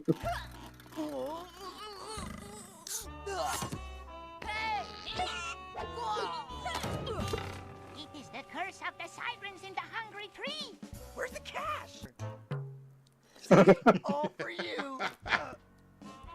Eddie, you have to get up pretty early in the morning to fool someone with that old trick. Jawbreaker! Yum, yum, yum! Ed, no, wait!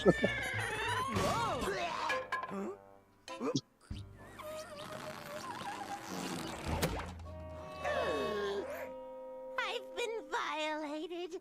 It's pounding time. You'll never take us alive.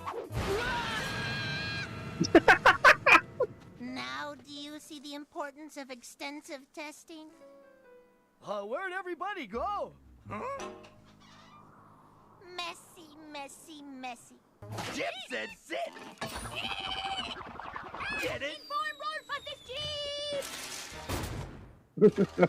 Eddie, I fear they're becoming amorous. What's that mean? Can I borrow this sink? I need this for my eggs, Rolfie boy. Anyone got a breath mint? The burden of hospitality is too great for Rolf! Something that I always forget is Johnny being Ed just for this one moment.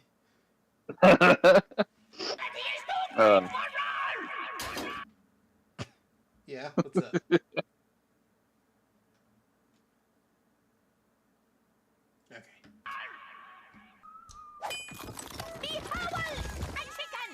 Woo, a chicken!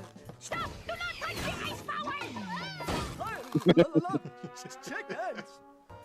Confess to your crime, stale end piece of white bread! Yeah, he said the thing. Hey, you're gonna hurt somebody! This ain't a cartoon! Go on, touch it!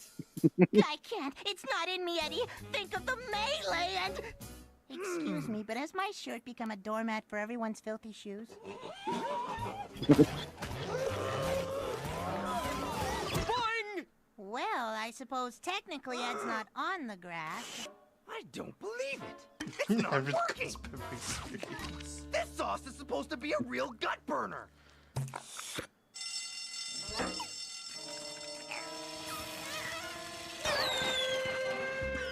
Hi, Eddie! Always cracked me up as a kid that we don't see what happens to him. We just see the aftermath. And he's still like able to talk and is like not bothered, but yeah, his head's just a fucking magic.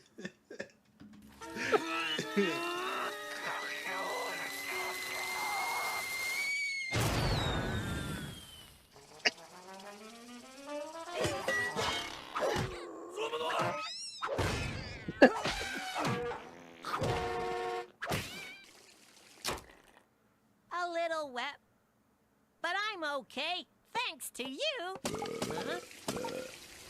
Holy cow! Sirius! I am Neptune!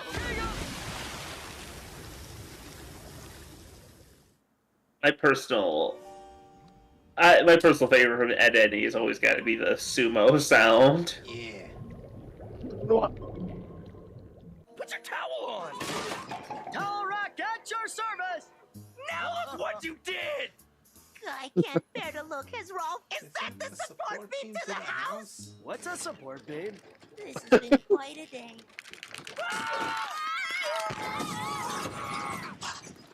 Oh, man. You guys are in so much trouble. Any minute now, and Rolf will be begging to pay us. Run for your no-good lives! What'd I tell you? Hey, Rolf, we can get rid of him. Go gears! Huh? Holy cow! Look, Plant! Johnny, I'll give you a nickel if you let us out. A quarter. A nickel! Eddie, give him the quarter! Two quarters. Three quarters. A nickel! A dollar. Oh, this guy's gonna murder me! Somebody please save me! Yeah, right! Hey, snail boy, move it, will ya? I'm not getting any younger. Eddie, stop! I got a sucker, guys! Ed, if you bump into me one more... Guys? What? Improbable alert! Come back, Ed! I can't jump it, guys! No, Ed! Now what? I'm thinking. Can I think? No! Let's see. What do we use to get Melonhead off his perch? Explosives? Nah. A giant slingshot? Nope. A trapeze? Double D, that's it! We'll use a trapeze! You never know what hit him. We're right back where we started. Bingo! It's the pants! Do you hear it, Kevin?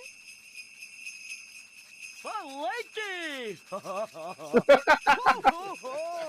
off the roof, you jingle bells! Have you seen the snow in Infinite Wealth yet? Yes. And like, it's so funny that it's like not gross like dandruff, but it's also not snow.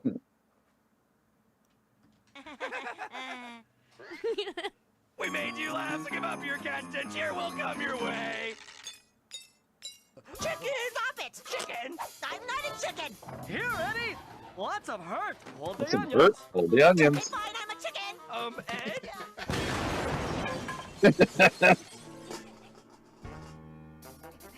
Eddie? Can you hear me, Eddie? Ed! What in heaven's name were you thinking? Absolutely nothing, Double D.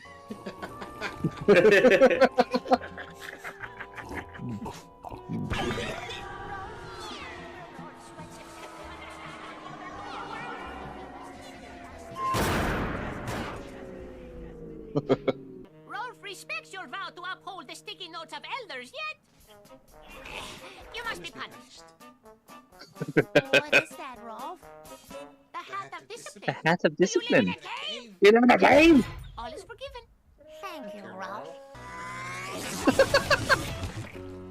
Oh, Yum, yum, yum. Cakers!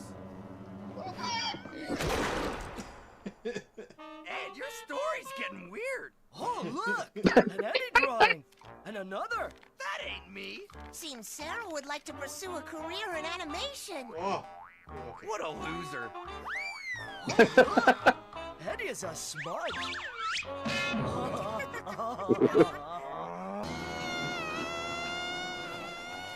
Crush the monster!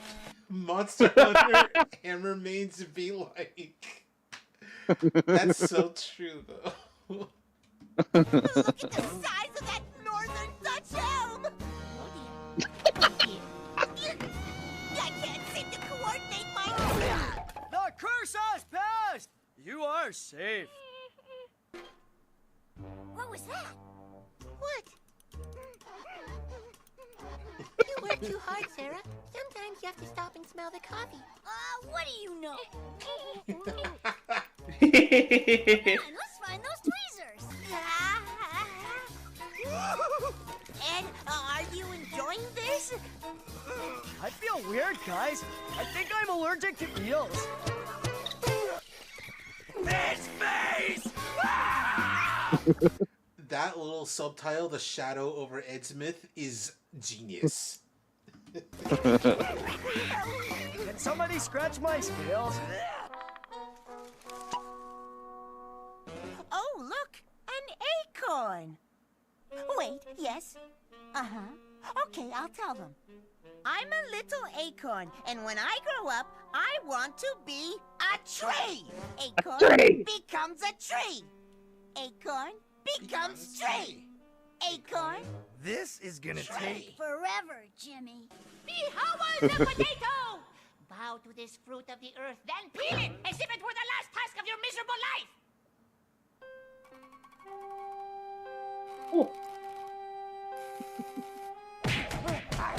Nincompoop! Must I hold your hand?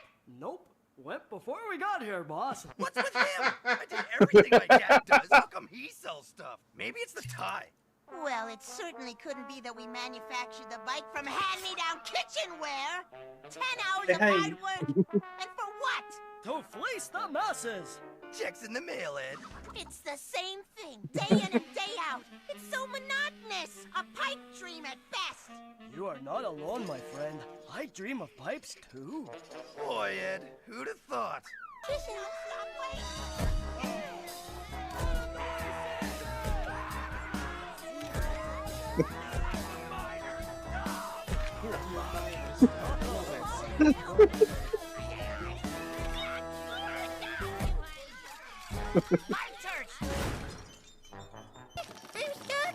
Get him! Prepare to meet your maker! It appears Kevin and Rolf have unified in an attempt to impress Naz. Can I impress Naz with my sensitive side and draw her a picture of a chicken? Does that answer your question, Ed? You won't impress Naz with chickens?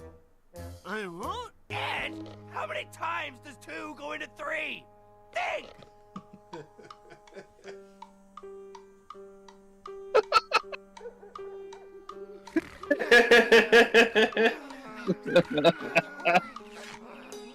We are 3, but you are 2.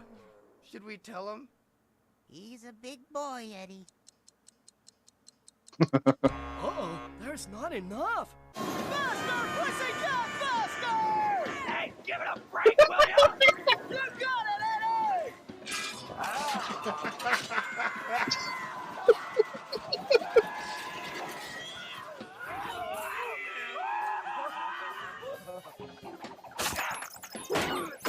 Giddy up, horse!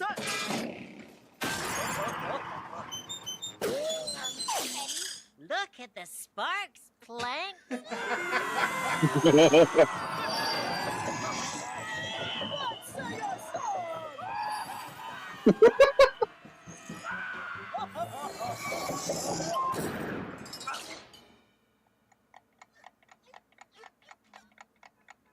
Oh dear, curse my apt at inventing. What? How'd you... Okay, so earlier, me and Flaw were talking about how some pieces of media were changed because 9/11 happened.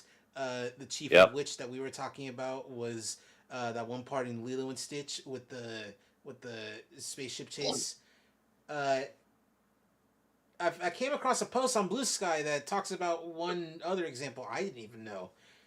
Everyone is throwing out examples, and this is a good term. Everyone's throwing out examples of Iraq War era mass derangement.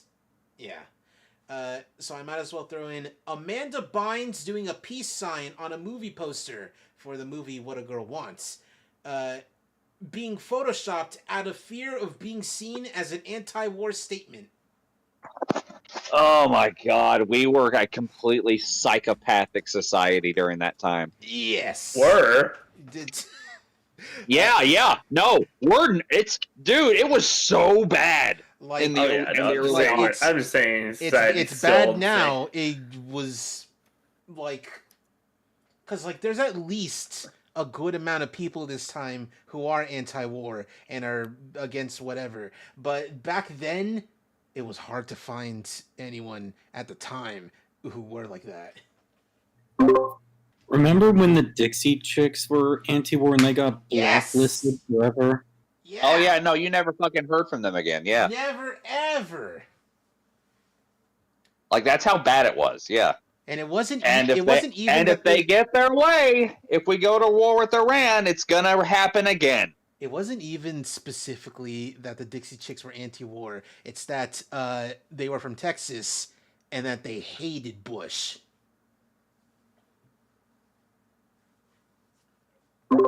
What's the difference? True. Anyway. Like to eat a knuckle.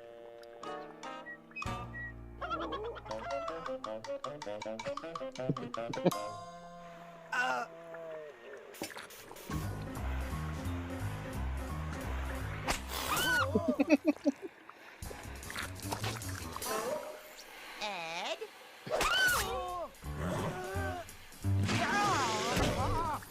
Ed, let this be a lesson to you. Never ingest the tableware.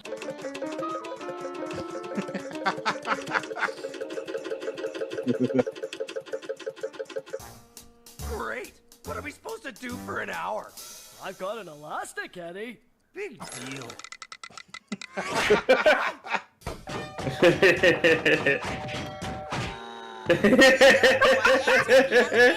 Oh boy, I'm starving. Bon appetit. For crying out loud. Ed, you were supposed to use a real turkey. Stuffing anybody? Idiot. Johnny, please open your eyes, lad. Do we look like pinatas? A shoe? Boring. Plank, coconut earmuffs. She can't open her. I am can opener man! What the? Please, Ed, calm down. No, wait! Give me the stupid can opener, Ed. I am tissue head! We've lost him, Eddie. I will blow your nose! I am bed buddy. Sleep on me. Try this way.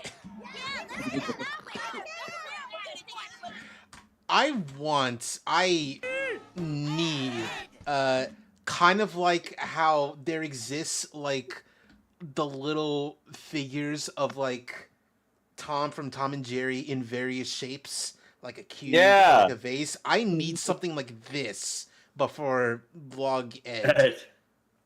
Or But for Ed what? in the middle of eating his bed. Oh man. I need some sort of, like, 3D printed, like, plastic figure. Try this way.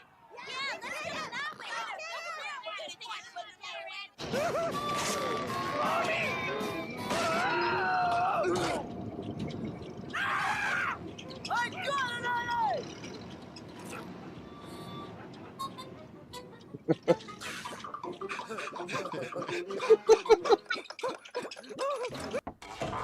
Excuse me. Yeah! Good Lord, man!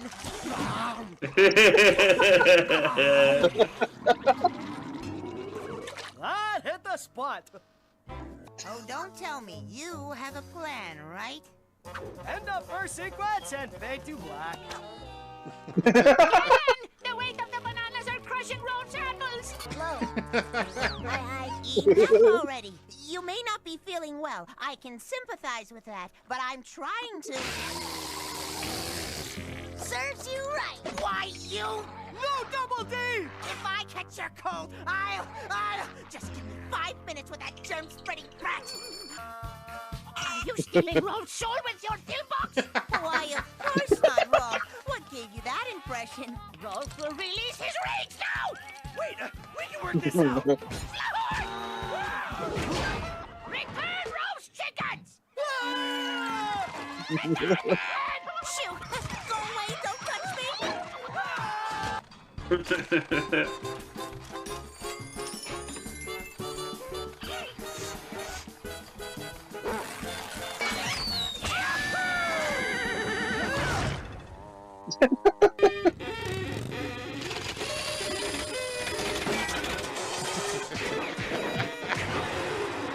You're giving me a headache, dude! Save yourself, Double D Ed boy, and the sickle feed the Fiddler of the Mountain toys with our mortality! Do it for Ed, Eddie. I'd swear, but standards won't let me. Oh, that's... Oh. Yeah.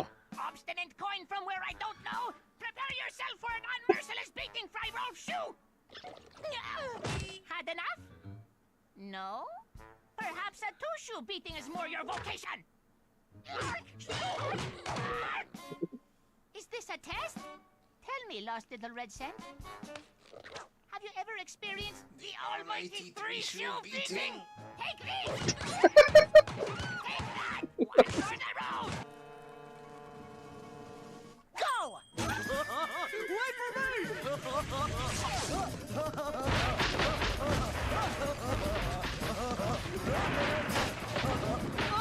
I win! Chunky boss! Excuse me, Ed? That's another one. Just like cereal box shaped head Ed. Not that you'd understand the geometry involved in such an endeavor, but that isn't how you go through a maze! Double crosser! No, you have to please, Eddie! It's part of the democratic...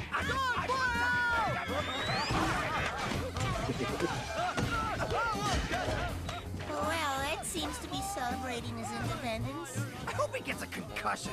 Its tentacles tightened, sucking the marrow. Yeah. A classic.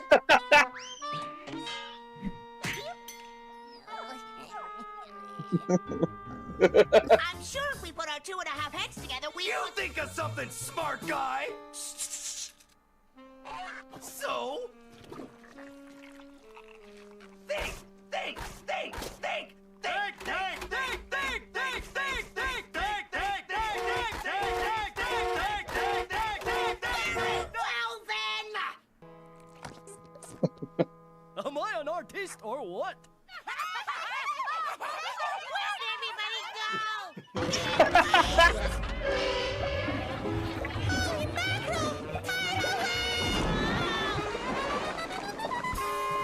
Ed, what in heaven's name have you done? It's a boy! A real gender reveal.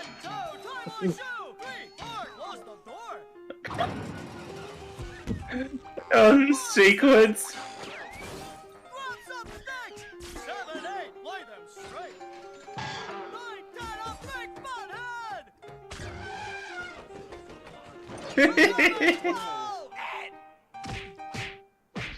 Get up, stupid!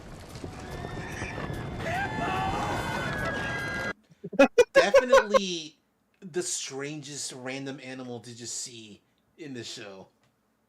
Yeah, 100%. Very tiny hippos.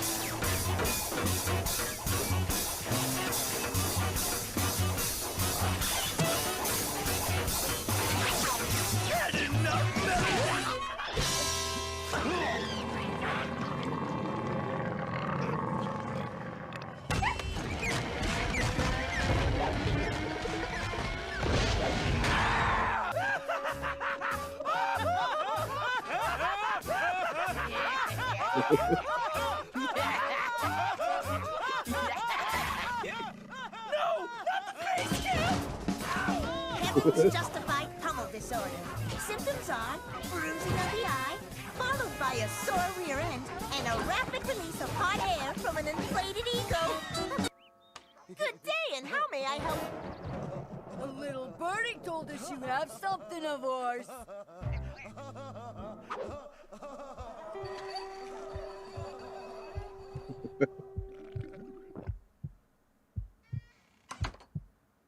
Who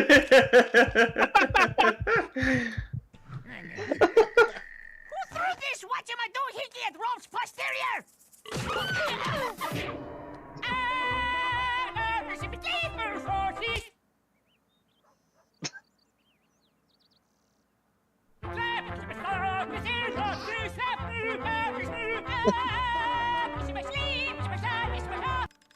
By George, that's it! I know how we can become members. We'll dress up as grandparents. Grandparents are rich in experience and have a wealth of wisdom. Oh, let me, Eddie! That's a stupid Doubleday. Hold it. Oh dear, I fell! Give me back my stuff! You jerks ripped me off! Edboy, please stop! I beg of you! You will wake Nana. Silence, yes? Thank you! Silence? I'll give you silence! Who's there?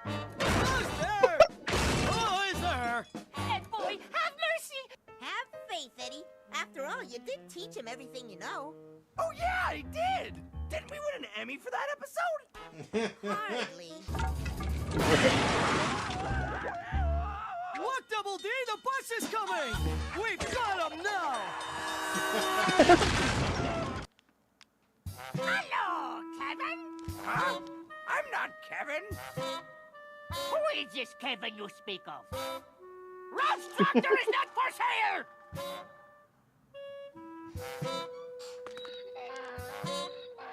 You fool! Ralph does not love you, not girl. Okay. You taunt Ralph's turn up Johnny the Wood Boy! Get off Ralph's property before Ralph gets his beating stick! I think that them as old people are just them as kids, but old. Yeah. So, what's with all the snow and ice? The harsh realities of your miserable lives have been restored! Thank you! Earth is not your salad bar! Goodness gracious! Cursed present day hooey! Ralph will need a new tungus after Papa sees this!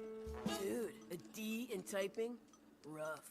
Almighty chin-faced Kevin, of what use is this infernal button box to the son of a shepherd? Ralph asks you! Only I'm supposed to remember stuff. Run away! Face-sucking bowling ball! Hey! He's got it right! He's rewinding us back to the start! Yes, well, just mind your speed, Ed. Speed, Ed? That's me! Wait! Honestly, he had everyone convinced that mole mutants swarmed. Boy, no! Aye, aye, aye! Look what they're doing! We cannot power Ralph's picture box at baby! We must have good enough! Gotcha! Hello?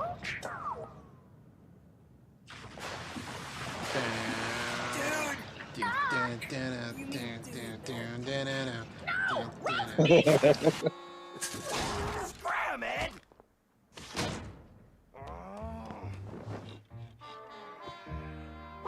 Don't lie, Eddie! It wasn't my fault! Bitch! Weekend wrecker! The day of reckoning are upon us, half-naked Ed boys. It is here that we shall be mercilessly judged.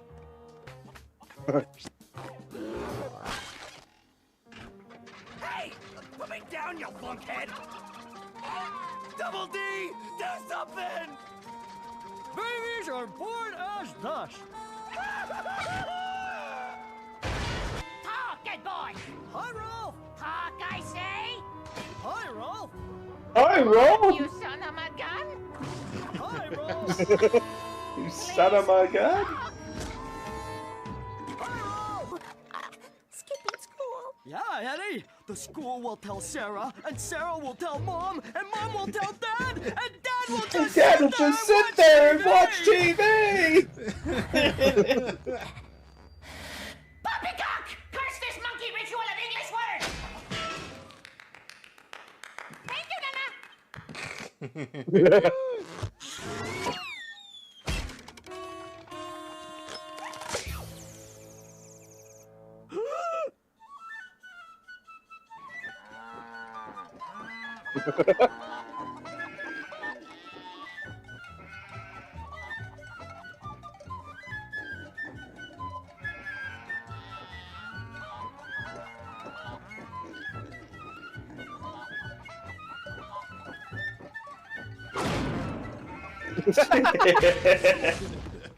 Have you seen my Eddie?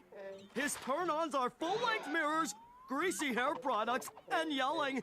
Lots of yelling! I like that he says his turn-ons. Turn on.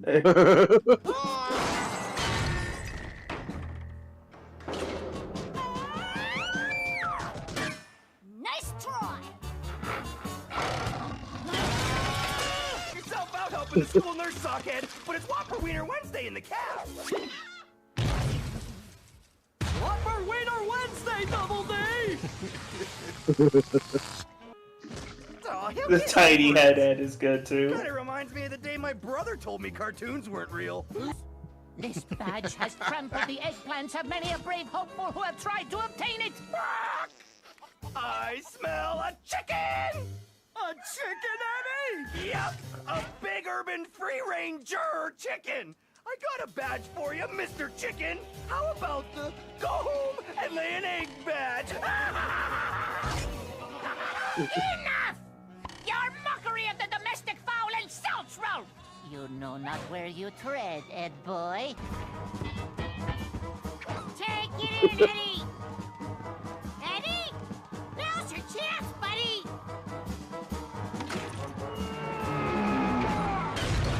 I admit this hasn't been the most lively of festivities, but this party was of utmost significance to Johnny and Plank. Please, Eddie.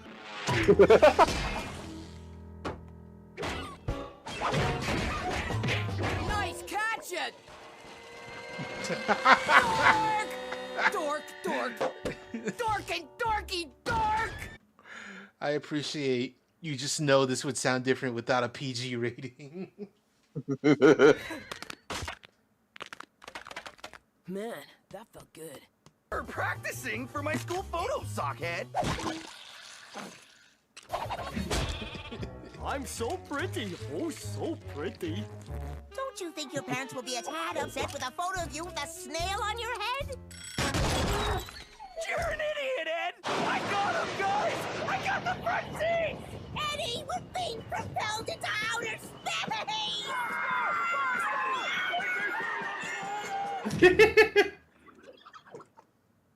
Oh. We hit the sky?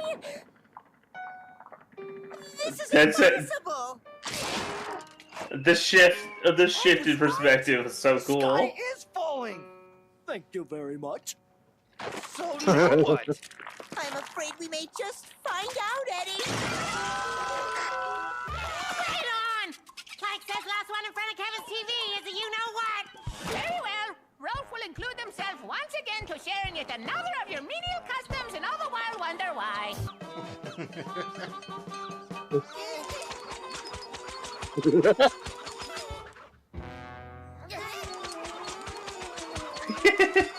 I'd rather date a frog, Baldy! What do you mean I should have ate a breath mint, Plank?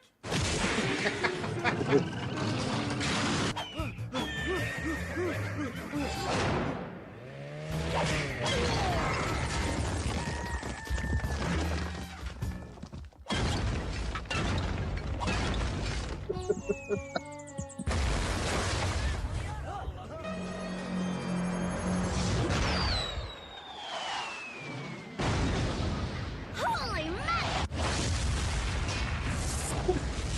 The playground! Follow me! Oh, Ed! Come. Lucky me.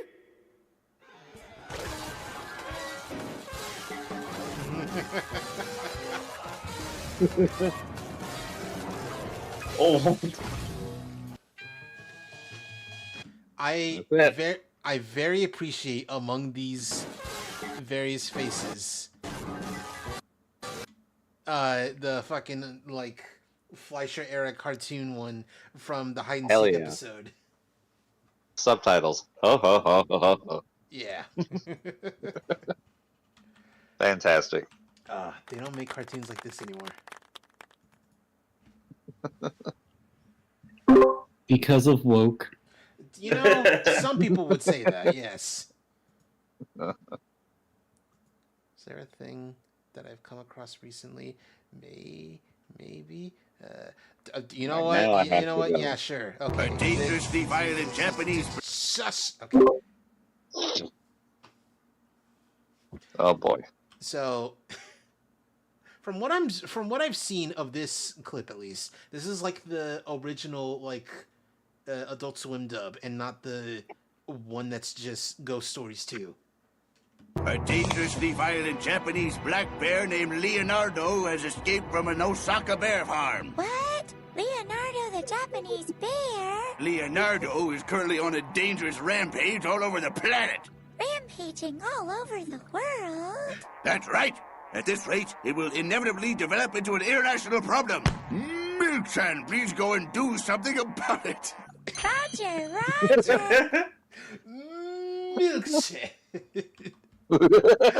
He was holding it because he was about to start laughing. What a big fat stupid idiot. All right. You Talk to you later. Good luck, Flo. Yeah. So I saw a clip for the new King of the Hill. Yeah. Pretty funny. Yeah, that's the general consensus of like new King of the Hill looks all right actually. I mean, visually it looks very Flash animated, but to be you know. fair, who was going to King of the Hill for good animation? You go to King of the Hill for mediocre animation, not dog shit animation. I wouldn't even call it dog shit. It's just it's passable. I mean, listen, it's not like when the Peanuts like cartoons were Flash animated. Those were like, oh, you are Flash animated. I remember the Peanuts. I think about how there was that Peanuts movie and nobody ever thought about it ever. Which one? There's like a few. The one in the 2015 3D animated one. Oh, the Blue Sky one. No, I hear Yeah. some people talk about it only in the It was made context by of Blue Sky? Yeah, How'd they afford exactly. that? Yeah, exactly. That's the thing. It's like some people talk about it only in the context of like, for a Blue Sky movie, that's actually pretty good. As in the website, Blue Sky. No. My joke. Okay, all right. You're welcome. All right. Hey, we're fighting. Spare like this. Dude, this game rules. So I'm old. So I'm an old man. so Gerson has a fan-in sound effect now, because of you're about to find out. Now. Yeah. Hey, we're fighting. Get No, out that's of here. cannon noise. Cannon sound I effect. know. Well, you I just want can to do have it. fun.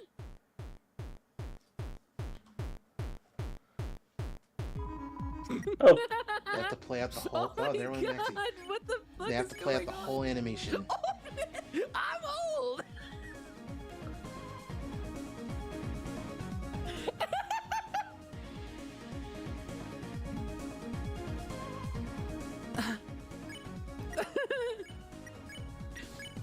Oh my God.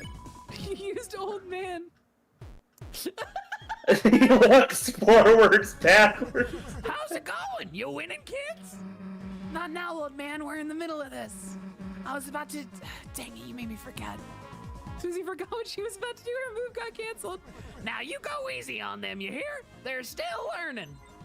The enemy's attack power went down. Fuck yes! Wait, he's coming in clutch though.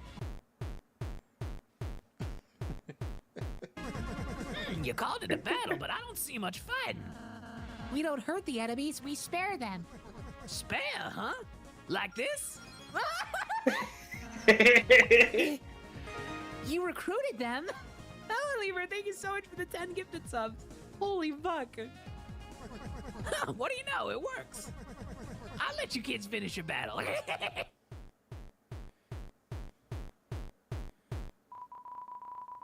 But the battle's already over. The old man received. Stole! Stole! The stealer! Hey, what's all this now? Dude, get out of the battle screen! Hey, we're fighting, get out of here! I see. Well, you kids have fun. I love the way his walk Dude, cycle I is love this animated. fuck. Yeah. Holy shit! Maybe a new Old man. I'm old. I'm gonna use the old. I'm gonna old. Use the old man. And that's accent, it. Yes. You used old. I man. love. I mean, listen. Everybody's glazing Gerson the same way, but it's still amazing. He's moving like this, Yeah. while dead. This is as far from his prime as he could possibly get. Yeah, absolutely. Is being Not dead. now, old man. We're in the middle of this. I was about to. Dang it! You made me forget. Susie forgot what she was about to do. Her move got canceled. Now you go easy on him here. They're still learning. The enemy's attack power went down. A dead and presumably has no actual combat experience. Yeah. Oh my god. This chapter rules.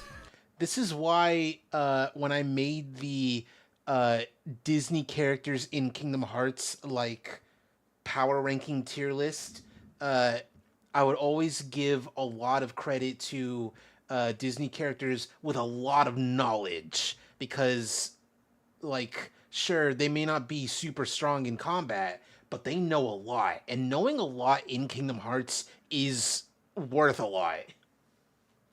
Oh, for sure. It's why despite like fucking Jiminy Cricket never fighting anyone, he's Sora levels, because he knows everything Sora knows. He knows everything and everyone. Yeah. And more. He knows more than Sora, honestly, at most points. Sometimes, yeah. He just kind of true to form, doesn't pipe up much. Yeah. Dude, I thought last chapter was good. This is rules. Oh, hey, Gearson. You called it a battle, but I don't see much fighting. We don't hurt enemies, we spare them. Spare, huh? Like this? You recruited them? Huh? What do you know? It works. I'll let you kids finish your battle.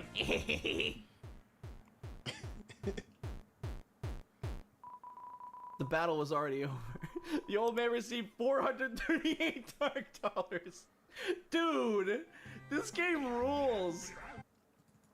And when I say he has a fan in sound effects, I mean like this. It's I muted it. That's right.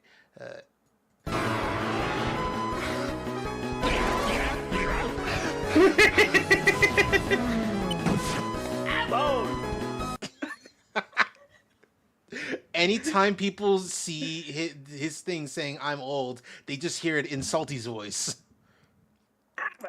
I'm old. Have you seen the thing in chapter 3 specifically? Have you seen the thing with Starwalker? Yeah. Okay, cool.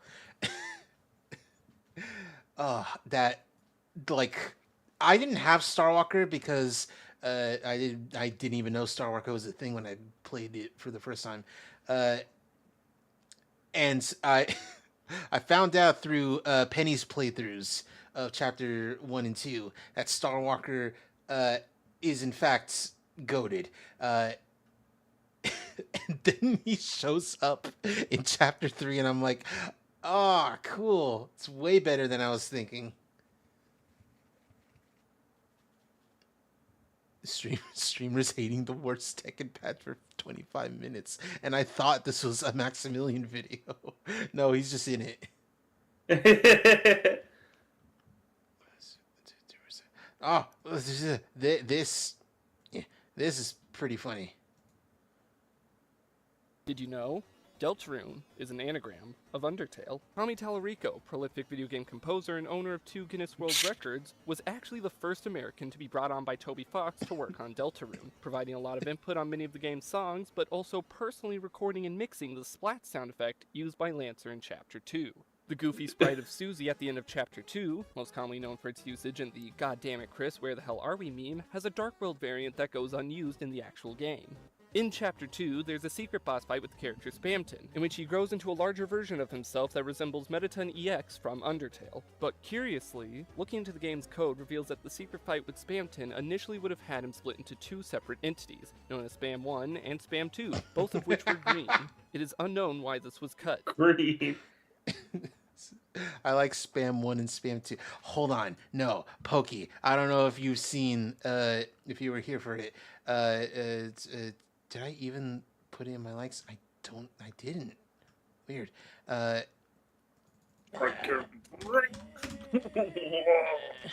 There was this video. Same voice actor, by the way. Oh god. I feel wide awake after that coffee. Is it gonna be Kratos? Hold on. Today, I'd like to be with you a little longer. Zeus, your son has returned! I bring the destruction! Something I love about videos like these is just how much of a bold-faced lie they are. Not even like, oh, I got the info wrong, sorry. Just like straight up lying to your audience because it's funny. Are you sure? If they want to believe that it's true, then who are we to stop them? Exactly.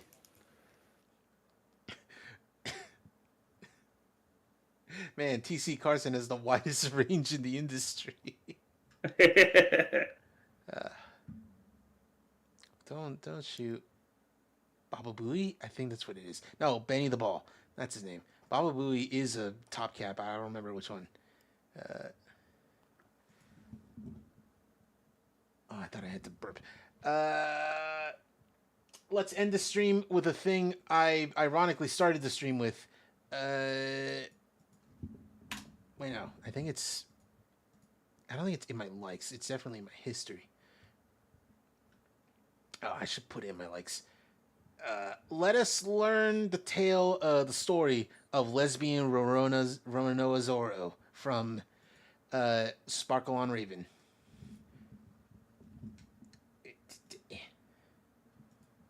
Welcome to Robbie's stream. Tonight, we're gonna go through Sparkle on Raven. Yeah, a lot of great. I wish I was part of. Is that I was Zoro? able to We'll make get- it to Delgo too, because Robbie and lots of others were there. Yeah. The Zoro.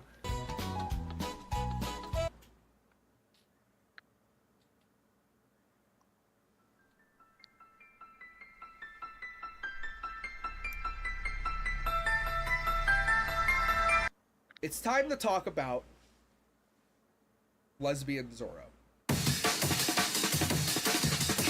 Dev did this really cool animated panning shot, and we needed to fill in some characters.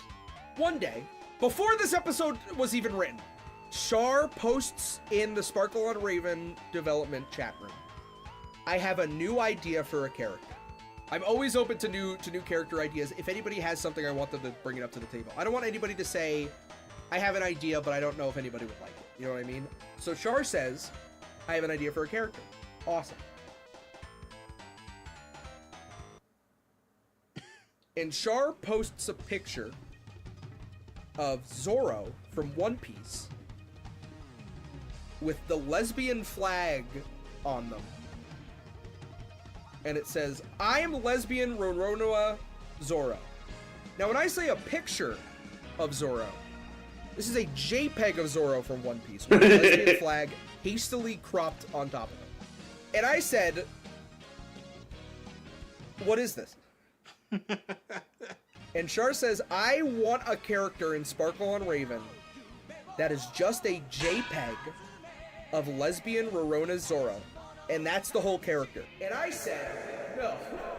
I said, I would really rather we focus on, like, drawing a character instead of just putting in, like, a JPEG and being like, that's the character. And we've broken that rule before with Omen and Gentleman Broncos on Blu-ray. That would stand out. It would just be more interesting to, like, make an original character.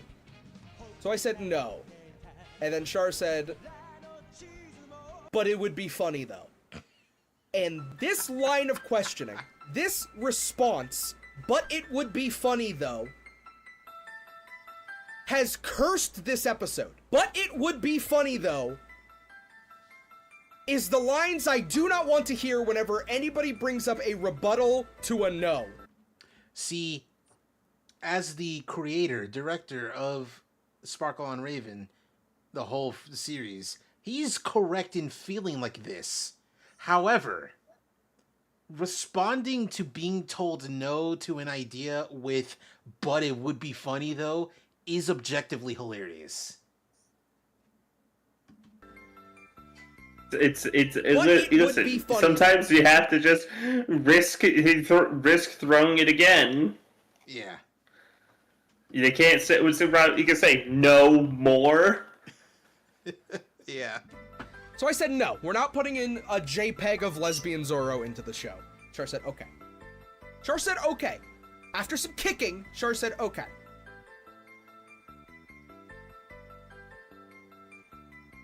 Fast forward. We're talking about students that we could put in the background of this shot.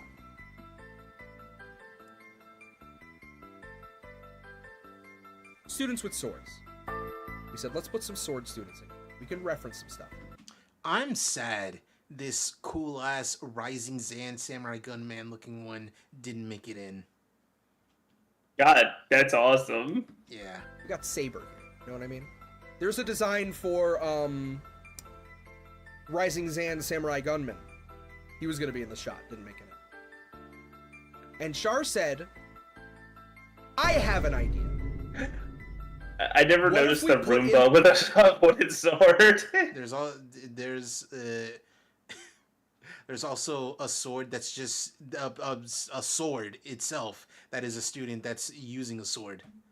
Hell yeah. The JPEG of lesbian Zorro in here. Now, if you remember, chat room, eagle-eared viewers might remember that I said no to this idea. I said no, no. I already said no. The JPEG of lesbian Zorro is not making it in. Now, I must have gotten up. Bro got up. I must have taken a shower. And by the time I came back, Dev has a drawing of lesbian Zorro. Might I add, by the way, just reminding you, is just the character Zorro with a lesbian flag on her shirt. There's a design. There's an in-universe design for this character. And I said, what's that? What are we doing? What's this? And then both Dev and Char said, oh, we're gonna put lesbian Zorro in the shot. I was like, okay, but why? And the answer was, because it would be funny. I like that lesbian Zorro has JPEG artifacting on her pants. Yeah. Like, they could, instead of clear or black outlines, like, oh yeah, they have a fuzzy green outline to really sell the JPEG. It's how you know they're dark green pants rather than just, like, making them Black. dark green. So much for the show. And when it comes to breaking the JPEG rule of just putting a JPEG in the show, the only one who's really broken that rule has been Char. Episode 4, Tensai's eating a fucking Whopper meal. It's just a JPEG of a Whopper. So you know what? I'll take that. That's the L. Lesbian Zorro, fine. I said she will be in the background of this shot. That's fine. Fast forward. Filling out some more shots. Everybody's working really hard. Char's pumping out scenes like fucking crazy. Boom, boom, boom, boom, boom. Wait a minute, Char! Who's that? And Char says, oh, well, that's lesbian Rorona Zorro. And I say, what is lesbian Zorro doing in this shot? And Char goes, oh, well, she's looking at the crabs walking around on the grass. I thought I said no! Lesbian Zorro is a background character in one shot. What are they doing in this shot? We probably shouldn't put them in this shot. And the answer I got back, say it with me, was, but it would be funny though. At this point, we're fine. It's fine. It's a quick shot in the opening. We put Paul Phoenix in, right? Paul Phoenix is canon in Sparkle Raven. That was a great gag. You know what I mean? Just a character showing up from something else and they're in this episode. That's a great gag. I guess we're gonna do it again in this episode. We're crunching. I can't complain. We need shots. This is fine. We needed a character in this shot. It's fine. This is one of the many times that I have to kneel. I take a knee and I take my L's and I said, fine, it's fine, it's fine. Zorro's in the show. It's fine. Fast forward. We're in major crunch time. This is like the day before KalawaCon. We're in major crunch getting stuff done. People are submitting shots like crazy. People are trying to get in as many as we can. And then there's this shot later on in the episode where there's like some cut-ins of characters looking at. And Char posts like 7 pictures in a row, all of different shots. We got Raven. We got Dark Sheep. We got Dog.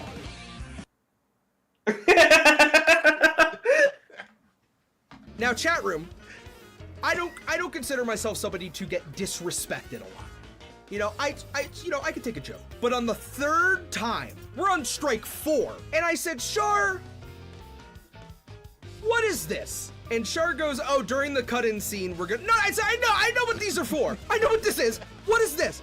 And Char goes, oh, well, that's lesbian Zoro. I think the term that I used in that conversation was, haven't we already had this conversation? I was mad. I was like mad. I couldn't believe what I was seeing. I said, this shot's not making it in. And Char says, aw, why not? This is the main this character shows up more than fucking Tensai in this episode. No, it's not making it in. And then Char said, but it would be funny. No, it fucking wouldn't. This shot's not getting in. Now, normally, after the 4th no, someone might go, okay, I understand. What Char said at that point made me see red. Char said, well, when everybody else gets in the call, we'll talk about it. And I was like, no, we're fucking not.